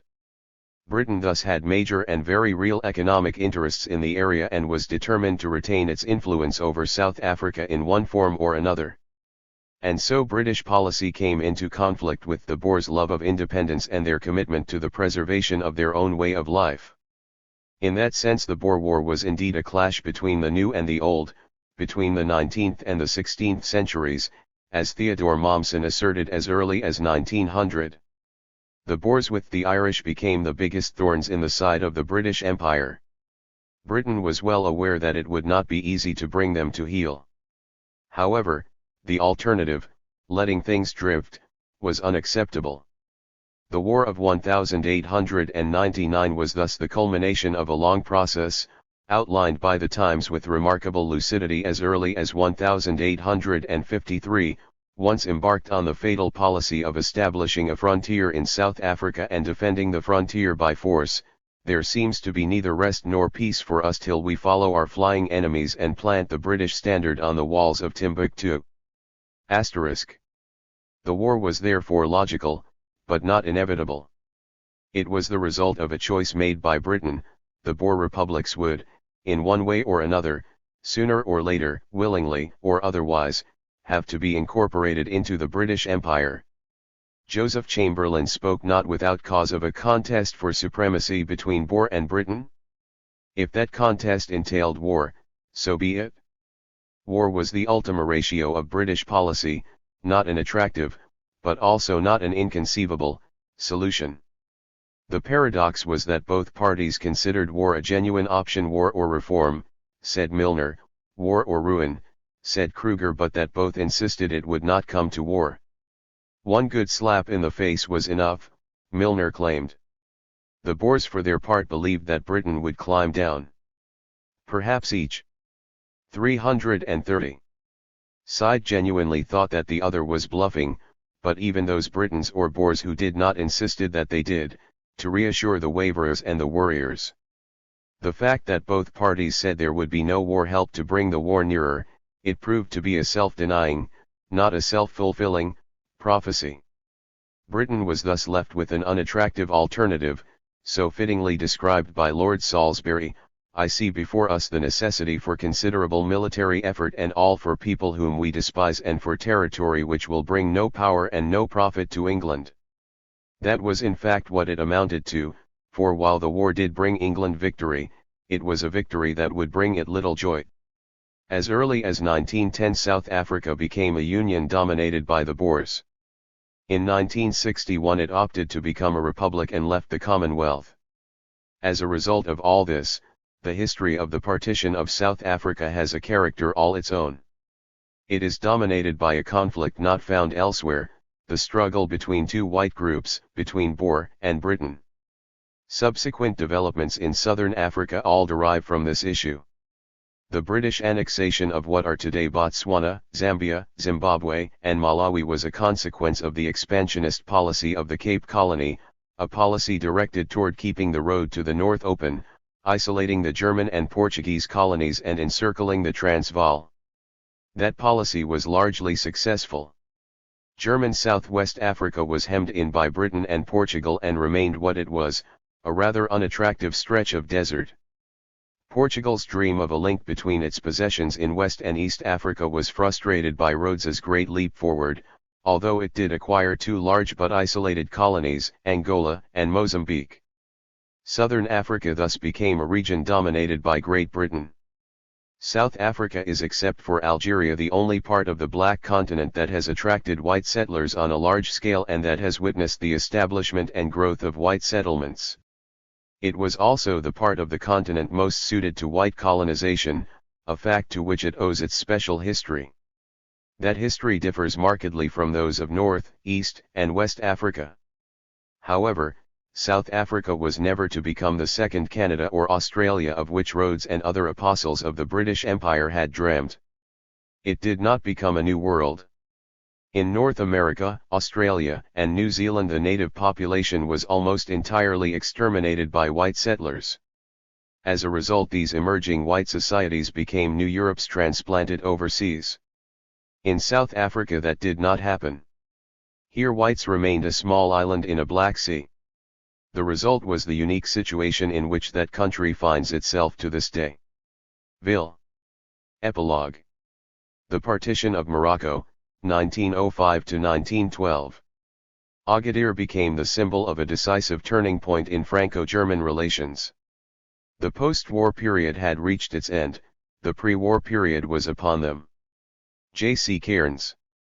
Partition of Africa ended where it began, in North Africa.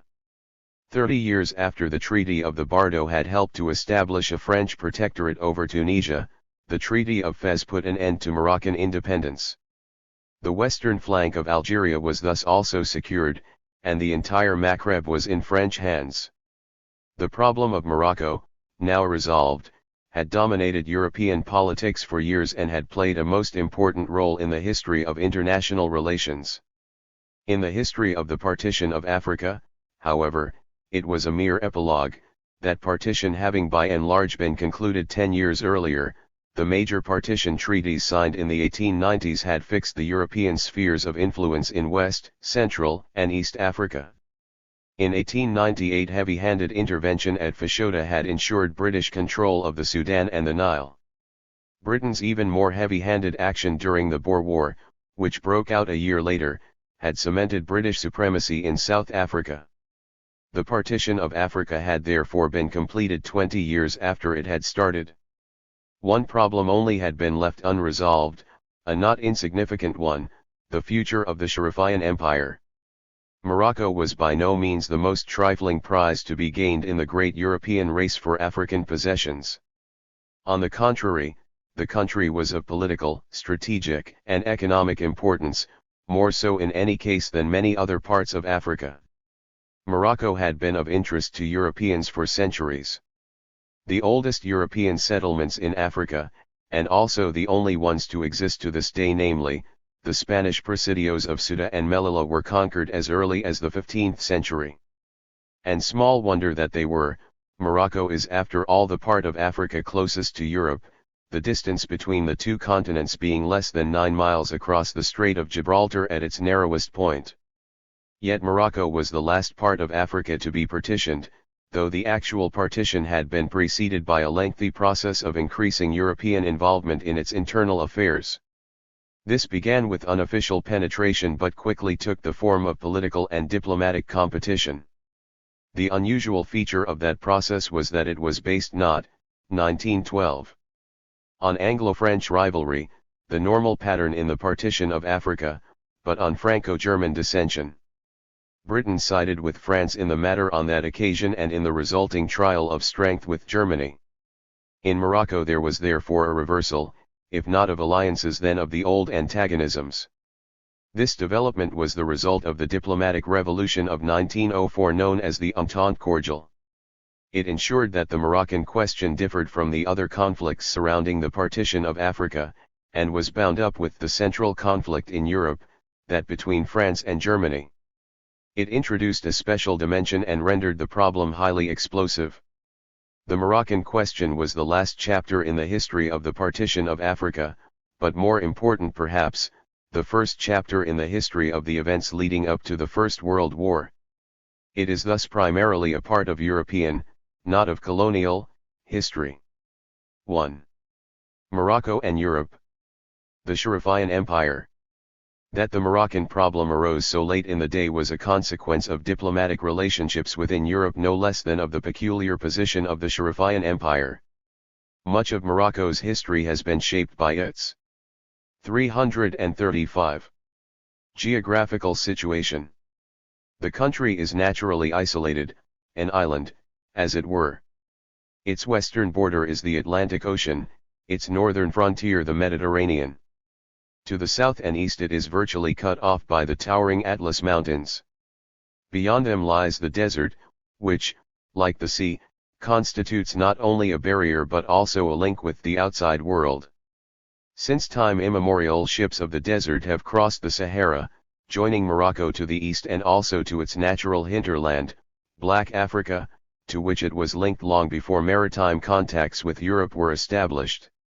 In the 7th century Morocco was overrun by the Arabs, who subjugated the indigenous Berbers and intermingled with them.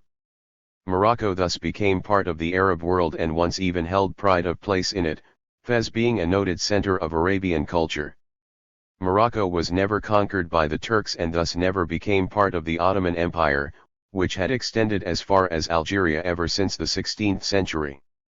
The Sultan of Morocco remained an independent ruler. He was a spiritual as well as a temporal lord and was revered as Sharif or Sharif, that is, as a descendant of Mohammed. His claims to spiritual preeminence reached out to all regions whose inhabitants invoked the Prophet's name in their prayers. According to the official view these were to be found as far as Senegal and Guinea in the south, and Egypt and the Nile in the east. One that was perhaps slightly exaggerated. His spiritual power was greater than his temporal power in any case, since he was recognized as a spiritual leader in even those parts of Morocco to which his political power did not extend. There were many such parts because the Sharifian Empire was more impressive in name than in fact. The real power varied from ruler to ruler, some reigning over no more than the environs of the four capitals Fez, Means, Marrakesh, and Rabat in which the court was set up in turn.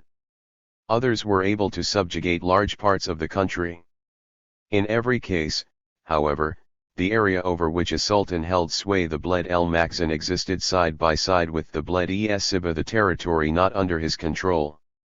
This state of continuous internal contention was a source of great surprise and annoyance to Europeans, especially in the 19th century. Without exception, European travelers reporting from Morocco spoke of chaos, lawlessness, and anarchy. There were not, admittedly, many such travelers. Even in the 19th century, Morocco was still an unknown and inaccessible country. One writer compared it to Tibet, and Walter Harris, one of the best-known authorities on Morocco, observed that although Morocco was on the Mediterranean, as far as European interest in it was concerned, it might as well have been in the Pacific. 2 Harris arrived in Morocco in 1886 at the age of 20, became the Times correspondent there in 1887, and stayed on until his death in 1933. He was an expert commentator on Morocco. There is also little doubt that he was a secret agent. The same was true, at least in the beginning, of another famous traveler, Charles de Foucauld. This 336. French cavalry officer explored Morocco from 1882 to 1884 disguised as a Russian rabbi, and in 1888 published an account of his experiences under the title of Reconnaissance au Maroc. Foucauld lived as colorful a life as Harris, although in a completely different fashion. He became a Trappist monk, but found that even this taciturn order was not silent enough for him and ended up as a hermit in the Sahara, by which epithet he became known, writing spiritual treatises as well as learned texts on the Tuareg. There were other travelers and visitors, but their number was small. Morocco sealed itself off from the outside world as best it could. It was and remained by and large terra incognita. European visitors were particularly struck by the poor administration. That was something Europeans, and Englishmen above all, considered the greatest evil of Eastern countries at the time. Sir Arthur Nicholson, the father of Harold Nicholson, who was British envoy in Tangier from 1895 to 1905, wrote that nowhere else had he met such complete darkness as reigns here. The government was merely a machine for raising money. That was also the general view. Abuses, disorder, uprisings, civil war, and anarchy were typical of Morocco. Many writers put it on a par with such backward countries as China, Persia, and Afghanistan. European diplomats in Morocco were of the same opinion. These men, incidentally, were ensconced in Tangier and knew little more about Morocco than what they gathered from one another. Traveling in Morocco was considered a perilous and tedious business. The country had no roads to speak of. Morocco, European observers believed, was deliberately cutting itself off from the West and hence from the forces of progress and renewal. It was therefore fated to decline. In retrospect, however, it seems that this very policy helped to preserve Moroccan independence for as long as possible. Reformers such as Khur al-Din in Tunisia and the Khedive Ismail in Egypt had enthusiastically embraced the cause of progress and development. What followed had been the same old story: debt, loans, new debts, new loans, financial tutelage, and finally loss of independence. The rulers of Morocco would have no part of this, and so their country was for a long time spared such financial perils. Yet in the end Morocco, too, was drawn into debt and a policy of reforms. But that happened here later than elsewhere, and more under pressure from without than by inner conviction. Morocco's strength lay in its backwardness. European penetration. In 1830 France established its rule in Algeria and thus became Morocco's immediate neighbor. Since the border between the two countries was ill-defined, the situation offered France many opportunities to penetrate Morocco, and it was quick to seize them. In addition to these purely French depredations from the east, there were incursions from the west, through 337 harbors on the Mediterranean and on the Atlantic Ocean, involving various European countries. But whereas military expansion and political provocation were the main issues in the east, trade and economic considerations prevailed in the west. The basis of the Moroccan economy was agriculture. Poor harvests ravaged the people no less than did diseases and epidemics. It has been estimated that from 1878 to 1884 1/3 of the population died as a result of poor harvests, drought and cholera. You see few old people in Morocco, Harry Maclean, the British military advisor * observed laconically. Morocco had kept the traditional economic system or, in the words of the French historian Jean-Louis Mige, a natural and closed economy. For all that, it was, during the course of the 19th century, increasingly sucked into the international economic system. Maritime links were extended, post offices opened, mining concessions granted. Missions, too, stepped up their involvement, albeit their pastoral activities were confined to the care of the sick, for there were few if any potential converts. Trade also expanded but remained insignificant.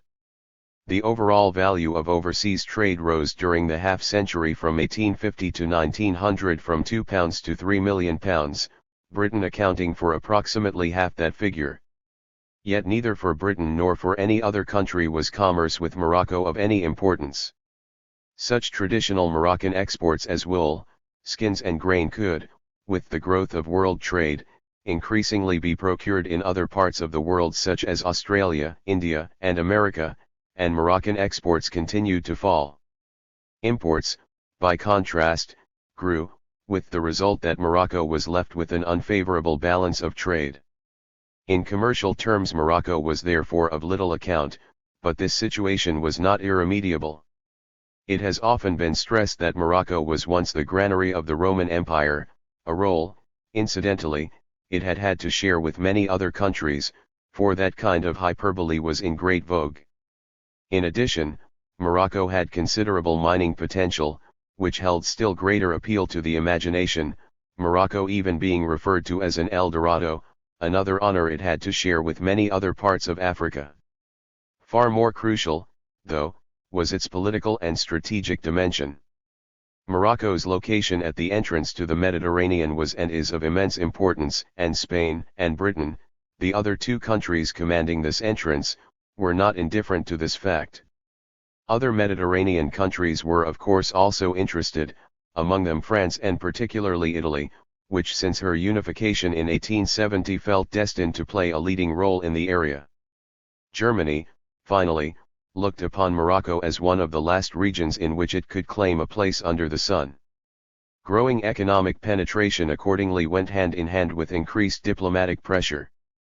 The British, who were the most important traders in the area, took the initiative, and in 1856 succeeded in concluding a new commercial treaty with the Sultan. The treaty brought many advan. 338. Tages to Britain, confirmed British preponderancy, and granted it a number of extraterritorial rights. British subjects henceforth fell outside the Sultan's jurisdiction.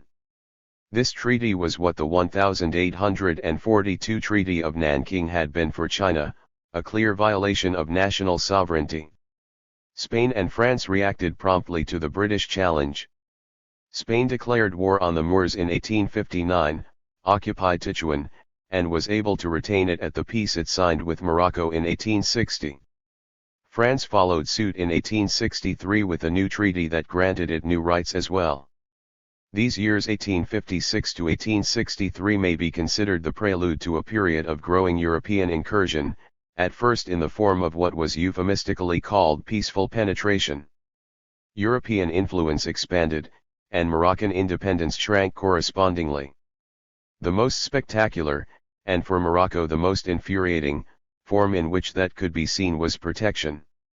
An increasing number of Moroccans, several thousands in all, placed themselves under European protection, that is, escaped from the Sultan's jurisdiction and taxes. It was of course the most affluent section that took advantage of this loophole. The Madrid Conference of 19 May 3 July 1880, the culmination of diplomatic appeals by Sultan Mulay Hassan to persuade the powers to end or curtail this system, achieved precisely the opposite result. The protection system received official recognition. This conference, in fact, spelled the end of Moroccan independence. European penetration also led to grave financial problems. After winning the War of 1859 to 1860, Spain imposed a hefty war indemnity. To pay it, the Sultan was forced to take out a foreign loan, which placed a considerable burden on the Moroccan treasury. The loan was in foreign currency, so that good money poured out of the country.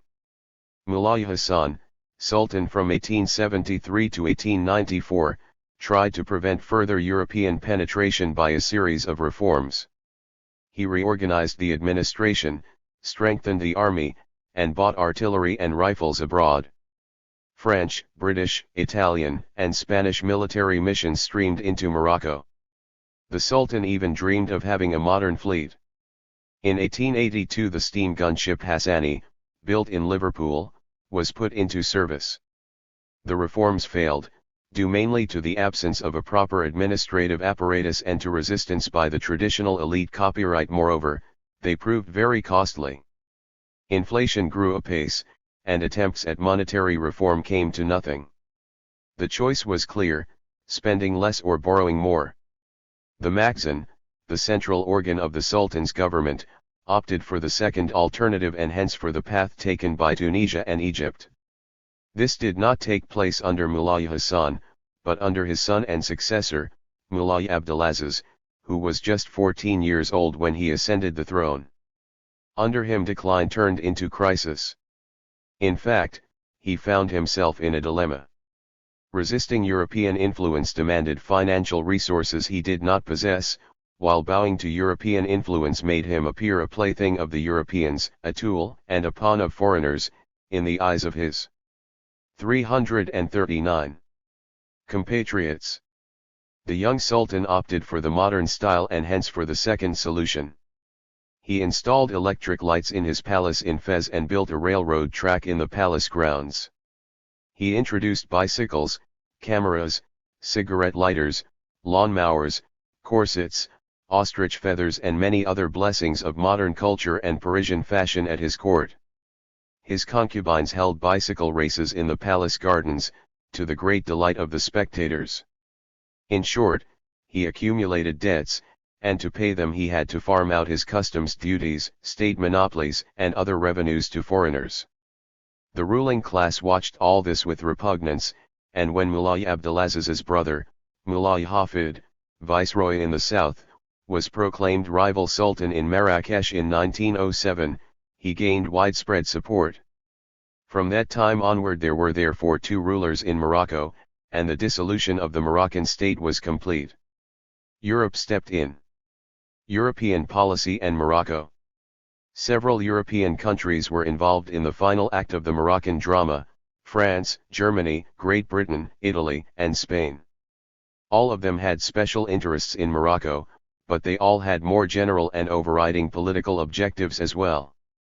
In the end everyone would come away with a prize, France and Spain with part of Morocco, the rest with some form of compensation. The country that felt it had the strongest historical and moral claim to Morocco was Spain, whose involvement with Morocco went back to the 16th century. Its geographical proximity provided Spain, in addition, with a ready excuse for meddling in Moroccan affairs. Moreover, Spain could claim a relatively large share of Morocco's general and shipping trade. Of Europeans resident in Morocco, Spaniards constituted by far the majority. Spain's involvement with Morocco reached its peak with the War of 1859 to 1860. Had Spain been a major power, it would have made use of this war to establish a protectorate over Morocco, much as France had done in Algeria. However, Spain was not France, and when the British government let it be known that it was against such a step, Spain dropped the idea. The 1860 treaty granted it many privileges, but a protectorate over Morocco was not one of them. The powers, incidentally, did recognize Spain's moral right to a say in Moroccan affairs and to a share in any eventual partition. This may be deduced from the fact that the two great conferences on Morocco were held in Spain, in Madrid in 1880, and in Algeciras in 1906. Spain, for its part, played a waiting game. When France presented a partition proposal in 1894, assigning a large part of Morocco to Spain, the latter realized only too well the danger of such a proposal. The powers were bound to address any possible protests to the weakest party, that is, to Spain. Prudently, it turned down the French proposal. Even so, after the Great Spanish Crisis of 340. 1898, the war with the United States and the loss of Cuba and the Philippines, Spanish imperial ambitions became focused more than ever before on the last remnant of Spain's glorious overseas past, namely, Morocco. Italy could be satisfied more easily. It was not greatly interested in Morocco, but after the French occupation of Tunis in 1881 it was not inclined to accept a similar French advance into Morocco.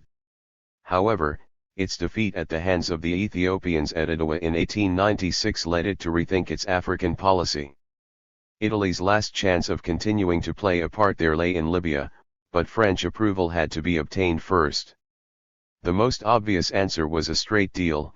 In return for French acceptance of Italian intervention in Libya, Italy would give France a free hand in Morocco. Italy did not strike at once but waited until the end of 1911 when, at the height of the Second Moroccan Crisis, it pounced and annexed Tripoli and Cyrenaica, the heart of the future Libya. A similar horse trading deal was also the basis of the Anglo-French political agreement on Morocco, but here the stakes were far greater. British consent was of crucial importance to France. Britain was the world's most important colonial and maritime power and also had the greatest economic interests in Morocco, albeit interests almost exclusively of a commercial nature. Nor did many Britons live in Morocco. In 1900 no more than about 1,000, including the Moroccan protégés, and there were no significant British investments. More important than the economic factors was the strategic importance of Morocco. Britain had no wish to see the Moroccan coast, and certainly not that part facing Gibraltar, in the hands of a rival power. The traditional objective of British-Moroccan policy had always been to avert this eventuality. The result was what was known paradoxically as an active status quo policy, in other words, informal imperialism. Britain, incidentally, made no attempt to interfere in Morocco directly, except for a short period under Ewan Smith, the British consul, who in 1892 to 1893 submitted a wide-ranging contract, little short of a protectorate proposal, to the Sultan. However, French agents in Fez brought strong pressure to bear on the Sultan and eventually had their way. He refused to entertain Smith's proposals.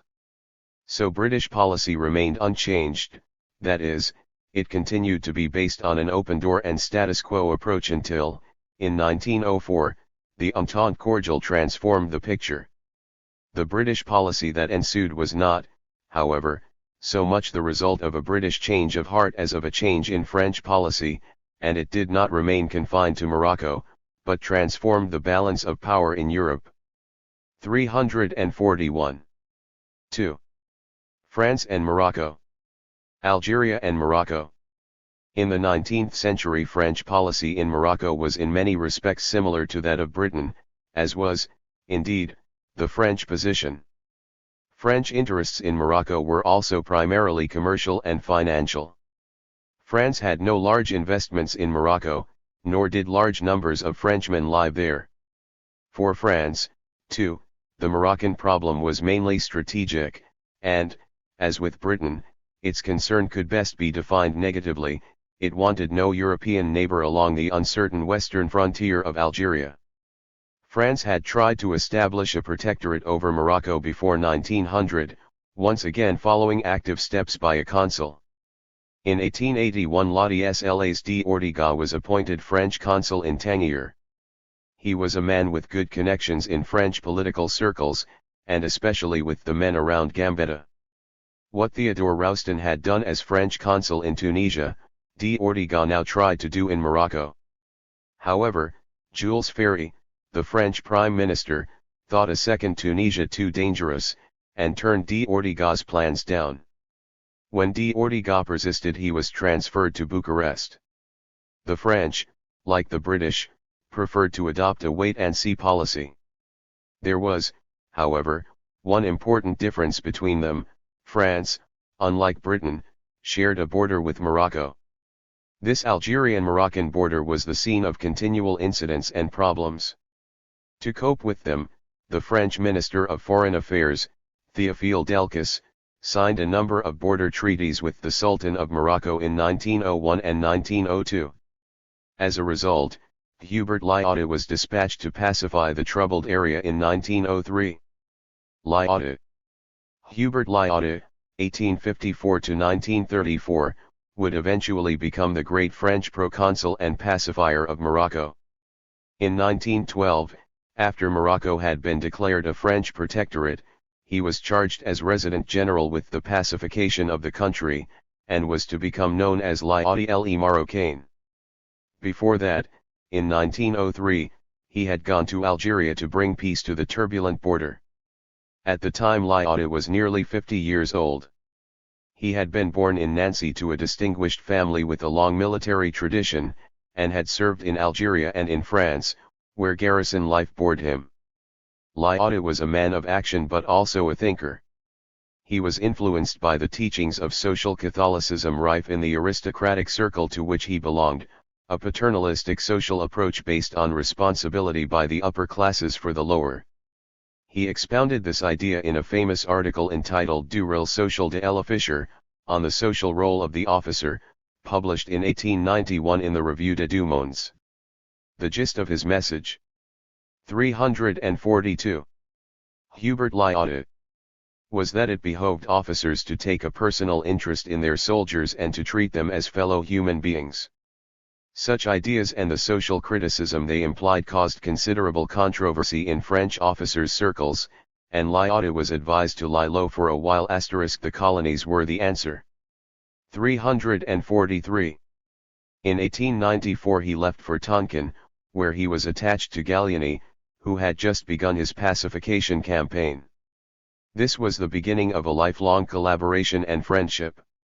Lyautey later followed Gallieni to Madagascar, where they devised the Gallieni-Lyautey method, the principles of which Lyautey explained in his pamphlet entitled Du rôle colonial de l'Armée, on the Army's colonial role. He embarked on his Moroccan career in 1903, championing the Algerian line in France's Moroccan policy. That line was officially defensive, the pacification of the disputed Moroccan-Algerian border. In reality, however, it was offensive. As he explained in a letter to a friend, he was conducting a clandestine operation, a discreet penetration, which should be treated as a secret but was too exciting to keep to oneself. The operation, moreover, was not only exciting but also dangerous, as it might easily have international repercussions, something that alarmed the Quai d'Orsay. Not surprisingly, then, many disputes about competency arose between Lyautey and Delcas, the Minister of Foreign Affairs. However, thanks to the patronage of leading Parisian circles, and especially of Eugene Etienne, and thanks to the relative indifference of the political parties to these matters, Lyautey was to some extent allowed to do as he pleased. A short time afterwards French-Moroccan policy underwent a fundamental transformation. France abandoned its wait-and-see policy and made the incorporation of Morocco a declared political objective. The causes of this change of heart lay not so much in Morocco itself as in the international arena. The Moroccan question was closely linked to the official policy of the great powers. The changes in the Moroccan policy of Britain and France were both based on geopolitical and strategic considerations and not on a reassessment of the importance of Morocco itself. As a result, Moroccan policy became part and parcel of what Maurice Paléologue, the famous French diplomat, has rightly called a watershed in international politics, degree. The new course and the Entente cordiale. The new French policy in Morocco could be traced back to colonial circles, and particularly to the Parti colonial. That party had been calling since 1882 for a reopening of the Egyptian question, a call that had led among other things to the Fashoda fiasco. The Fashoda incident had proved to be not only a low point but also a turning point in French colonial policy. The clear demonstration of Britain's will and ability to stay in Egypt had helped to produce a change of heart among the more realistic French colonialists. Confrontation made way for a policy of compensation. Morocco was the new price France asked for putting a stop to its nuisance value in Egypt. This piece of colonial horse trading enjoyed the support of such leading colonialists as Bourd and Caillebourd, and of Eugene Etienne. 344 The partition of Morocco. Théophile Delcas. The most powerful of them all. In 1903 they founded the Comité du Maroc, the latest in a long series, with the aim of exerting pressure, by tried and tested methods, on French politicians and in particular on Théophile Delcas, the Minister of Foreign Affairs. That pressure was to determine French-Moroccan policy. Delcas. Théophile Delcas, 1852–1923, came from Pamiers in the Pyrenees, where his father was a bailiff. He read arts at Toulouse and then went on to Paris, where he earned a living as a schoolmaster. He abandoned his literary ambitions after trying without success to have one of his verse dramas performed by the Comédie Française. Next he turned to journalism and from there, like so many others, to politics. Again, like so many of his contemporaries, he fell under the spell of Gambetta, and wrote for Gambetta's two dailies, La Petite République and La République Française. In 1889 he was elected a deputy. Delcas had a less than impressive appearance. He was so short that he wore high heels and he was no great oar. 345. Ater. He would probably not have gone very far in home affairs, but foreign policy was a different matter. Delcas was one of the few who took a genuine interest in it, and that was where he made his name. In the chamber he became known as a colonial specialist, and in 1892 he was one of the founders of the group Colonial. On January 18, 1893 he was appointed Secretary of State, and on May 30, 1894 became France's first colonial minister. He was to remain at that post until January 4, 1895, and while there he helped to shape French strategy and to launch the Montiel expedition. In June 1898 he had his finest hour, becoming Minister of Foreign Affairs with the support of the Parti Colonial. He held that post until 1905, the longest term in that office in the history of the Third Republic. France was shaken in 1898 by two great crises, the Dreyfus affair and Fashoda. The second in particular was Delcas's direct concern. On November 2, 1898 he ordered the evacuation of Fashoda, thus opening the way for an improvement in Anglo-French relations. Before that, however, the Franco-Russian dual alliance took most of his attention. That alliance was consolidated by an exchange of notes in 1897, and Delcas was so delighted with it that he took the relevant documents out of St. Petersburg back to France hidden among his underwear. During the Boer War he tried to gain German support for a joint intervention, but without success, and concluded from this that Germany was France's main rival even in the colonial field. The traditional assumption of the colonialists, namely, that colonial expansion would lead to tensions with Britain and that good relations with Germany were therefore called for, was stood on its head. These events led Delcas to do something that many prominent members of the Parti Colonial had done before him, that is, to come to terms with the fact that France lacked the power to reopen the Egyptian question. A new course was set. Britain would merely be asked to pay a price for French acceptance of its paramount influence in Egypt. That price was Morocco. Delcas enjoyed the support of the colonial group and in general shared their point of view. He not only accepted their new Moroccan policy, but even went a step further than they did. He advocated more extensive collaboration with Britain, the better to strengthen France's hand in its dealings with Germany. Here lay an important difference between his approach and that of the Parti Colonial, which was always most careful not to offend Germany. The significance of that difference will become clear below. In any event, Delcas began an active campaign to acquire Morocco. The background to the new French-Moroccan policy was thus a mixture of colonial policy and general diplomatic motives. For Britain, by contrast, the motives for abandoning its splendid isolation were primarily of the second kind. By the turn of the century most British political leaders had become convinced of the need to turn their back on a go-it-alone policy. The Boer War was not, of course, unconnected with that conversion, nor were the dangers in the Far East, where Russia and Japan threatened British. 346. Interests. Alongside a hostile France and Russia, Germany and Japan now threatened to become serious rivals to Britain. Under Admiral von Tirpitz, German Secretary of State for the Imperial Navy from 1897 to 1916, Germany was engaged on a busy program of fleet construction, the naval laws of 1898 and 1900 greatly facilitating that process. The British War Office, and the Admiralty in particular, did not fail to draw attention to these dangers, and though Salisbury was none too keen to abandon his traditional policy, his influence on foreign affairs diminished when he handed the foreign affairs portfolio to Lord Lansdowne in 1900. As Prime Minister, he of course continued to play a part in the shaping of foreign policy. The new makers of British foreign policy were now Lansdowne and the indomitable Colonial Secretary, Joseph Chamberlain. Both were anxious to draw closer to the new great powers, Germany and Japan. With Japan their efforts bore fruit very quickly. An Anglo-Japanese alliance was established in 1902. Things proved more difficult with Germany. A large part of the British diplomatic establishment considered German geopolitical ambitions a greater danger than French frustration in Africa. And many saw an even greater danger in the German navy.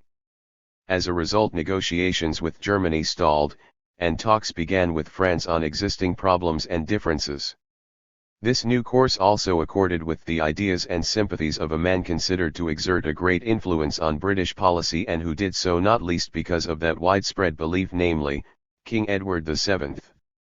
In May 1903 the king made a state visit to Paris, a city with which he had become only too familiar during the many convivial visits he had made there as Prince of Wales. Parisians seemed not to have forgotten him either, despite all that had happened since. His visit turned out to be a great success.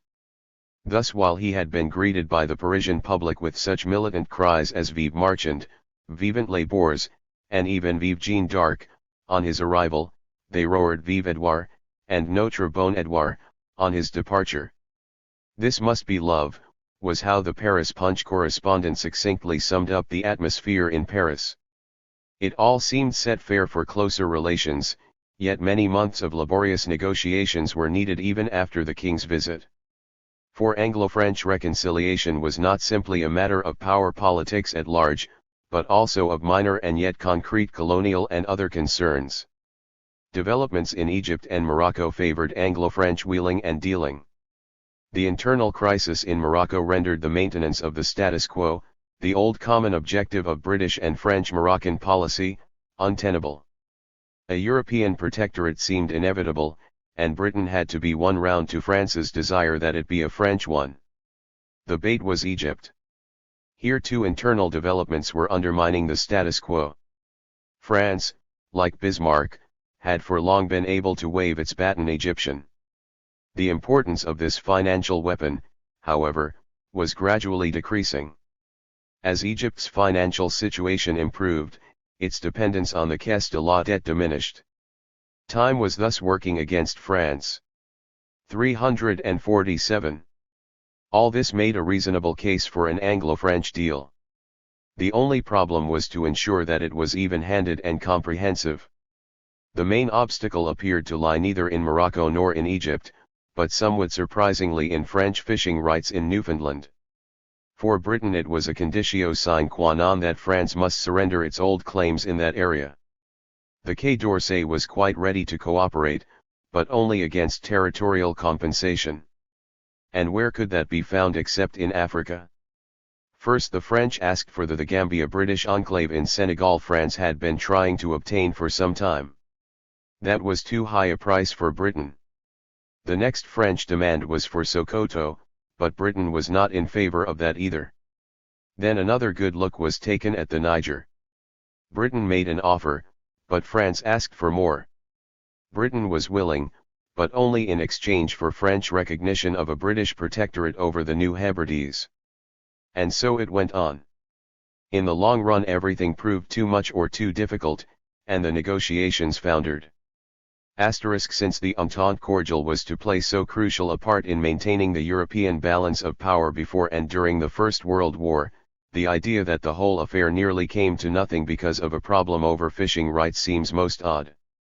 Luckily, so to speak, the Russo-Japanese War broke out, and European power politics resumed their normal course. The question of fishing rights was shelved during this dangerous conflict into which Britain and France, the respective allies of Japan and Russia, could so easily have been drawn. Common sense prevailed, however, and on April 8, 1904 the convention covering Newfoundland together with mutual declarations on Egypt, Morocco, Siam, Madagascar, and the New Hebrides was signed. Its most important feature was the agreement on mutual diplomatic support in dealing with claims to Egypt and Morocco. These documents together formed the basis of the Entente Cordiale, or more precisely paved the way for it now. The Entente Cordiale is a rather vague concept. In any case, its real significance was not immediately obvious. There was no question of creating an alliance, but at most collaboration in the colonial sphere. This provision, it appears, was only incorporated into the documents at the last moment, neither government seeming to appreciate its full implications. Registered how important their collaboration and the agreements on Morocco were became clear soon afterwards, however. For there was yet another country interested in Morocco, a country that had been standing on the sidelines until then, Germany. The Tangier coup. Germany had begun to take an interest in Morocco under Bismarck, mainly for diplomatic reasons, since in Bismarck's eyes Morocco was mainly a means of making life difficult for France. However, that policy had not met with much success. Germany, admittedly, also had economic contacts with 348 Morocco, but never to any great extent. As far as Germany was concerned, the Moroccan question was and remained primarily of political interest. Germany considered it its right to have a say in Moroccan affairs, and refused to allow France to brush it aside. On this Germans were agreed, but when it came to the consequences opinions differed, a fact that was reflected in German foreign policy. No wonder, then, that this policy should have puzzled so many observers. What precisely was Germany's objective? Did it have territorial ambitions of its own, was it looking for compensation, or was it trying to strain the Entente by putting Britain and France under pressure? German diplomacy was confused and lacking in direction. Its new course, too, was anything but firm. Various elements were at work: the Chancellor, the Foreign Minister, the German ambassador in Tangier, and last but not least the Kaiser himself. In short, Germany did not know what it wanted, but it did know that it wanted something. Following the Anglo-French agreement of 1904, action of some kind was needed to halt the covert French expansion in Morocco, or at any rate to force France to consult Germany. The Moroccan question thus assumed an importance that went far beyond concern with Morocco itself. The Moroccan crises were the only events in the entire partition of Africa to threaten world peace. The Anglo-French confrontation at Fashoda, too, had of course been extremely dangerous, but even in the well-nigh inconceivable case of its having led to a war between Britain and France, it would have been a colonial and not a European war. A war between France and Germany over Morocco, however, would inevitably have turned into a European war into which the various allies of these two powers were bound to have been sucked, by virtue of pacts and alliances.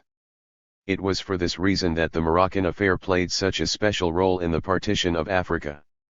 Germany focused its attacks on Delcas, whom it blamed for two things. In the first place, he had signed treaties with all the European countries with an interest in Morocco, Italy, Spain and Great Britain, but had not approached Germany. Second, it appeared that he might become a leading mediator in the Russo-Japanese War.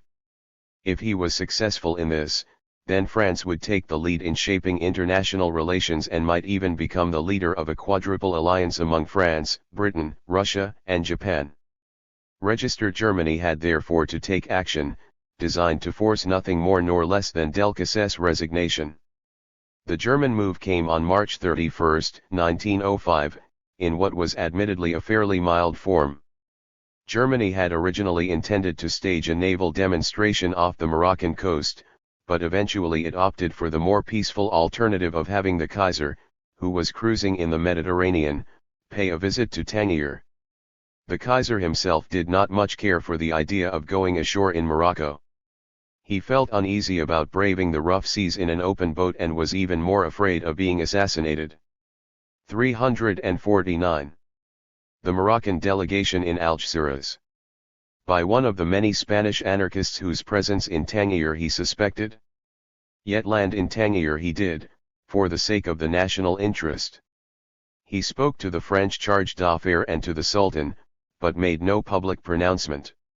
However, Richard von Kielman, secretary to the German legation at the time and an advocate of strong German action, put together a collection of Wilhelm's utterances and gave that out as a declaration by the Kaiser.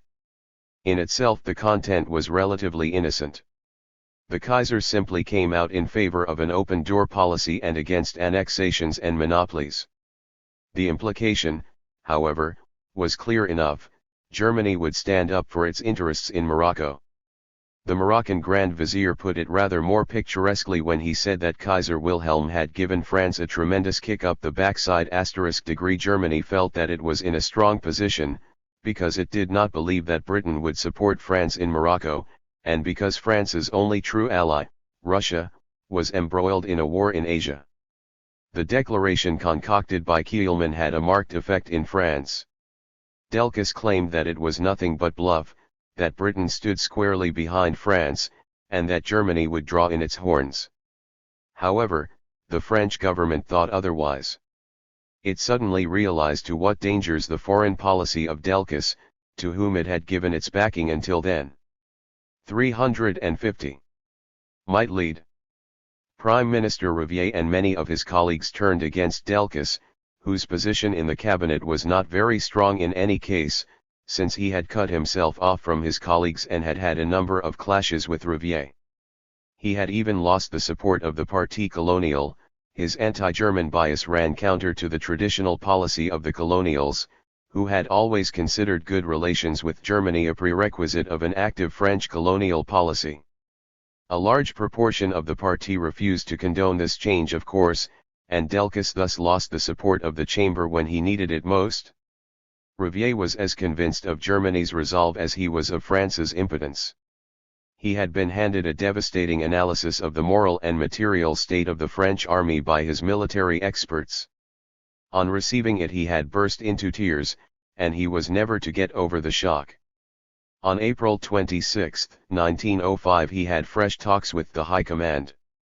His fears were not allayed, and that very day he took a bold, if surprising, decision. He made contact with Radolin, the German ambassador, and hinted that he was ready to dismiss Delcas. Delcas learned within 24 hours of Riviere's covert intervention from a German telegram deciphered by his code section, in which the Germans let it be known that they did indeed want Delcas to go. The French cabinet yielded, and at the cabinet meeting held on June 6, 1905 Delcas found himself a lone voice. Riviere's policy had carried the day, and Delcas resigned. 3. From Tangier to Agadir. The Algeciras Conference. Delcas's resignation did not, of course, solve the Moroccan question, nor did the Entente dissolve. An international conference was accordingly convened to discuss Morocco and, as far as Germany was concerned, to wind up the Entente. Germany failed to attain that objective, for it was not the French but the Germans who found themselves isolated at the conference. It was held in Algeciras in southern Spain, a compromise between Madrid and Tangier, and took place from January 16 to April 7, 1906. It thus lasted for nearly 3 months, much to the dismay of the board diplomats and to the delight of the Spanish delegate, who was also the owner of the leading local hotel. The conference was attended by the same countries that had been present at the Madrid conference, all the great European powers, together with such smaller European countries as the Netherlands, Belgium, Sweden, and Portugal, as well as the United States and even the Sultan of Morocco, who attended in person. 2 major issues were to be 351. Discussed: the establishment of an international central bank in Morocco and the organization of the police in the main ports. The question that really mattered, the Franco-German diplomatic trial of strength, was of course at the back of all the discussions. Germany had insisted on an international conference on Morocco in the expectation that it would prove to its advantage, with France finding itself isolated by its Moroccan ambitions. That would make it difficult for Britain to side with France and hence reveal the weakness of the Entente. But Germany had miscalculated, as we saw, not France but Germany was to stand alone in Algeciras, and the Entente was to emerge strengthened, not weakened, from this trial of strength. German isolation was the result of extremely clumsy German diplomacy. Bernhard von Bülow, Chancellor since 1900, did not really know what he was after, and wavered between the firm course advocated by Friedrich von Holstein and the conciliatory policy of the Kaiser. Moreover, with the Tangier landing, Germany had painted itself into a corner. Like the other powers, it sought compensation for giving France a free hand in Morocco. However, unlike the rest, it could not easily give France license to do as it pleased there once the Kaiser had declared that the territorial integrity of the Sharifian Empire must be preserved. Bülow thus found himself in a quandary, and it was a long time before he made the best of a bad job by taking matters out of Holstein's hands. Holstein resigned soon afterwards. Thereupon the French government fell. This was followed again by many days of splitting hairs and procedural argument, but on March 31 agreement was finally reached.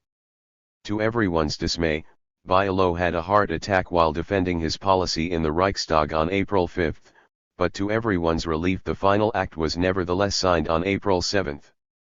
The delegates were able to return home. The most important diplomatic result of Algeciras was of course the isolation of Germany and its failure to destroy the Entente.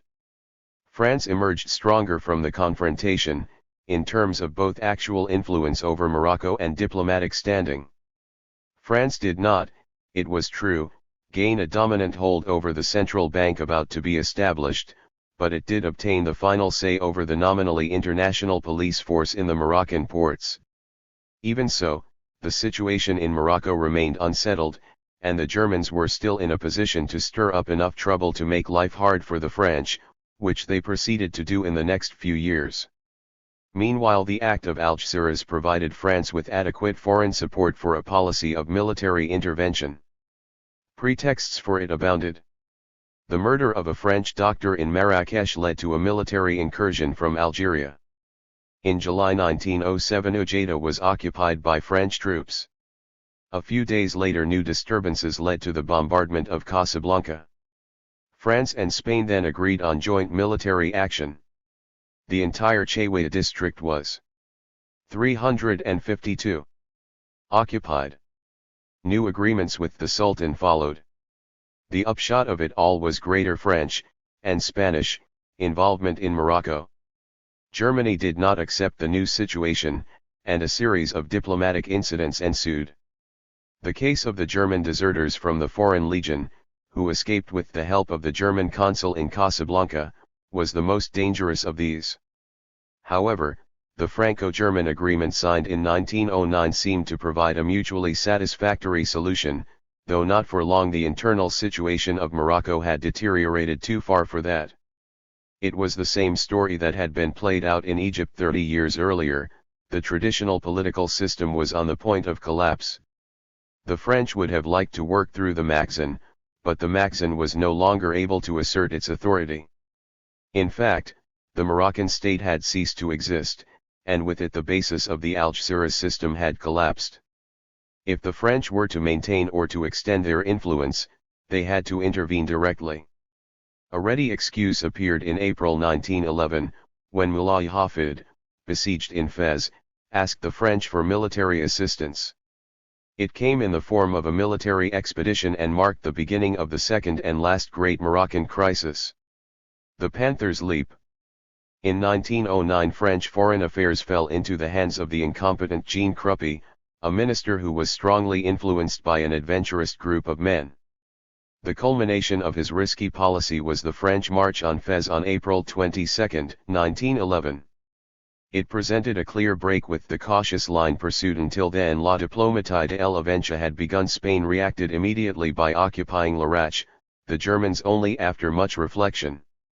They then sent the gunboat Panther to Morocco, where it dropped anchor off Agadir on July 1, 1911.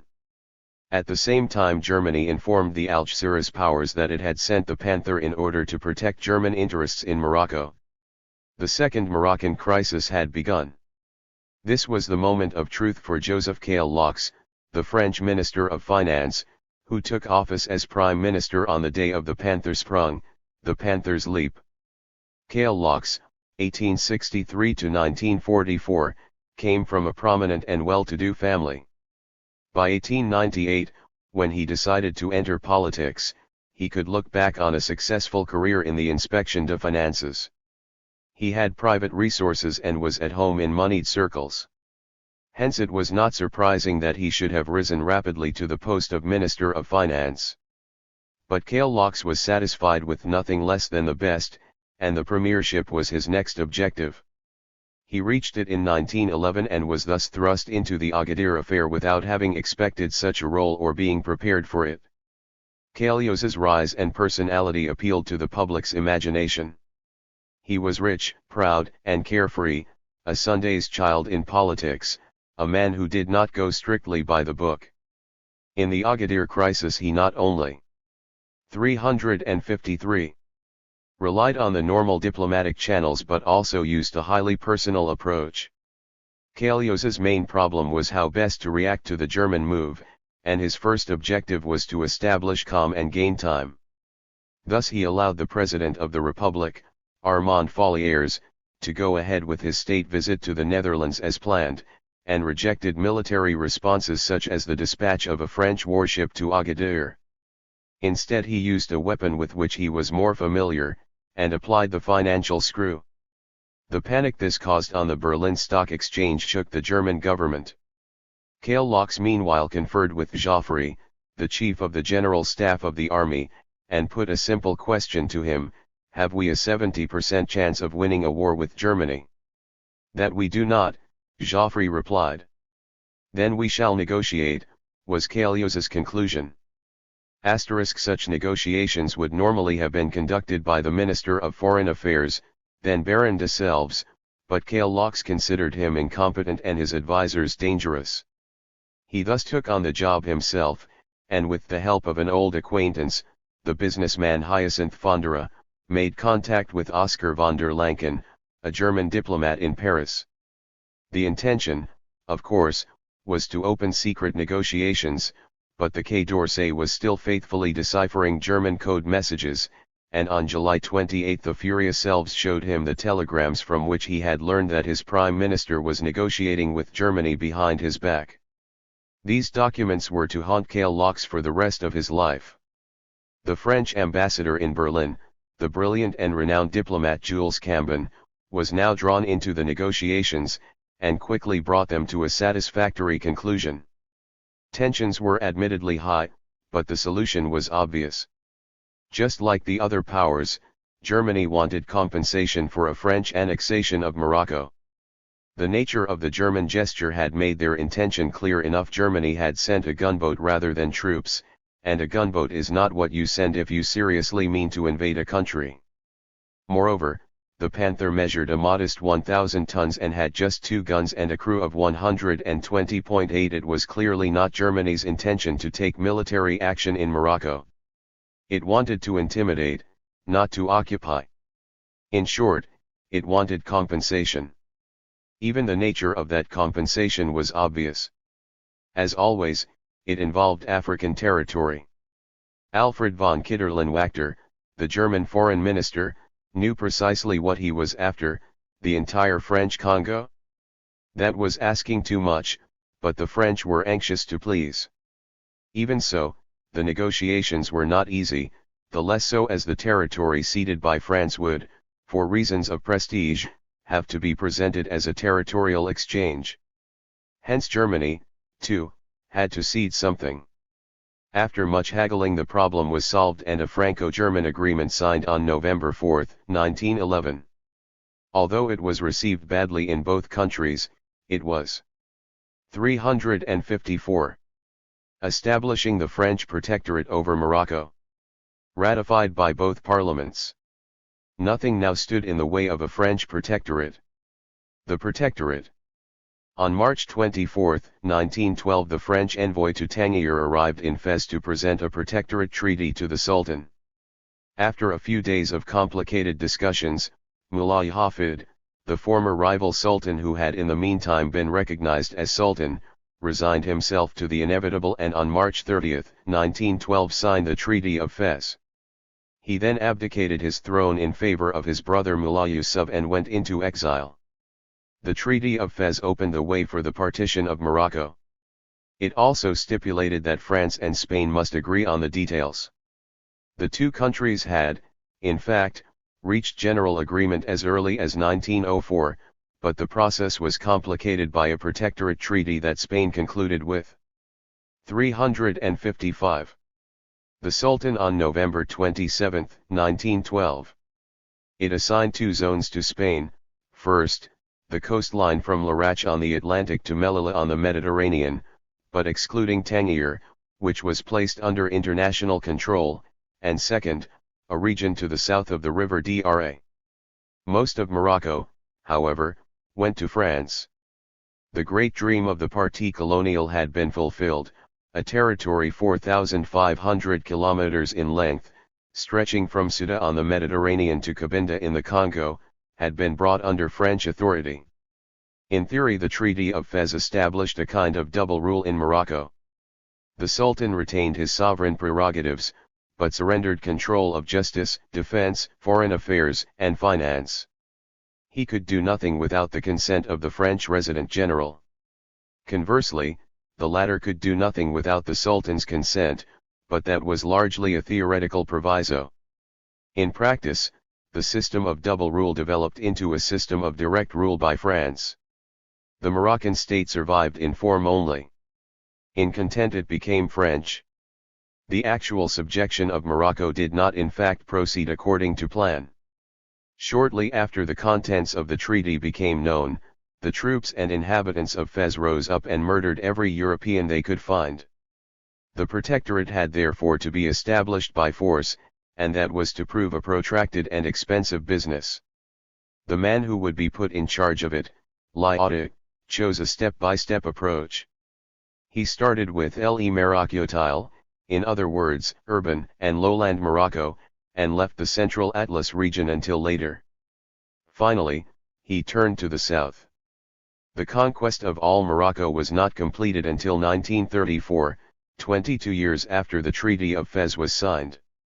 In 1956, another 22 years later, Morocco regained its independence. 4. Conclusion. The odd thing about the partition of Morocco was not that it should have happened at all, but that it happened so late.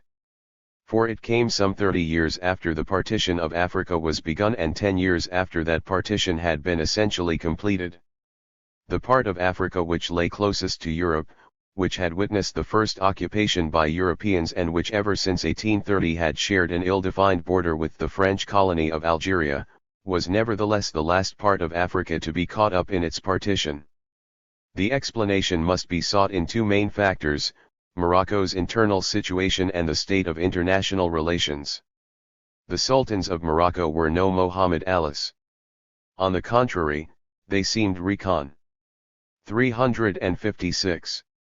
Siled to their country's rather backward and old-fashioned condition. In the end, however, they, too, opted for progress and modernization and hence contracted debts and floated loans, but they did so relatively late in the day, at least when compared with their colleagues in Tunisia and Egypt. As a result, international interference was for a long time kept more or less at bay. International relations, too, ensured that Morocco was kept off the European diplomatic agenda until late in the day. Of all the European powers, France and Spain were most closely concerned with the Sharifian Empire. However, Spain was in no position to adopt anything but an extremely cautious foreign policy, the fiasco of 1898 being a specter that precluded grandiose diplomatic gestures. France could do nothing in Morocco without British approval, and it could not of course count on such approval while it continued to cross Britain in Egypt. After Fashoda, when France adopted a more realistic approach, New possibilities opened up. By a series of bilateral treaties with Britain, Spain, and Italy, Delcas was able to keep the Moroccan question out of international discussions. His refusal to treat Germany in the same way was his greatest diplomatic gamble. In 1905 it proved to have been a miscalculation. Delcas had misjudged international as well as internal French political relations. His fall was to be Germany's greatest triumph since 1870, the very same day the Kaiser made his chancellor, Bielo, a prince. Yet Germany failed to profit from this triumph, for far from being weakened the Entente was strengthened by the course of events. Admittedly Germany, like the other powers, received compensation in the end for agreeing to a French protectorate over Morocco. In that sense it may be said to have had its way. It was being treated like the rest.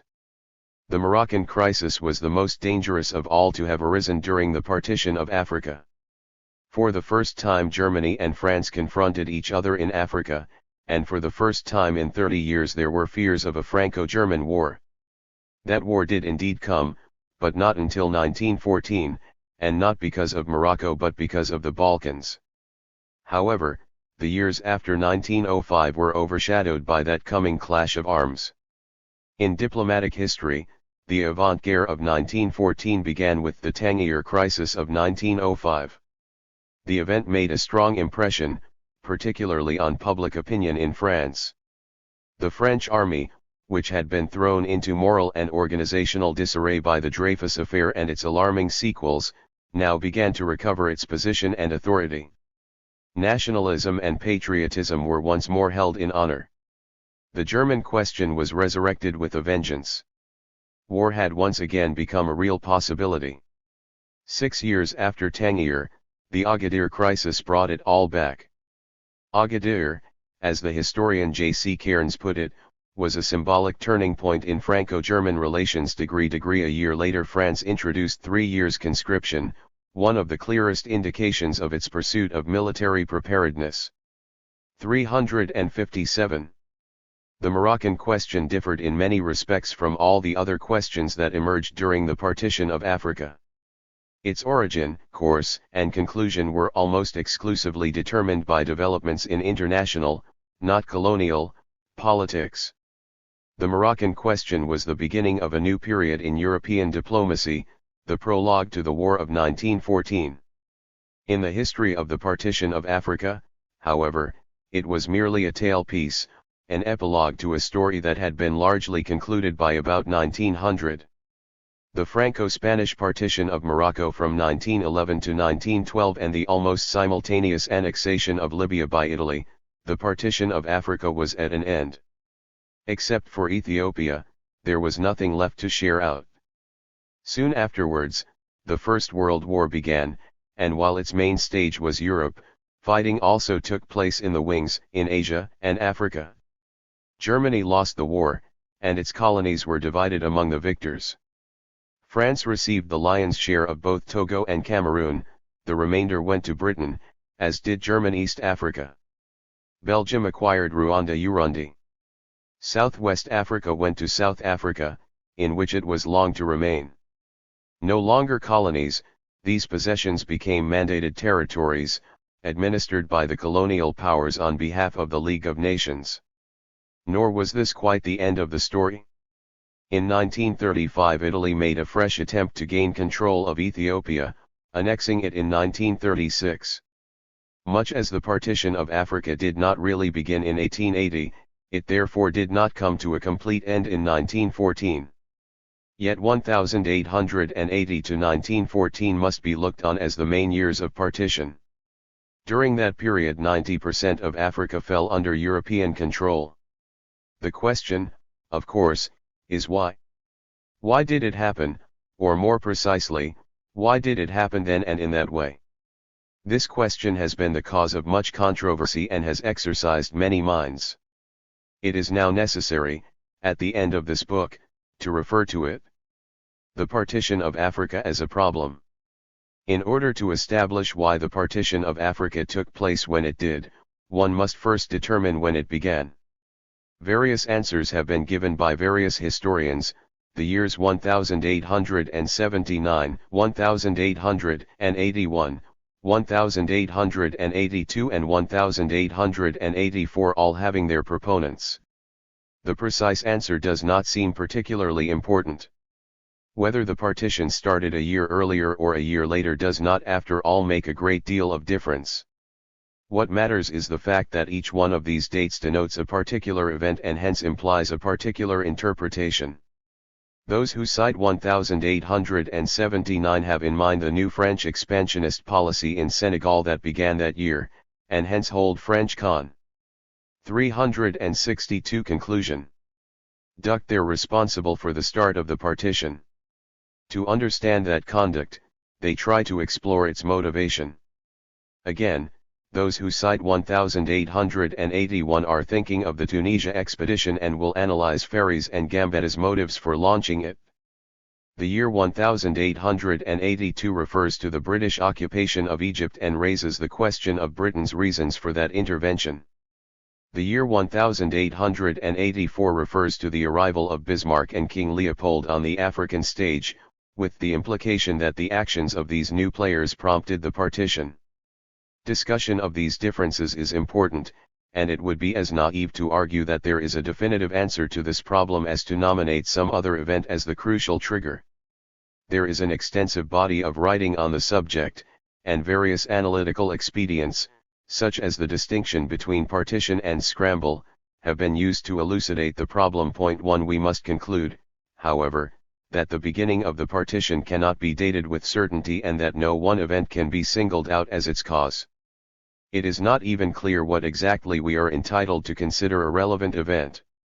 What is called a historical event was often a whole series of happenings consequent upon a whole chain of decisions. That chain, like all chains, was as strong as its weakest link. Decisions could be taken or revoked at different levels. This is best illustrated by an example. In 1875 Cameroon annexed part of the Congo, but the British government backed away, and that was the end of the matter. In 1880 Brazza also annexed part of the Congo, but this time with French government support. Matters had thus moved one step further, but did not yet constitute an event. The chamber still had to ratify Brazza's treaty. Here things might have ground to a halt, for parliaments did not always do as they were asked. The Portuguese parliament, for instance, turned down the proposed treaty with Britain in 1890. The same might also have happened in the Congo, which would have brought this episode to a close. However, the French parliament did ratify the treaty, taking matters another step further, though not even that constituted an event. After all, the powers might have refused to recognize the treaty, as they were to do, for instance, with the Anglo-Portuguese Treaty of 1884. That, too, would have been the end of the affair. However, they did not refuse, and recorded their recognition of the French claim in a series of bilateral treaties. The upshot was the creation of the French Congo, and a historical event could be added to the history books. That historical event was therefore the culmination of a whole series of decisions, taken by different people with different motives. If we want to explain these events, we must therefore examine the various motives of the various people involved in them. We must analyze the motives of Brazza and Makoko, of the French government, the French press and French parliamentarians, and also of the political leaders of the powers who recog. 363. Is the treaty. Given that these motives differed widely, we cannot single out any one event or any one motive. Another problem appears when we look at the consequences of given events. Thus we may read that event A led to event B or that event X was the impetus for event Y. But what exactly does that mean? If we impart an impetus to a billiard ball, we set it in motion, and hence we can call the impetus the cause of the motion. But society does not run according to the rules of mechanics, and in history we do not recognize that sort of causality. Some historical actions may indeed be considered reactions to others, but not in the mechanical sense.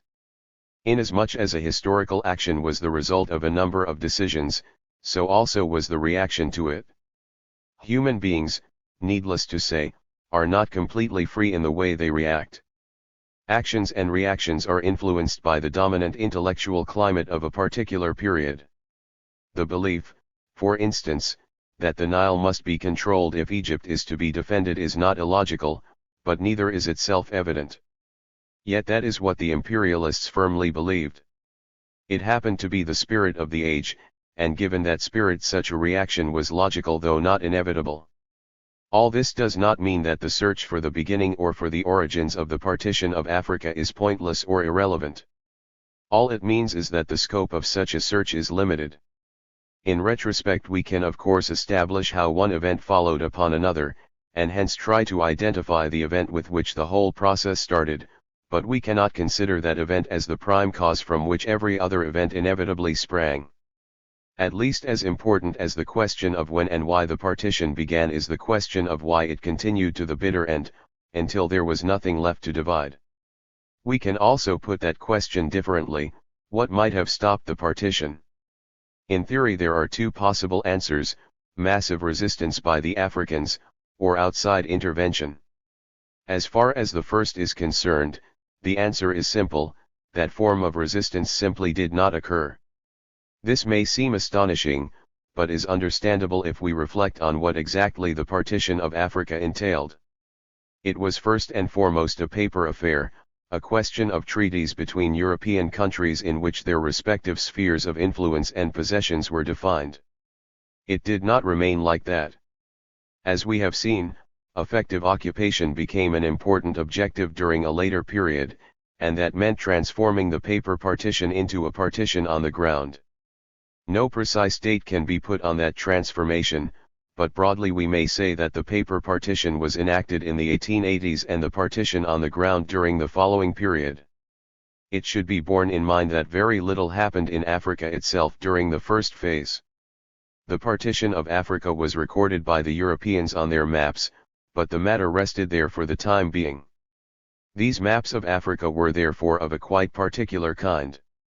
Generally speaking, a map is a reflection of reality, a symbolic and stylized reflection, of course, but nonetheless a representation of something that exists, either physically, such as a mountain, a river, a town, or else politically or socially, such as a state, a country, a province, a border, and so on. But what did these maps of Africa actually show? Nothing but what European diplomats had agreed in their chancelleries, namely, that they would allow one another a free run in these territories. The British historian Bernard Porter has used the analogy of child marriages in past centuries. Such marriages were contracted without the partners having met, that is, they were agreed on long before the marriage was consummated. In the case of the partition of Africa, too, the partners met only after the contract was signed, and difficulties often did not arise until then. Here lies the peculiar nature of these events. At first sight they resemble what we know from European history: treaties were signed and borders laid down. But they were actually quite different. In Europe conquests preceded the drawing of maps; in Africa the map was drawn first, and then it was decided what was going to happen. These maps did not therefore reflect reality but helped to create it. Here, a familiar phrase from the 1960s applies: the medium is the message. Naturally, this practice has drawn much criticism. Thus it is often said that it has rendered the borders of Africa unnatural. That is true, but is not quite the point. The special nature of African borders is not that they are unnatural. Almost all borders are. What, after all, is natural about the borders between the Netherlands and its neighbors? Borders are not normally drawn by nature but by force, that is, by political power. The special nature of the African borders is that they did not enshrine the balance of power a posteriori but determined it a priori. Hence it is not surprising that so little resistance should have made itself felt in the 1880s. There was simply not a great deal to resist. That was to change in the 1890s, when violence increased markedly and changed in character. The Anglo-Egyptian reconquest of the Sudan, the Italian War in Ethiopia, the Boer War in South Africa, were no longer small wars but major conflicts. Partition was on in earnest. Yet two marginal comments are required here. First, even during this period colonial and European wars were of a different order. The biggest war fought in Africa, the Boer War, was not between black and white, but between white and white. Yet even that war was but a pale foreshadowing of the First World War. As for the Africans, their resistance was often heroic and sometimes effective, but it was virtually never enacted on a large scale. Second, the end of the partition did not spell the end of violence. The Great German Colonial War against the Herero people in Southwest Africa took place in 1904, the Maji Maji Wars in Tanganyika from 1905 to 1907. The pacification of Morocco did not even begin until 1912 and was to continue into the 1930s. In a sense the conquest was never completed, because resistance increasingly turned into rebellion, uprisings, and other forms of protest. It is somewhat artificial, therefore, to distinguish the con. 365. Quest as a separate phase of the colonial period. We must beware of applying concepts with which we are familiar from European history to the history of Africa without further ado. In Europe we can apply a simple dichotomy, war or peace. In the colonial context, however, these twin concepts do not cover the whole of reality. Violence assumes many forms. What we call war is only that form of violence Europeans consider worthy of inclusion in the annals of history. 4 Other forms were no less frightful. Peace in the strict sense of the word never prevailed. We must remember all this when we try to assess the extent of resistance to partition, but with these reservations, we can say that the number of wars fought in Africa was relatively small, and repeat that there was no such thing as massive, collective, and sustained resistance to the partition. That is why the partition was able to proceed more or less undisturbed until it came to its natural end. The other reason why the partition continued apace was the absence of outside intervention. A comparison may help to make this clear. During the last quarter of the 19th century, appraisals of the partition not only of Africa but also of China were widespread. China was an attractive prize for the imperialists, richer and more appealing than Africa. And China was indeed encroached upon by foreign powers, it was put under pressure and had its coastline nibbled away, but it was never partitioned. Since historians are wont to explain what happened and not what failed to happen, there are a great many books on the partition of Africa but none on the non-partition of China. That subject is no less interesting, however. The difference is certainly due in part to the much stronger internal structure of the Chinese Empire, but in part also to international factors. In China, the West European colonial powers were joined by Russia, which came overland, by Japan, the only Asiatic country to become an imperial power, and by America, which introduced its own form of imperialism, that of the open door. That is why matters took a different course here from the one followed in Africa, where the Europeans were, so to speak, left to their own devices. In Africa they could play their familiar diplomatic game, and they played it with dedication and skill, in accordance with the rules they had devised over centuries of European politics, demands, threats, haggling, intimidation and reconciliation. So they went on partitioning until there was nothing left to partition, and did so speedily and more or less harmoniously. There was bickering and bargaining, but there were no major conflicts between the European contenders. The reason was simple, there was enough to go round. There were big prizes and small prizes, but the African lottery had no booby prizes. There was a solution to every problem. If it could not be done one way, there was always another way to do it, or, as Mac the Knife put it in Brecht's threepenny opera, something else might do, but this will do just as well. That is why there were few major wars between Europeans and Africans and also no major conflicts among the Europeans themselves. The period from 1870 to 1914 is known as the Age of Imperialism, but also as the Age of Armed Peace. Motives and decisions. Much as historians have brought their dedication and intellect to bear on the question of the decisive event that triggered the partition of Africa, so also have they fervently disputed its underlying motives. Their views have been many and various. Hobson, as we have already said, adopted an unequivocal stand in his classic work Imperialism, a study, the first historical interpretation of the partition. Imperialism was a consequence of capitalism. It was primarily a struggle for profitable markets of investment. This and other economic considerations, such as the search for raw materials and for outlets for European industry, have long dominated analyses of imperialism and of the partition. Only after the Second World War, and especially since the 1960s, has greater attention been paid to the political motives. A new chapter in the discussion was opened, to which the British historians John Gallagher and Ronald Robinson have made a leading contribution with several studies, including their Africa and the Victorians, published in 1961 and now considered a classic. British policy during the partition, they allege, was determined not by capitalists but by politicians, and was based not on economic but on strategic and political considerations. British policymakers were not so much concerned with Africa itself as with safeguarding British interests in Asia. The decisive motive behind late Victorian strategy in Africa was to protect the all-important stakes in India and the East.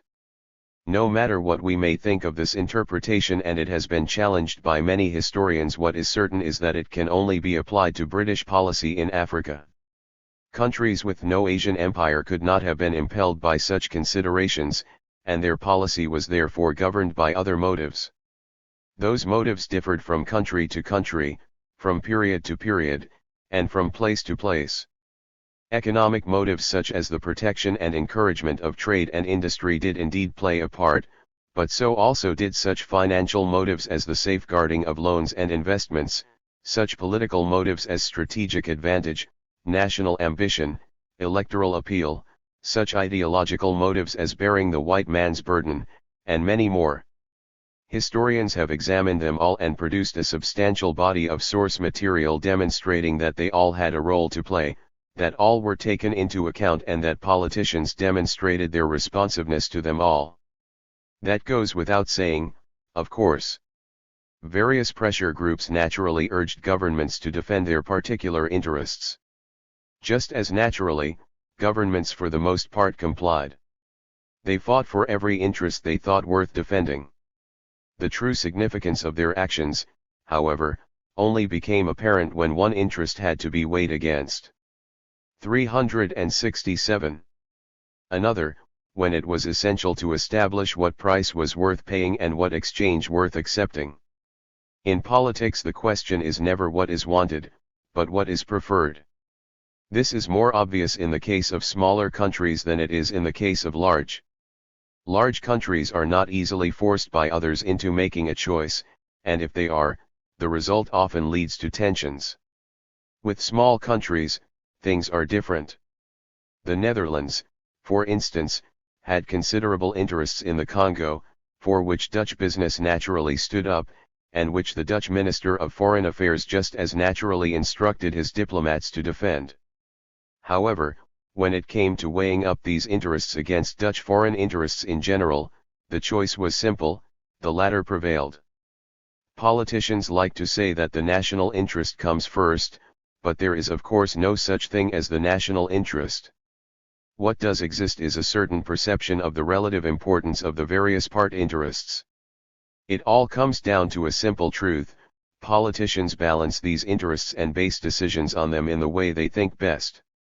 Or as Gallagher and Robinson have put it in Africa and the Victorians, at the level of the official mind interests are taken into account, and the decisions that are made are based on a particular view of these interests. Nor is there anything surprising about that. Weighing interests and taking decisions is, after all, what politics is all about. In Africa many interests were at play, and it is generally impossible to designate any one interest as the decisive one. Which of many interests prevailed in the end can only be established in those specific cases that governments were forced to consider carefully. Various motives played their part in shaping British policy in Egypt. The Suez Canal could not be put at risk, the rights of its shareholders had to be protected, the British taxpayer was not to be burdened with the costs, France was not to be alienated, and so forth. All these interests were defended, but sometimes a choice had to be made, and it is only at this point that we can establish a hierarchy of interests. Fashoda, for instance, proved that Britain considered the Sudan worth a clash with France as well as a levy on the taxpayer's purse. That tells us something about the hierarchy of interests, but does not mean that the other objectives, an empire on the cheap, and good relations with France, were forgotten. All it means is that at the time they were considered less important than others, and that such general precepts are nothing to go by. We can only conclude, therefore, that during the partition of Africa various motives played a part, first one and then another being paramount at any one time. This is only to be expected. There is no reason for assuming that all parties involved in the partition of Africa should have had the same motives, that Bismarck's decision to acquire colonies had the same motive as Gladstone's decision to intervene in Egypt, or that Leopold's creation of the Free State was based on the same motives as Jules Ferry's decision to send an expedition to Tunisia. The European nations had various interests and their statesmen various ideas, the different parts of Africa holding a different significance for each one. We can thus claim that Britain thought West Africa important for commercial reasons, South Africa for financial, East Africa for strategic, and other areas for yet other reasons, and that other countries had different views. Europe's interventions and undertakings in Africa involved so broad a spectrum of interests and motives that any general explanation or hypothesis inevitably founders on events that do not fit in. Causes and effects. In this book and in this conclusion too we have been dwelling for the main part on decisions and the reasons for them. These are important issues but cannot be considered the end of the matter. Those interested in finding out why the partition of Africa took place when it did cannot confine themselves to men and their motives, but must also examine the objective causes and effects. To grasp what happened we must admittedly reconstruct the reasons that impelled the historical actors, and analyze their decisions, but we must do more than that. Much as, in order to understand the origins of the First World War, we cannot merely analyze the decisions taken in Vienna, Berlin, Paris, and so on, but must also analyze their background or, if you prefer, the structural factors. So also for the partition of Africa we must examine the historical background and determine what place the partition holds in the overall picture of European imperialism in Africa. That presupposes a different level of abstraction and generalization from the one we have been applying. At the end of Africa and the Victorians, Gallagher and Robinson were confronted by the same problem. They realized that although they had analyzed the political imperatives and views of British politicians, these did not lay bare the causes of the partition. The real question was the relationship between purposes and perceptions on the one hand, and objective causes on the other hand. According to them, the subjective views which swayed the British partitioners were one of the many objective causes of the partition itself. That answer is not entirely satisfactory. It is not easy to pair subjective considerations with objective causes, for the subjective views are in fact reactions to objective changes.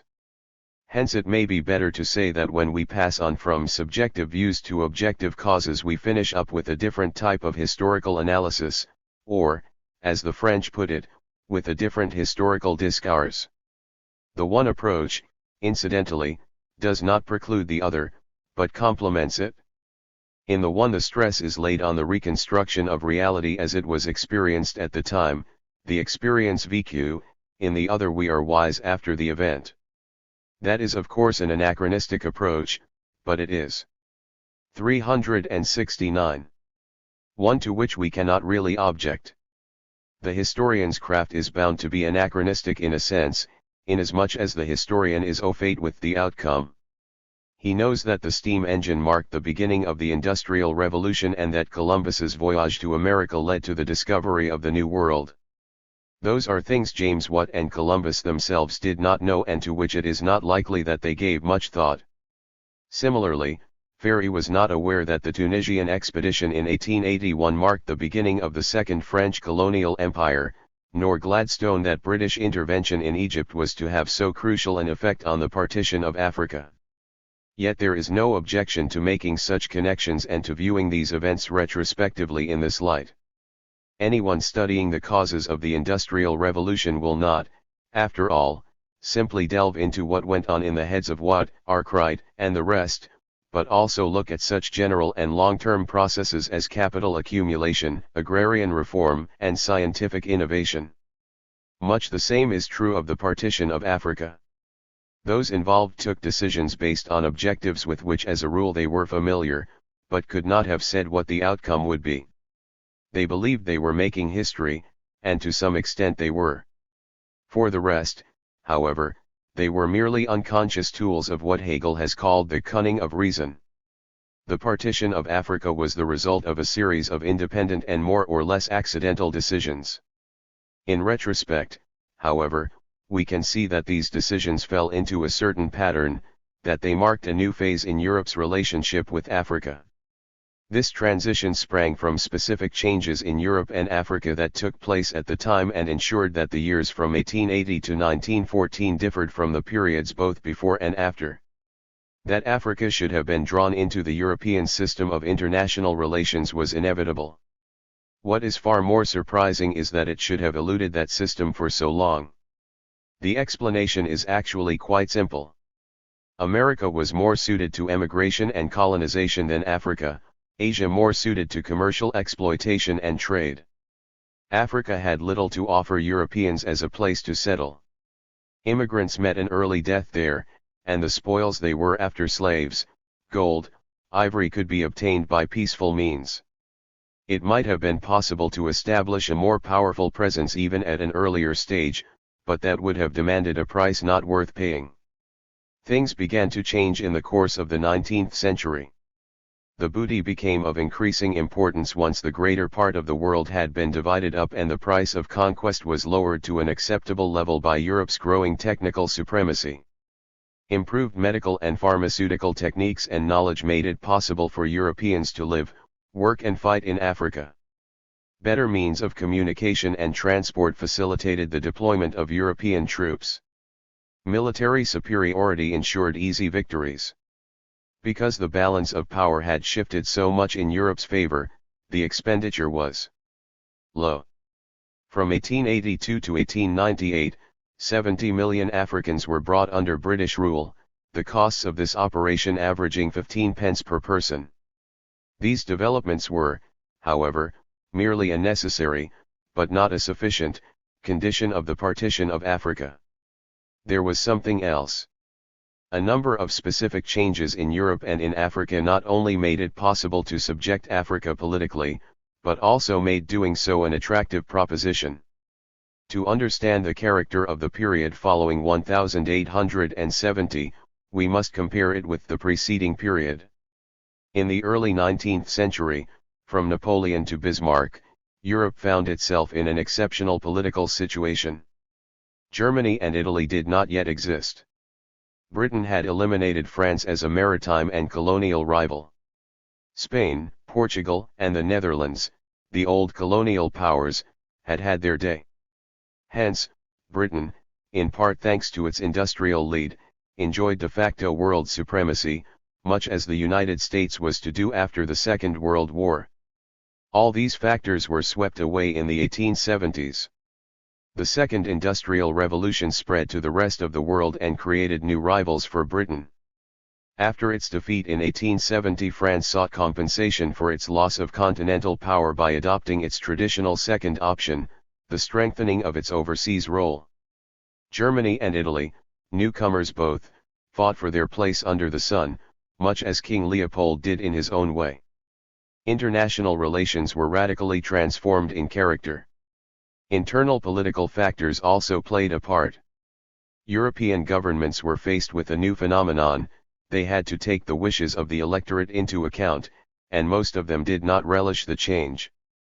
Lord Salisbury even thought it an odious development. It was no less real for that. Politics had fallen under the sway of the masses. Economic growth and social harmony became declared objectives of government policy. The Paris Commune of 1871 accentuated the danger of revolution and hence the importance of social issues all over again. The boundary between the prerogatives of the state and the realm reserved for the free play of social forces became blurred. Social and economic questions assumed increasing importance. State welfare provisions expanded.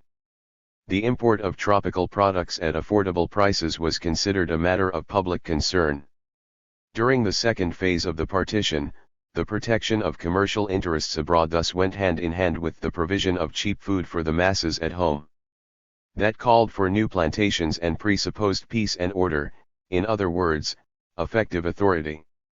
Conversely, technical progress, economic growth and growing political involvement by the citizens of Europe created the conditions for a strong state. The military might of the European powers reached unprecedented heights. In 1806 Britain took the Cape Colony with just over 6,000 men. The Dutch offered little resistance. In 1900 Britain mobilized 300,000 men against the Boers, more than 4 times the number Napoleon had at his disposal at the Battle of 371. Waterloo. African countries, by contrast, remained what they always had been, numerous and weak. A new situation had thus been created in Europe after 1870, in home affairs as well as in foreign policy. As far as the second was concerned, the consolidation of national states led to a new power configuration characterized by strong international rivalry and constant diplomatic maneuvering.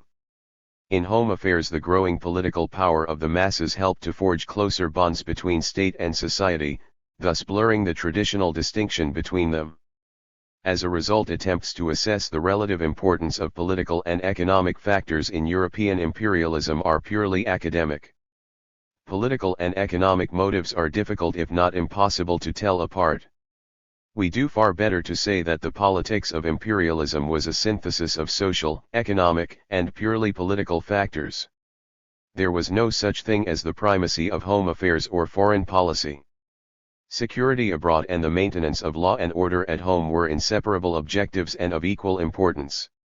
It is no mere chance that the new international orientation of post-1870 Europe should have roughly coincided with the Second Industrial Revolution, but the two were nevertheless independent developments. Together they ushered in a new situation in Europe. Though these European developments have for a long time dominated discussions of imperialism, they are only one side of the picture. The other side becomes apparent when we look at developments in Africa. Robinson and Gallagher have stressed the importance of the latter, even arguing that the crucial changes that set it all working took place in Africa itself. This attention to what is now called the peripheral, that is, the non-European, factors is merited, for the changes wrought in Africa were decisive. Egypt's financial problems led to increasing foreign interference, and this, in turn, to a nationalistic reaction which plunged Egypt into an internal political crisis.